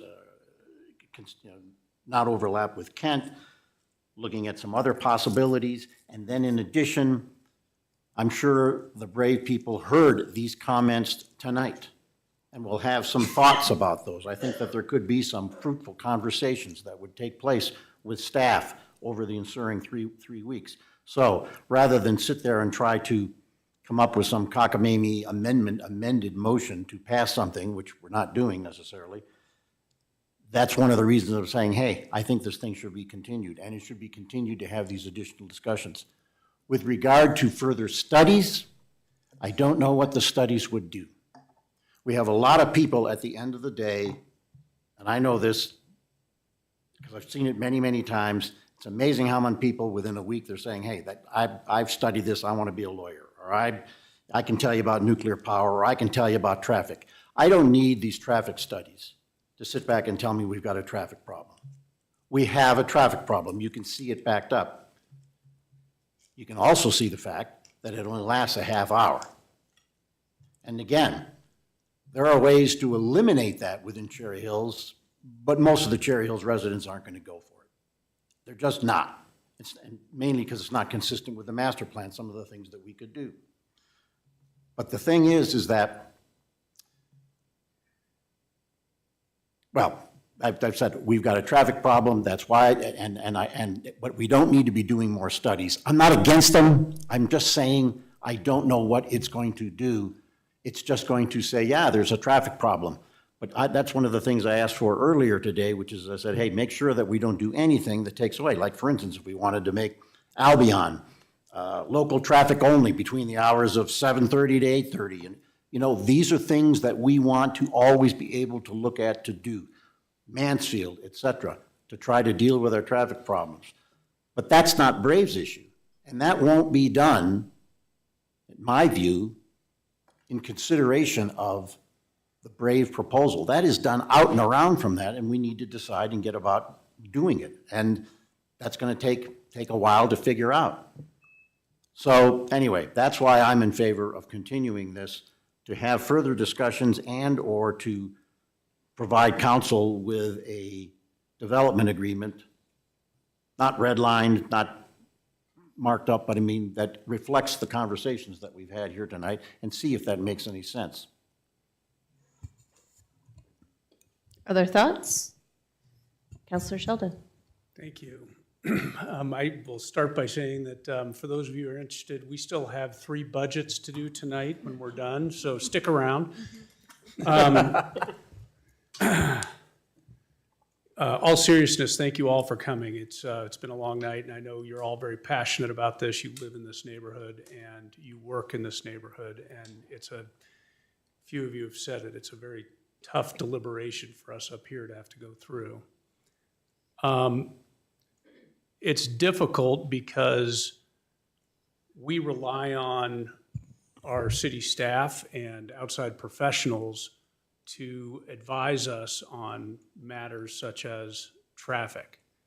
And we need to rely on those professionals. That's how we operate, because none of us can be everything. We're not lawyers and nuclear physicists and traffic engineers, although we do have a bunch of lawyers up here. And nuclear folks, but tonight, those professionals are stating to us that the applicant has met the code. And I know people in the audience are shaking their head no. I get that, but our obligation is to look to see if the code has been met. In the development world, and I'm considering the Brave application as a developer coming in for a land use case, in the development world, developers like to have predictability.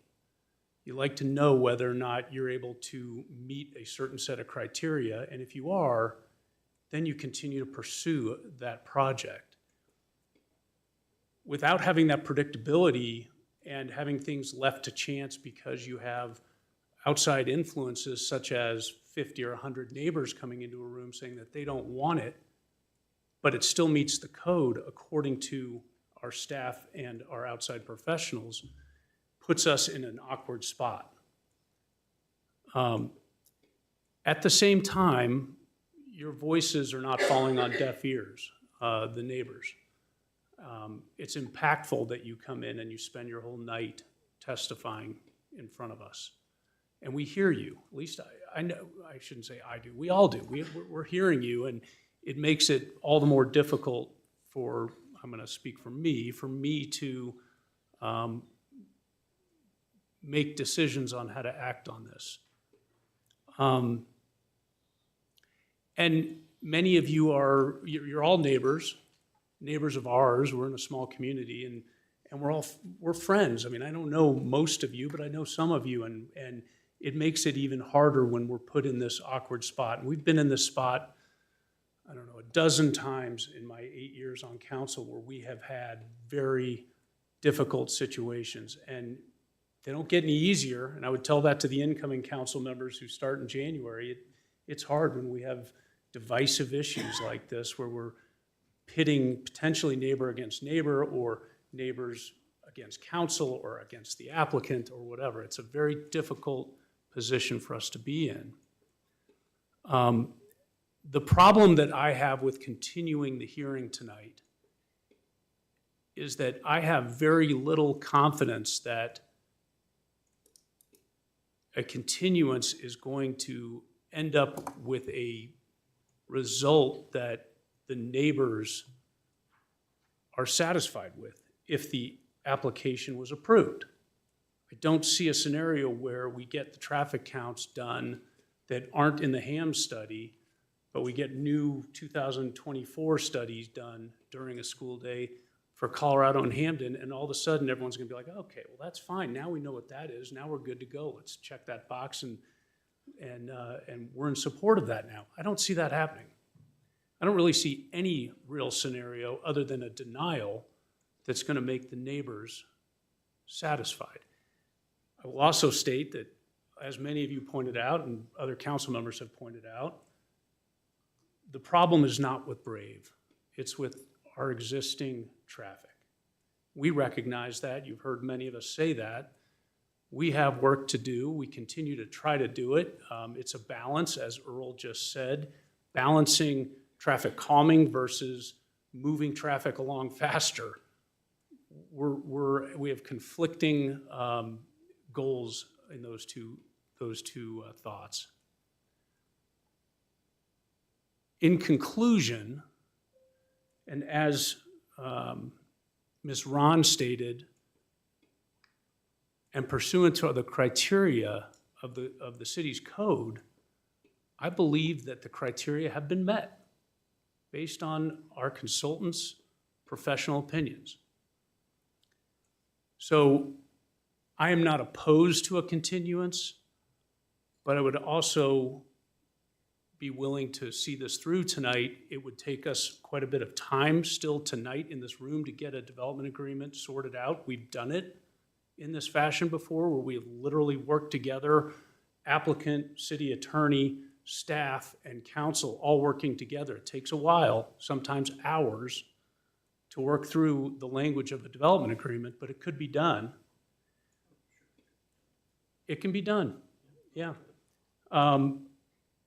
But I would actually like to, if it's appropriate, Mayor, I'd like to maybe ask the applicant if a continuance until December 11th would provide them any hardship that they couldn't afford, whereby they need a decision tonight. Because if there's a decision made tonight, if the applicant tells us that they need a yes or no tonight, then we should try to work towards that decision.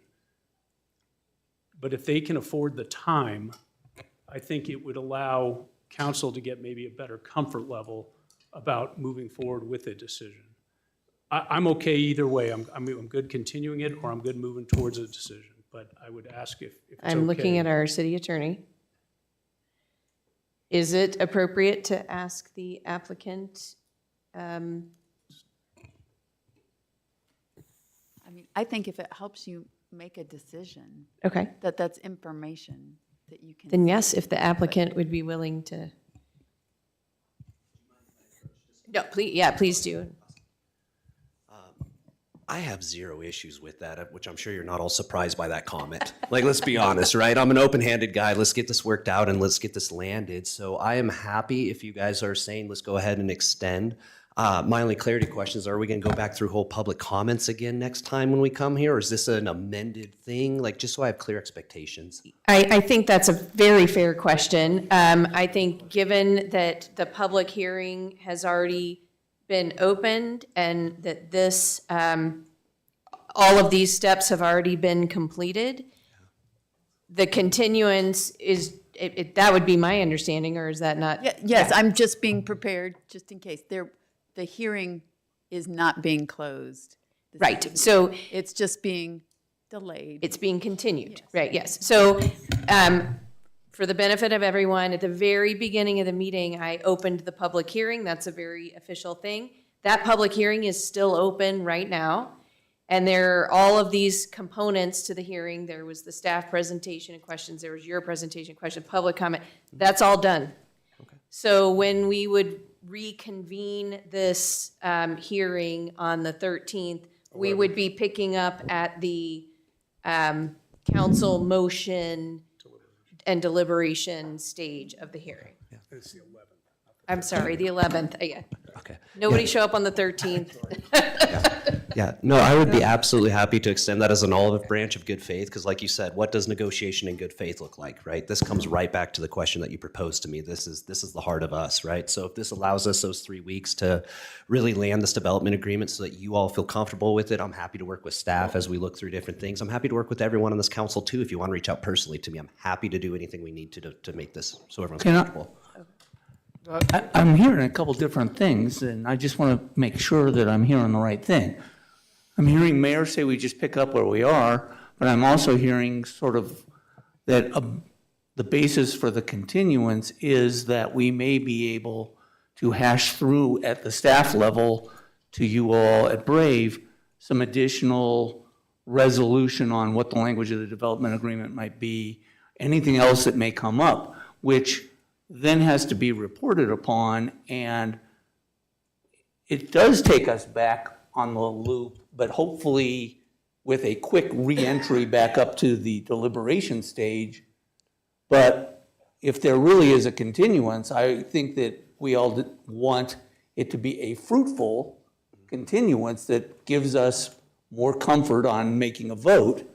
And so, you know, my hope would be is that in this deliberation timeframe, or this stay, continuance, that we can filter staff some ideas that we might have. Community can make more comment. You all would be engaged to respond to some of those, almost negotiate.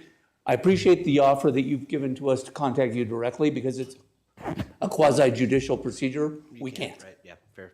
So we have to kind of do this behind-the-scenes negotiation where we'll tell Paul and Chris what it is we think we might want to discuss with you all, or our traffic engineer, to talk with you all, and then they kind of report back, and it's an iterative process. But that's the way I look at the 2 weeks of I'm not sure the that's what my motion was. So, and I guess we're still discussing my motion.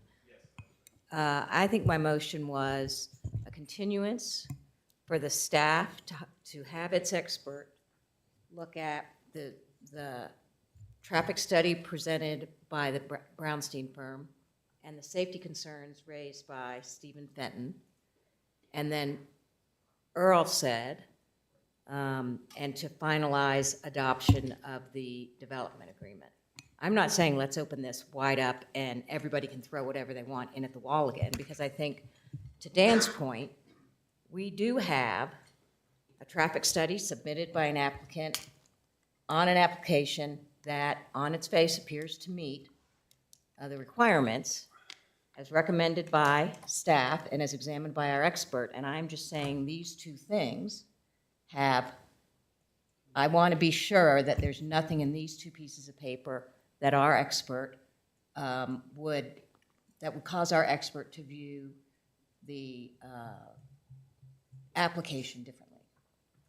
Well, one thing that I just want to say that, at least this is my view, and I agree with what Dan and Susan said, is the application on its face meets the requirements, but the city is allowed to apply conditions in terms of an application that meets the requirements. We're allowed to do that, and that's one of the things that we have to do, okay? So that's important at the end of the day.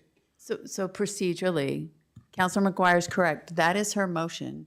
If anything else is going to be added, such as that mentioned by Councilor Holen, that would be a move to amend the pending motion, right? So, and vote on that amendment and then vote on the main motion. And so let me just offer this up real quick. So everybody keeps saying 3 weeks. It's really going to be 2 weeks because the packet's going to go out a week before the hearing date. Right. And we have Thanksgiving next week. Yes. So I would just offer to you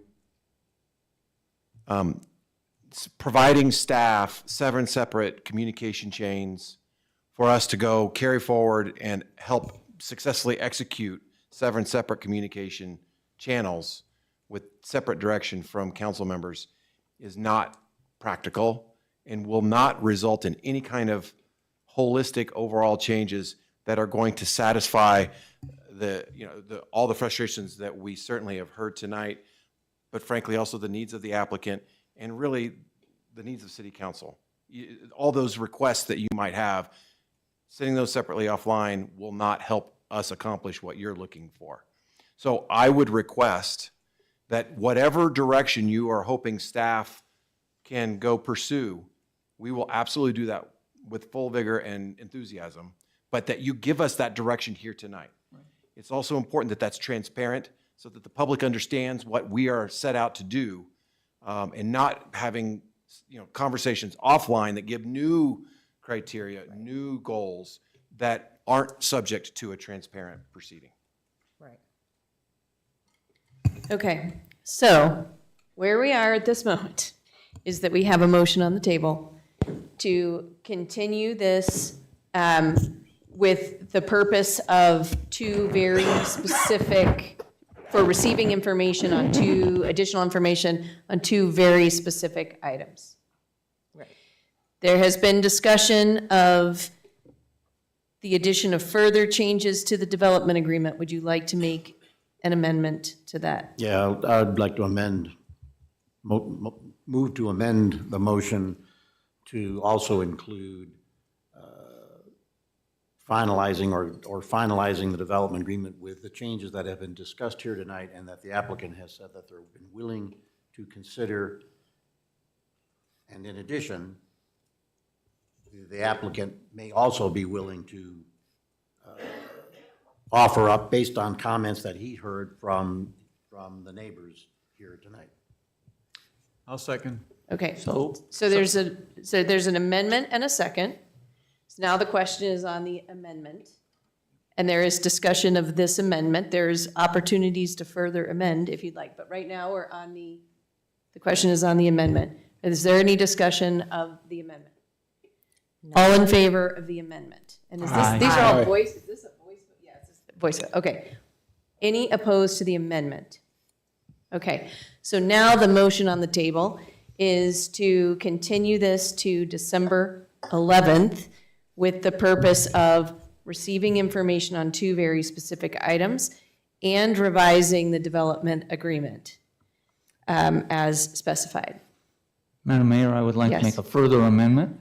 I move that we expand our review or the continuance review items to include a potential modification of the circulation plan in accordance with the specific directives that at least I will give to staff tonight.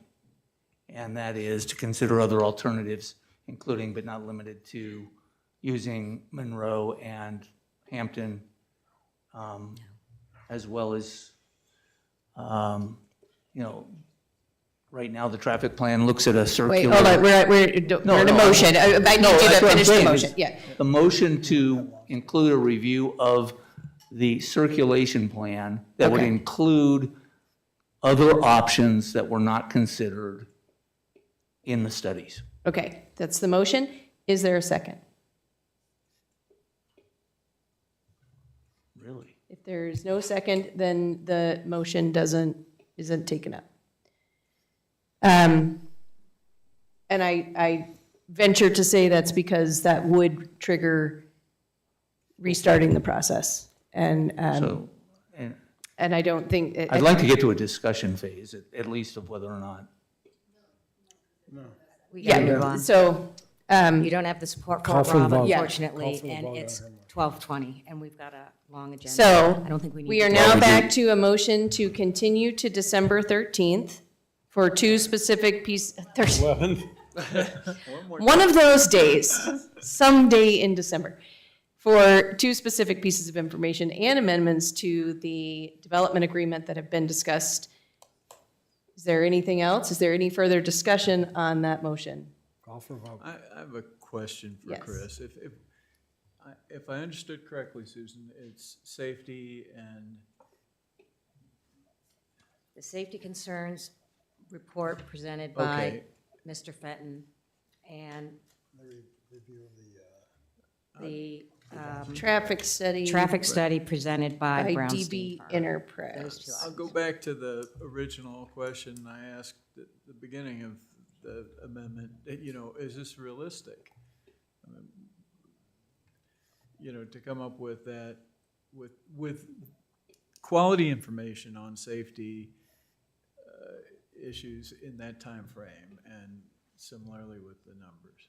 Are you thinking it's January 7th? You're thinking about that 3 weeks from today, today now, because it is now Wednesday? I mean, I'm afraid what will happen is we'll end up in the same situation we are right now In without in which case, I would expect his response to be, I reviewed those and it does not change my opinion about the Brave traffic study.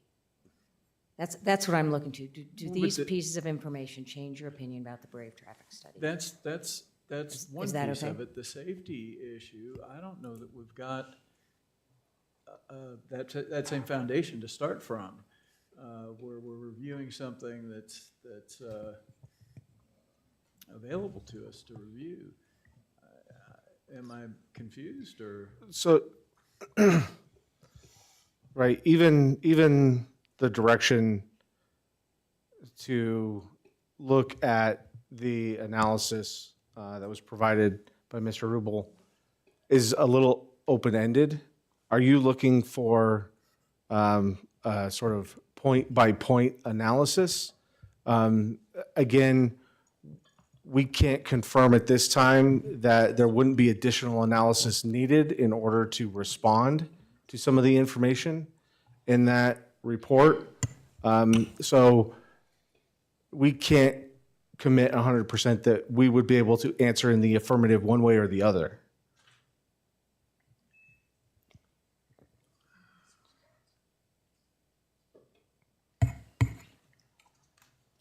So I What think- I'm looking And for where are we is, on safety, as long as, what I'm looking for is an assessment of whether or not, after reviewing these two pieces of information, does that change your opinion about the Brave traffic analysis? So the Brownstein traffic analysis raises certain issues. You should have considered this until 2048.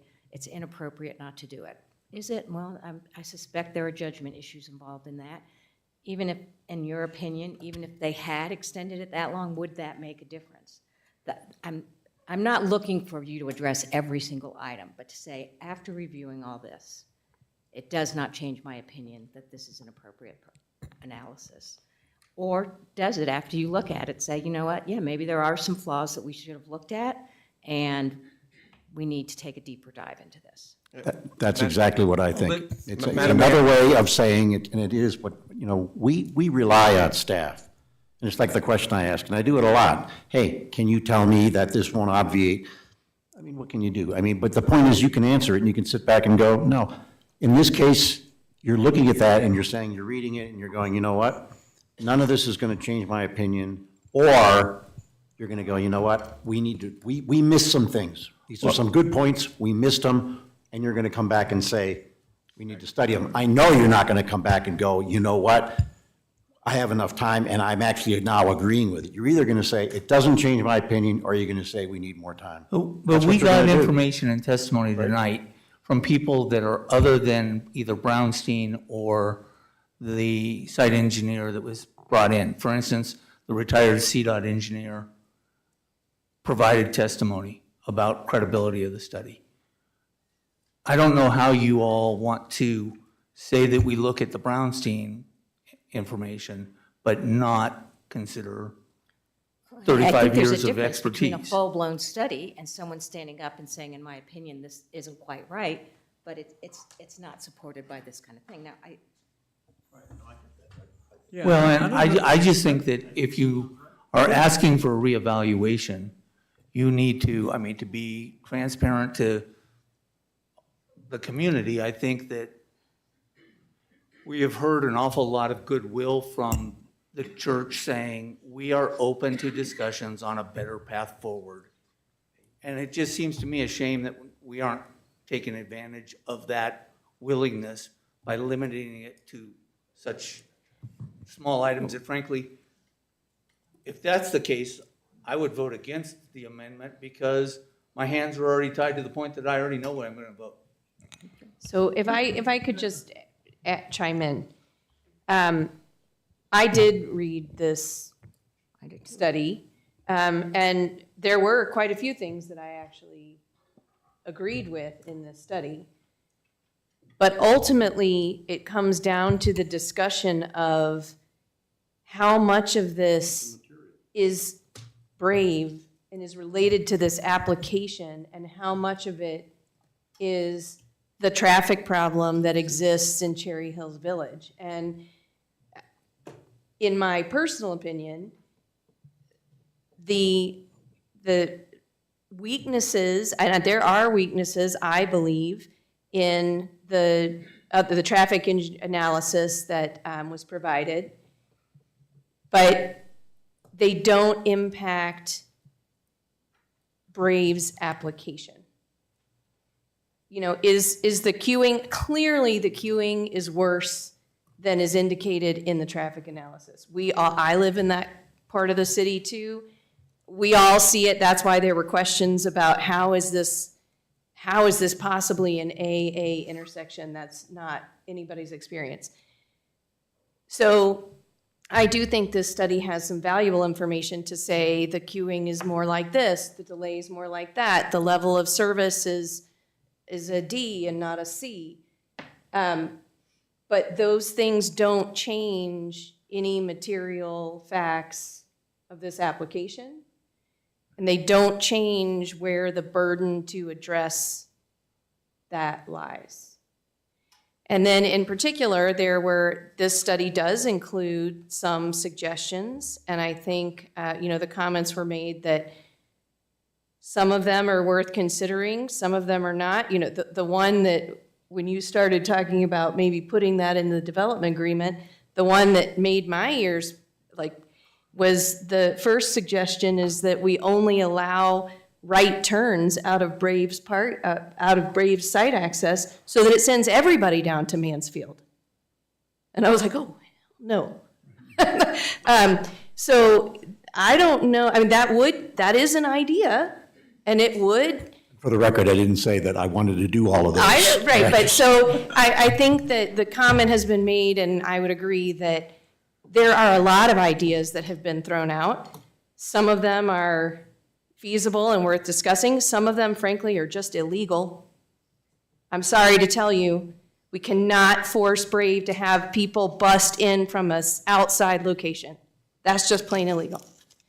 But there's a huge range of things in there. All of them are the burden of the city, not of Brave Church, and they would all require public input and discussion. And as you have said, Councilor Holen, there is not as much agreement on those issues as you might believe. So that, I personally don't feel that there will be any new information on December 13th, but I am not, either the 11th or the 13th. There's not going to be any new information in either of those. But I am not a voting member of the council, and so I defer. You raised the right point. I mean, I don't know that I'm gonna know a whole lot more. Maybe a validation of, no, we've combed through this one more time, and yes, this piece of information might have changed, but it still doesn't change the conclusions. We might get some validation that way, but I'm afraid we're sending a signal that there's hope that there will be an entirely different solution, and I'm not sure I see it. I mean, I certainly agree with Dan's perspective, which is we have criteria, and we have to meet the criteria, and either we're falling into an F or we're not falling into an F, and those sorts of things. in fairness and in equity to all the people that come to us with proposals.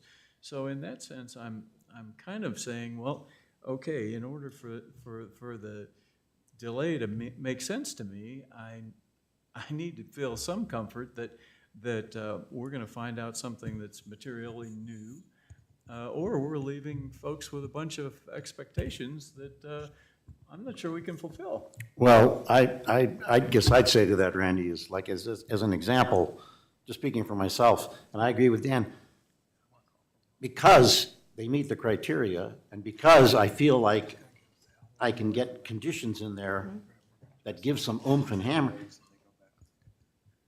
I don't know, by 3 a.m. this morning, I think I'd be prepared to approve the development agreement. We can do that. I don't want to do that. I don't want to rush that. I don't want to take that time. I want staff to do that, answer the questions that Susan's got, try to put that together and come back at that point in time. And I'm going to say, at that point in time, I'm probably prepared, unless something pops out of the woodwork, to approve. Okay, that's where I am. That's why I believe we can do it. Now, others feel differently. But the other thing that I believe as well, and I don't even know if this, where this stands, but I think it's important, okay? We got a new council coming in, and to sit back and think that you're gonna make 3 people go through this and understand it right from the get-go, this thing will get pushed off substantially. And if that's what we have to do, that is what we have to do, and it'll go off into February or March or whatever we have to do.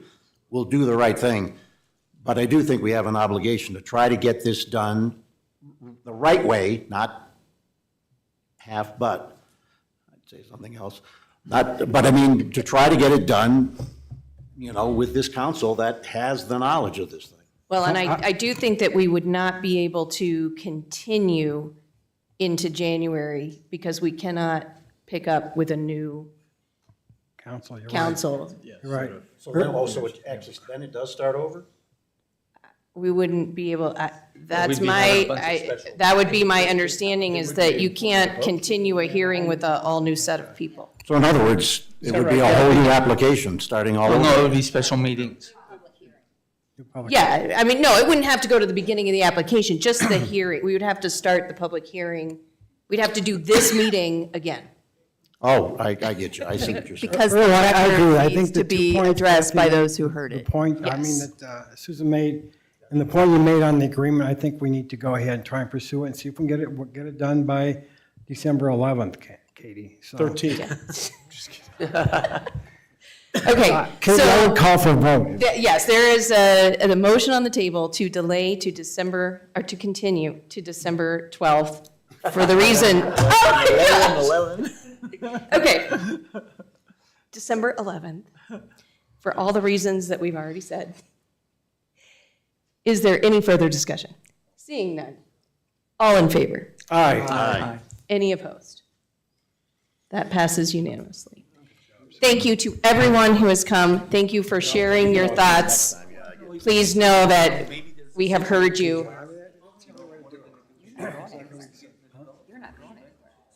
No, I gotta pull the other. Well, that's, I went and picked this up here. right. And that's. No. We're going to recess for 5 minutes to rearrange the room. Yes, I think so. Did you read the development? I agree. Okay, well, it's in there. No. That's, I mean, it made it complicated then at that point in time, because if they didn't want to do it. Some of this stuff we gotta say.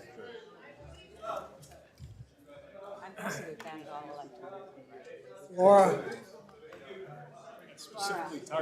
Don't look at me. I've already, my stuff was at the study Well, session. I've been we along. gotta I give got you nothing back to these say. tonight, or we're gonna keep them now? Take 5 minutes to get through the TIDs. Okay.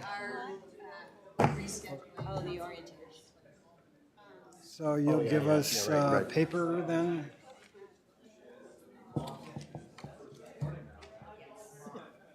Another complication. All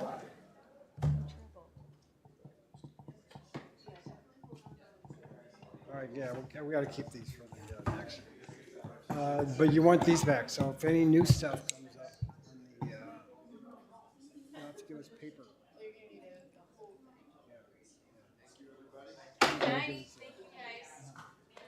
morning. Good morning. You sure you don't want to stay for the budget? Sure. The budget, we got this budget and then 2 GID budgets and like, we get you a pillow. Yeah. So we've got handouts in here.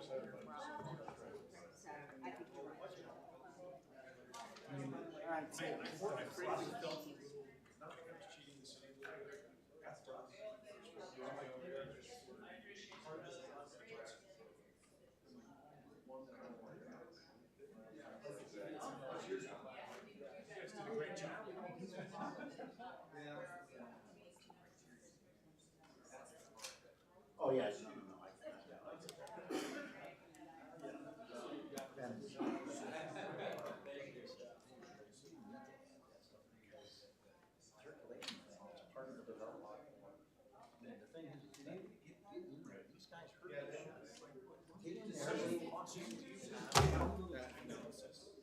Safety analysis specifically. We didn't get a copy.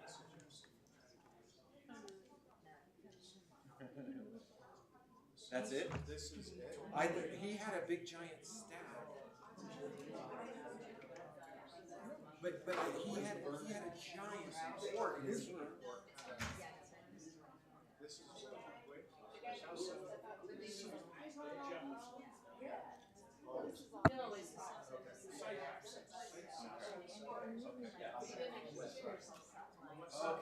Okay. This is much different. Yeah, this is. Good, great, perfect. I agree with it. I think that's a good point. Yeah, sure. Okay. This is. I will tell you. I was like, he had it. We were sitting there. All of us were sitting there. They're going. There's no way. There's no way. So okay, this is much different. Yeah. Okay. He was really waving it around though.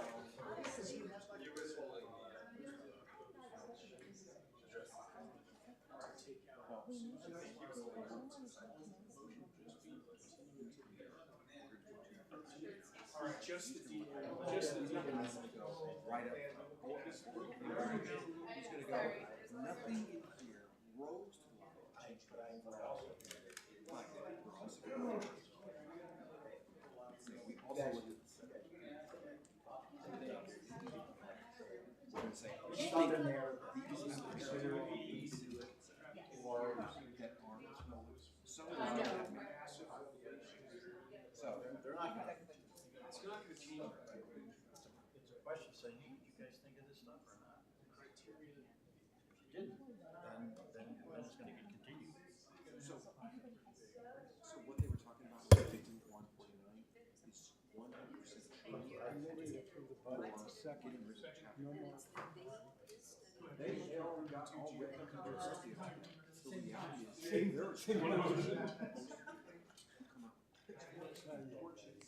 if that even gets hinted at.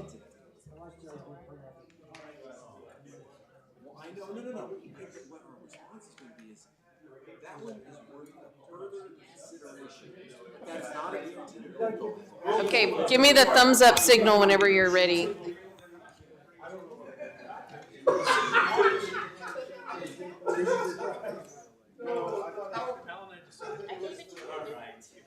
yeah, we move this somehow.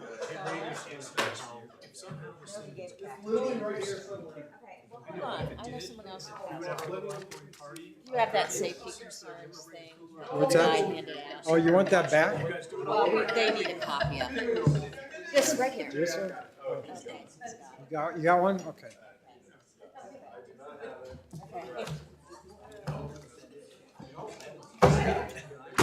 Hey, where did everybody go?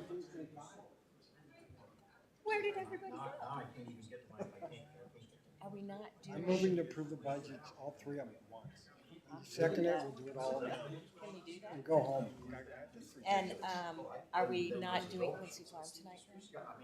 My comments Is that, we already asked. Chris, are we not doing Quincy Farm tonight? Laura, Marcy, that's for a second. Yeah, is this what I'm probably, is that I'm having network problems? What does that mean? Just see those little dots? It's screwing me up. Yeah, I moved to approve all three budgets. She seconded it and we're done. Okay, 474. We can't do that, can we?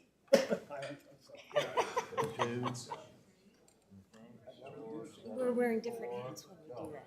And you know it's really upsetting me. Those white dots should not be coming up, and I don't know what they mean. I'm assuming that that's why this thing's not working, because when it works, they're not there. Come over to my house. I need to. All right, let's do this. Are you ready? Let's go. How many Randy more? said we're having connection problems. I missed my grandson's basketball.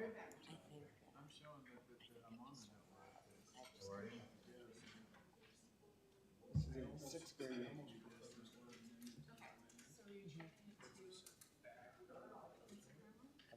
No, we're not doing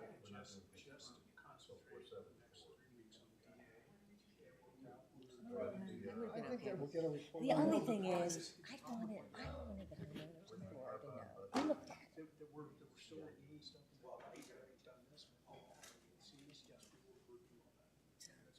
I mean, I just felt like.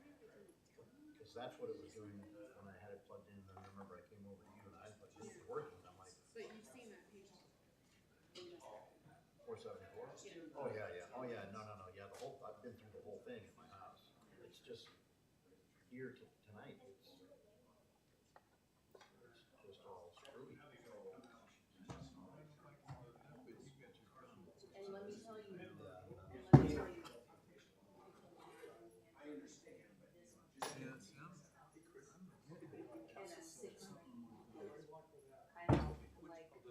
So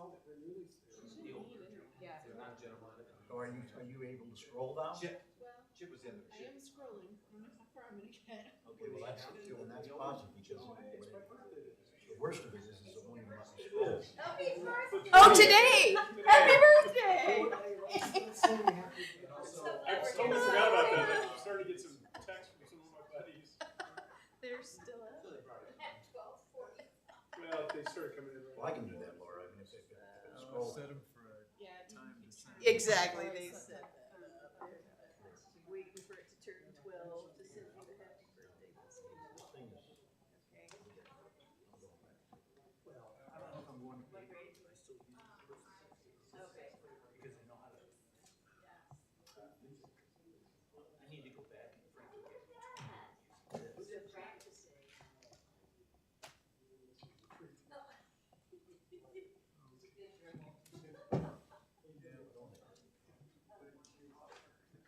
kind of ironic that a real big package is a little tougher on the thing, but the people on the tablet, but at the same time, a real big package is like the optimum.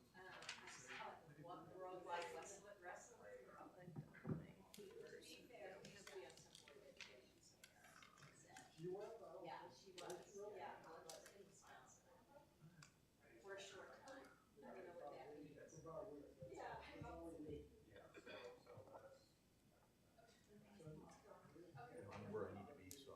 Okay. You got it. I don't think, I'm not trying to go to this.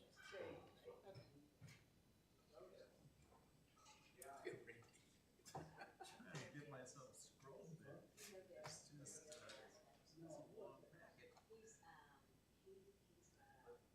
I hit the link up front.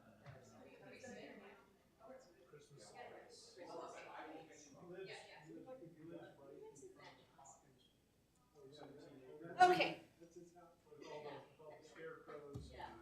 So we're back. And I have no idea what I have done with my agenda. Oh, I got it here. No, thank you. Okay. We are now on item 9B, Cherry Hills Land Preserve 2025 Quincy Farm Annual Plan. Is there a motion to, So moved. Second. yeah, but somebody has to move it to December 13th, 12th, which day? 11, 12, 13? I move to continue the consideration of the Cherry Hills Land Preserve 2025 Quincy Farm Annual Plan to the council meeting on December 11th, 12 or 13. Second. The 11. All call for vote. Any, all in favor? Aye. Any opposed? All right. Moving on, Council Bill 7, Series 2024, amending the 2024 budget by approving supplemental appropriations related to the American Rescue Plan Act, ARPA grant funds, and the General Fund for Information Technology IT subscriptions on first reading. Director Farman, good morning. Good morning, Mayor and City Council members. The first part of this budget supplemental request is related to the American Rescue Plan Act, or the ARPA federal grant from 2022 as part of the federal COVID relief to local governments. Now, the city's 2024 adopted budget includes $1.3 million for 7 capital assets and projects to be funded by the remaining ARPA funds. And the city's plan is to fully expend those ARPA funds this year. After budget adoption, the city met with its new audit firm, and we learned of the onerous federal procurement process, auditing and reporting on that process. So staff then recommended to council at the retreat to repurpose the remaining ARPA funds for police officer personnel costs. So tonight's appropriation request accomplishes 2 goals. It would fully expend the remaining ARPA funds by adding $32,000 to the $1,305,490 in the adopted budget. And it also maintains funding for those 7 capital expenditures by utilizing general fund resources in a transfer to the capital fund.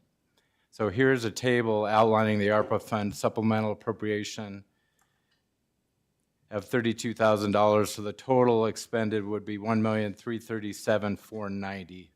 And the cost would be expended from the general fund, police department as normal, with the reimbursement from the ARPA fund. Here is the requested interfund transfer from the general fund to the capital fund. Now, why does this supplemental request exclude the capital fund? Because there are sufficient 2024 capital fund appropriations, mainly due to these ARPA project changes not expended in 2024. There's no need to increase capital appropriations. We have postponed the Highline Canal project, which was $650,000 from the ARPA fund. And the project to remove the Bellevue traffic island, that was actually accomplished last year. And we didn't know the timing of that project, so it was also in the 2024 adopted budget. And one other major project that was not expended is $250,000 of electric vehicles charging station need for police vehicles. That has been deferred. So the next component of tonight's budget supplemental request is related to a new governmental accounting standard, and that is called GASB 96.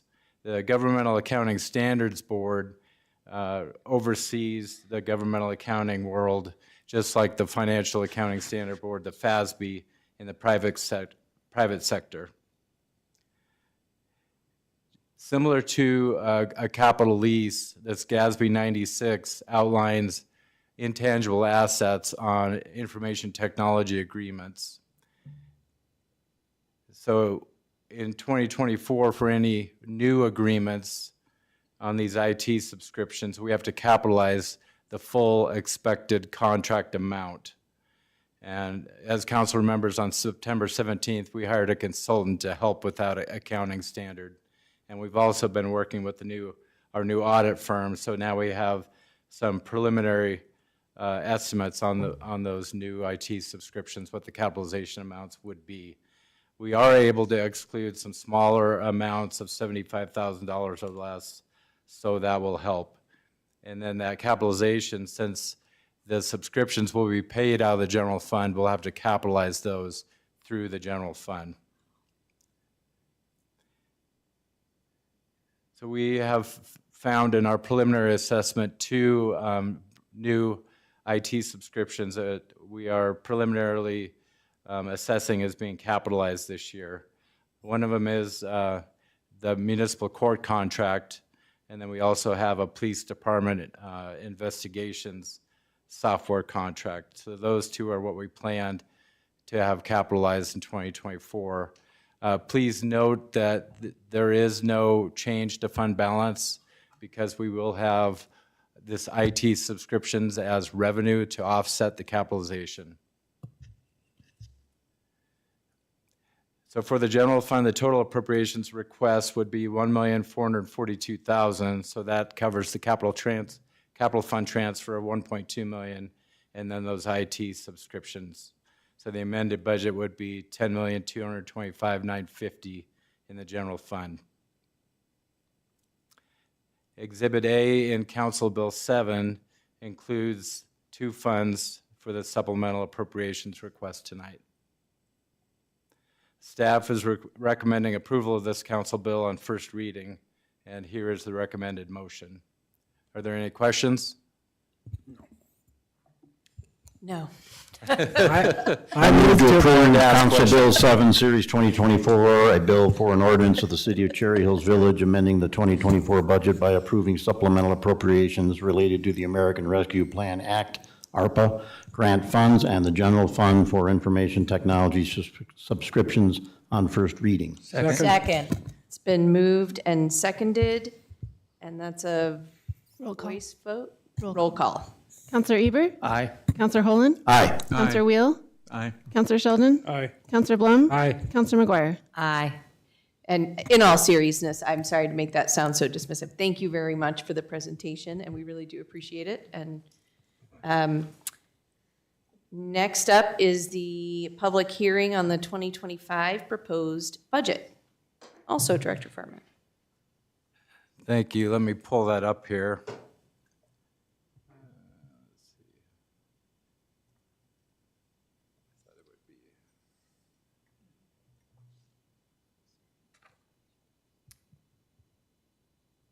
And I guess I should open the public hearing at 12:53 a.m. on Wednesday, November 20th. Hope it doesn't take as long as our last one.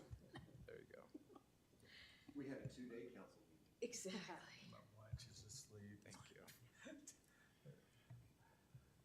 All right. Thank you. We will, because council has seen this proposed budget at the study session October 1st, we will go through this a little bit more quickly this evening and hit some of the major highlights. But since the study session, there have been some updates to the 2025 proposed budget, so we do want to review those with council. As you recall, there is $286,000 in the capital fund to replace defective police department body-worn cameras. Well, the police department has learned that its current camera manufacturer has a new model, and that is expected to be reliable. Well, the police department did reach out to that manufacturer, and they agreed to test the new equipment, and the police department has approved its effectiveness and reliability. So therefore, some exciting news, that $286,000 purchase, along with $26,000 in additional maintenance, will not be needed in 2025, as the current equipment will be replaced without additional costs. And we'll have to thank Chief Lyons for working out that deal. Nice Okay, work. good work, Chief. Yeah, that's a good way to keep this going here a little bit. Here's another update from the police department. As we're further into the year, as you know, we prepare that proposed budget pretty early in the year, but the police chief has reviewed some additional financial data related to next year's budget, and so he is requesting these additional adjustments. Most of them are just smaller items, and then one new program would be the Reserve Officer Program, and right now this is just a funding request, as the concept is still in the initial phase at this time. Another update is that the city has finalized the employee health insurance premiums, and here are the final rate increases. We do have enough in the proposed budget, so we will not be asking for any additional amounts at this time. This is also an exciting update. Yes. The final general fund update is regarding the workers' compensation insurance. The premiums are not yet finalized. That usually happens toward the end of November, but the city's insurance rating has now been given an increase of 33%, and that's based on 3 years of claims, payroll amounts, employee positions, and other industry factors. So a lot of different factors go into this rating. And the budget also includes deductibles per each claim that there would be for the city. So we are requesting at this time an additional $23,130, and that is split by two funds, roughly 81% in the general fund and 19% in parks, and that's based on personnel ratios. But despite the increase, the city has done well in reducing the volume and the magnitude of claims the last 2 years, so that will help limit future premium costs. And then there is one capital fund update, and that would be to add a street pickup for replacement next year at $75,000. And is that then, was that previously like budgeted in 2026 or 2027? You just decided you need to do it now, or was it something that was just forgotten? Good question. No, that came up. We had a vehicle inspected at Inglewood, and it has some damage to the frame that it is not going to be worth doing the work on, so we decided to ask for a new one. Earlier, because that one is going to have to go to auction. So probably then in the CIP would have, you know, at some point. Yeah, at some point, Replacement, it'll, yeah, exactly. That's exactly right. Yep. Electric?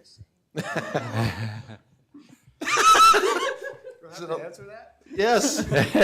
No, it has a plow on it. Electric vehicle?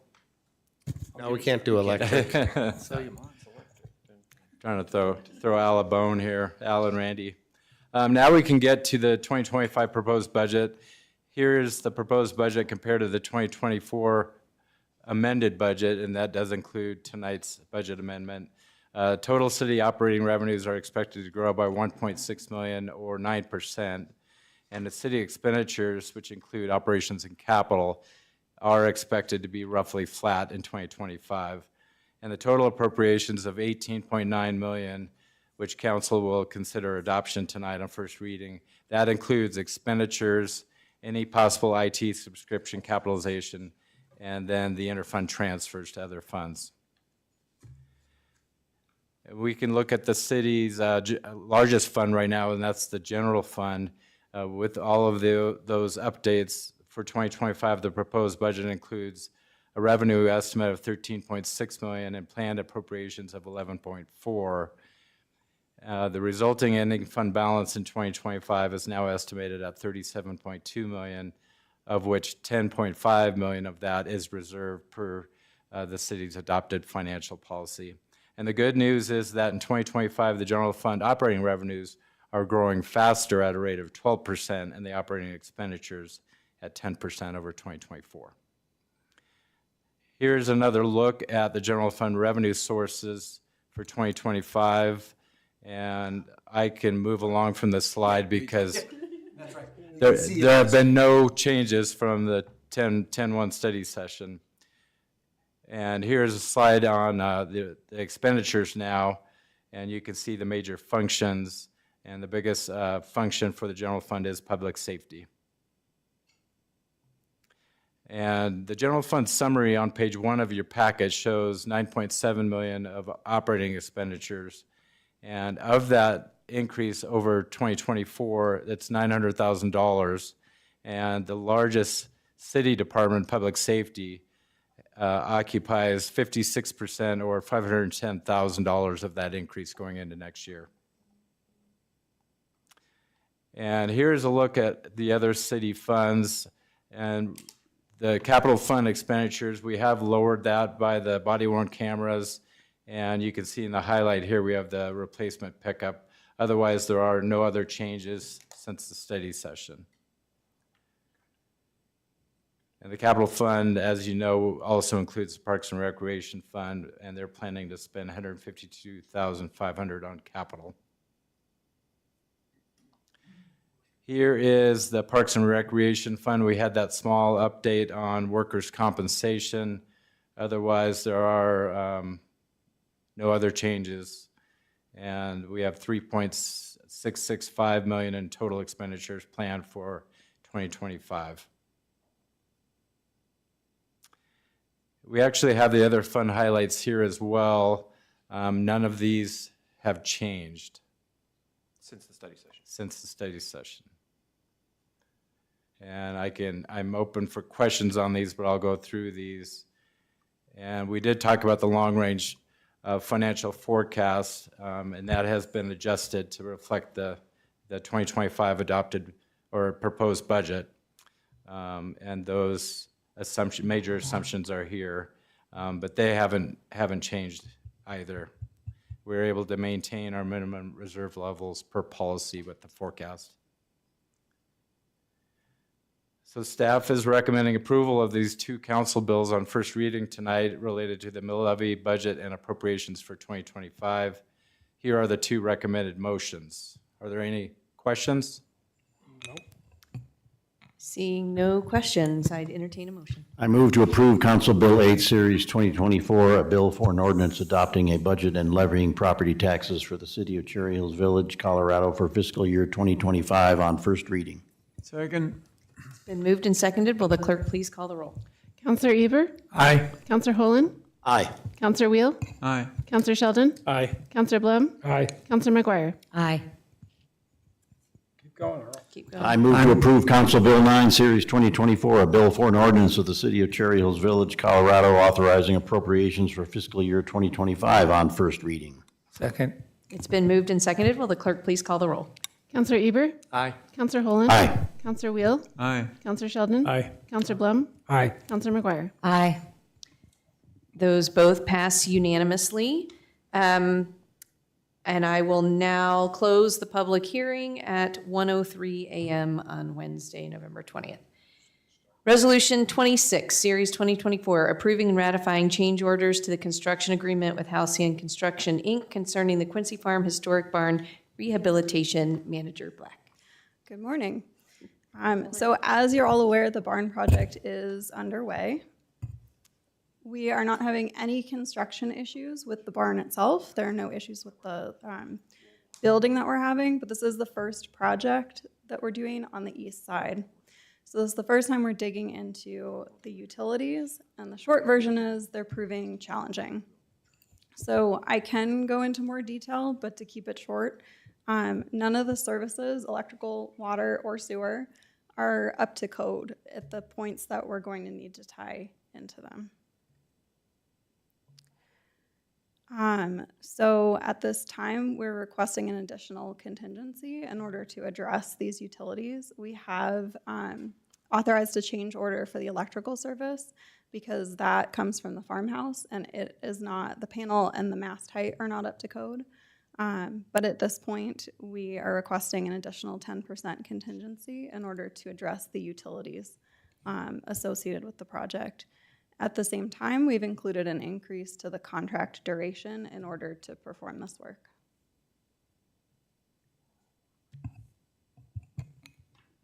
Motion? I move to approve Resolution 26, Series 2024, approving and ratifying change orders to the construction agreement with Halcyon Construction, Inc. concerning the Quincy Farm Historic Barn Rehabilitation. Second. It's been moved and seconded. All I can say is not surprised. So, all in favor? Aye. Any opposed? All right, that passes unanimously. We will recess the city council meeting at 1:05 a.m. and convene the meeting of the Cherry Hills Village Charleau Park Third Filing General Improvement District Board. Will the clerk please call the roll? Board Member Eber? Here. Board Member Holen? Here. Board Member Wheel? Kind of happy to be here.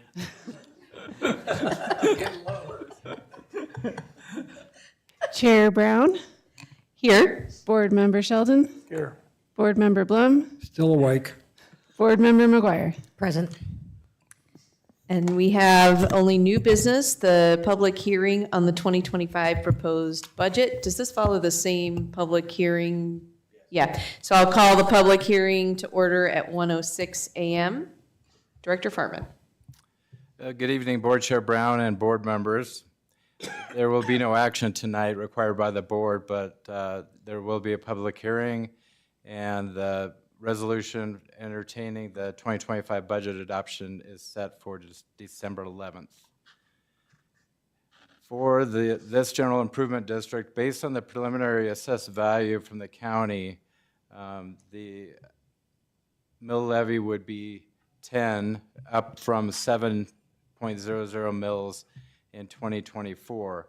Now, there are two main reasons for the mill levy increase proposed for next year. There was a 2024 tax abatement, which lowered the current assessed values by 5%, and a higher debt service payment also in 2025 of $4,450. And I have been told by the assessor's office that tax abatement will actually be permanent because it is the correction of an error on the assessed utilities. So that will be an ongoing reduction to the assessed values. So the 2025 expenditures would increase, leaving close to $35,000 in fund balance, which is mainly for the debt service and Tabor Reserve amounts. Again, there's no requested action, and the proposed resolution would be December 13th, December 11th. When is that expected to be paid off? Do you know? When will the debt service be paid off? Oh. Just tell me on the 11th then. That's Yeah, I do have the schedule. I think it was a 20-year debt, so it's Okay. probably 15 more years. Yeah. Just, 2038. okay, thank you. So I adjourn the Charlevoix Park Third Filing General Improvement District Board meeting. I'm sorry, I have to close the public hearing first at 1:08 a.m. and then adjourn the meeting also at 1:08 a.m. and then convene at 1:08 a.m. the meeting of the Cherry Hills Village Southmore Circle and Hudson Parkway General Improvement District Board. Will the clerk please call the roll? Board Member Eber? Here. Board Member Holland? Here. Board Member Wheel? Happy to be here. Chair Brown? Here. Board Member Sheldon? Here. Board Member Blum? Here. Board Member McGuire? Here. I open the public hearing at 1:09 a.m. Director Farman. Good evening, Board Chair Brown and board members. For this general improvement district, there is a public hearing tonight, but the proposed budget resolution will be on December 11th for a vote of the board. The mill levy for this district is estimated to be certified at 11 mills, and that would be down from 12.8 mills, subject to the final Arapahoe County assessed value. So the preliminary assessed value results in $15,831 in property taxes, and we are able to lower that mill levy by using $2,000 of fund balance from previous years. And the 2025 proposed budget is proposed at $19,020, which includes bond and interest payments and administrative expenses. And that would leave an ending fund balance of $11,596. And that includes $10,000 for debt service reserve and $570 of a Tabor reserve. Again, there is no board action tonight, and the resolution will be considered on December 11th. Thank you, and I guess I did not do this at the last public hearing, but there is no one signed up for public comment. So I will close the public hearing at 1:10 a.m. and I will adjourn the meeting of the Hudson Parkway General Improvement, the Cherry Hills Village Southmore Circle and Hudson Parkway General Improvement District Board at 1:10 a.m. and reconvene the meeting of the Cherry Hills Village City Council at that same time. Reports, I'm just going to say two brief things. Number one, we haven't met since Election Day, and I just wanted to express what a win for the city I think the outcome of that election was. And then also just to share with you that the city of Littleton is having crazy problems with South Suburban, and it makes me, that was before my time in Cherry Hills Village, but it seems like maybe that was the right plan of action. All right, Councilor Eber. None. No report. Oh, Dr. Cog is starting its 2050 MetroVision kickoff. It's a 4-year refresh of the existing MetroVision. RTD is they're planning to expand service first of the year. Doesn't directly affect us, but something you might want to be aware of. That's about it. No report. No report. Just a short report, or comment. Earlier, Rob, I think you asked about Mr. Rubel's comments that he made. He's actually the guy who wrote the Brownstein report. So his comments are considered in the Brown, he's the guy who did the Brownstein report. So we are considering those. That's all. All right, staff. Just one quick thing. I did want to do a real quick review of every easement granted by the city of Cherry Hills Village starting in 1940. No, I'm kidding. I just want to thank staff. I know every conclusion, every statement may not have been supported by every member of the public, the applicant, or city council members. I just want to say cases like this are extremely tough, and I thank the efforts of everyone here on staff. These are tough, and I thought you guys did a great job. Hats off. Yes. All right, well, we stand adjourned at 1:13 Move to adjourn. a.m. Yeah. It's like tradition. Yeah. Hit that gal. Call for vote, wasn't it? Okay. Yeah, yep.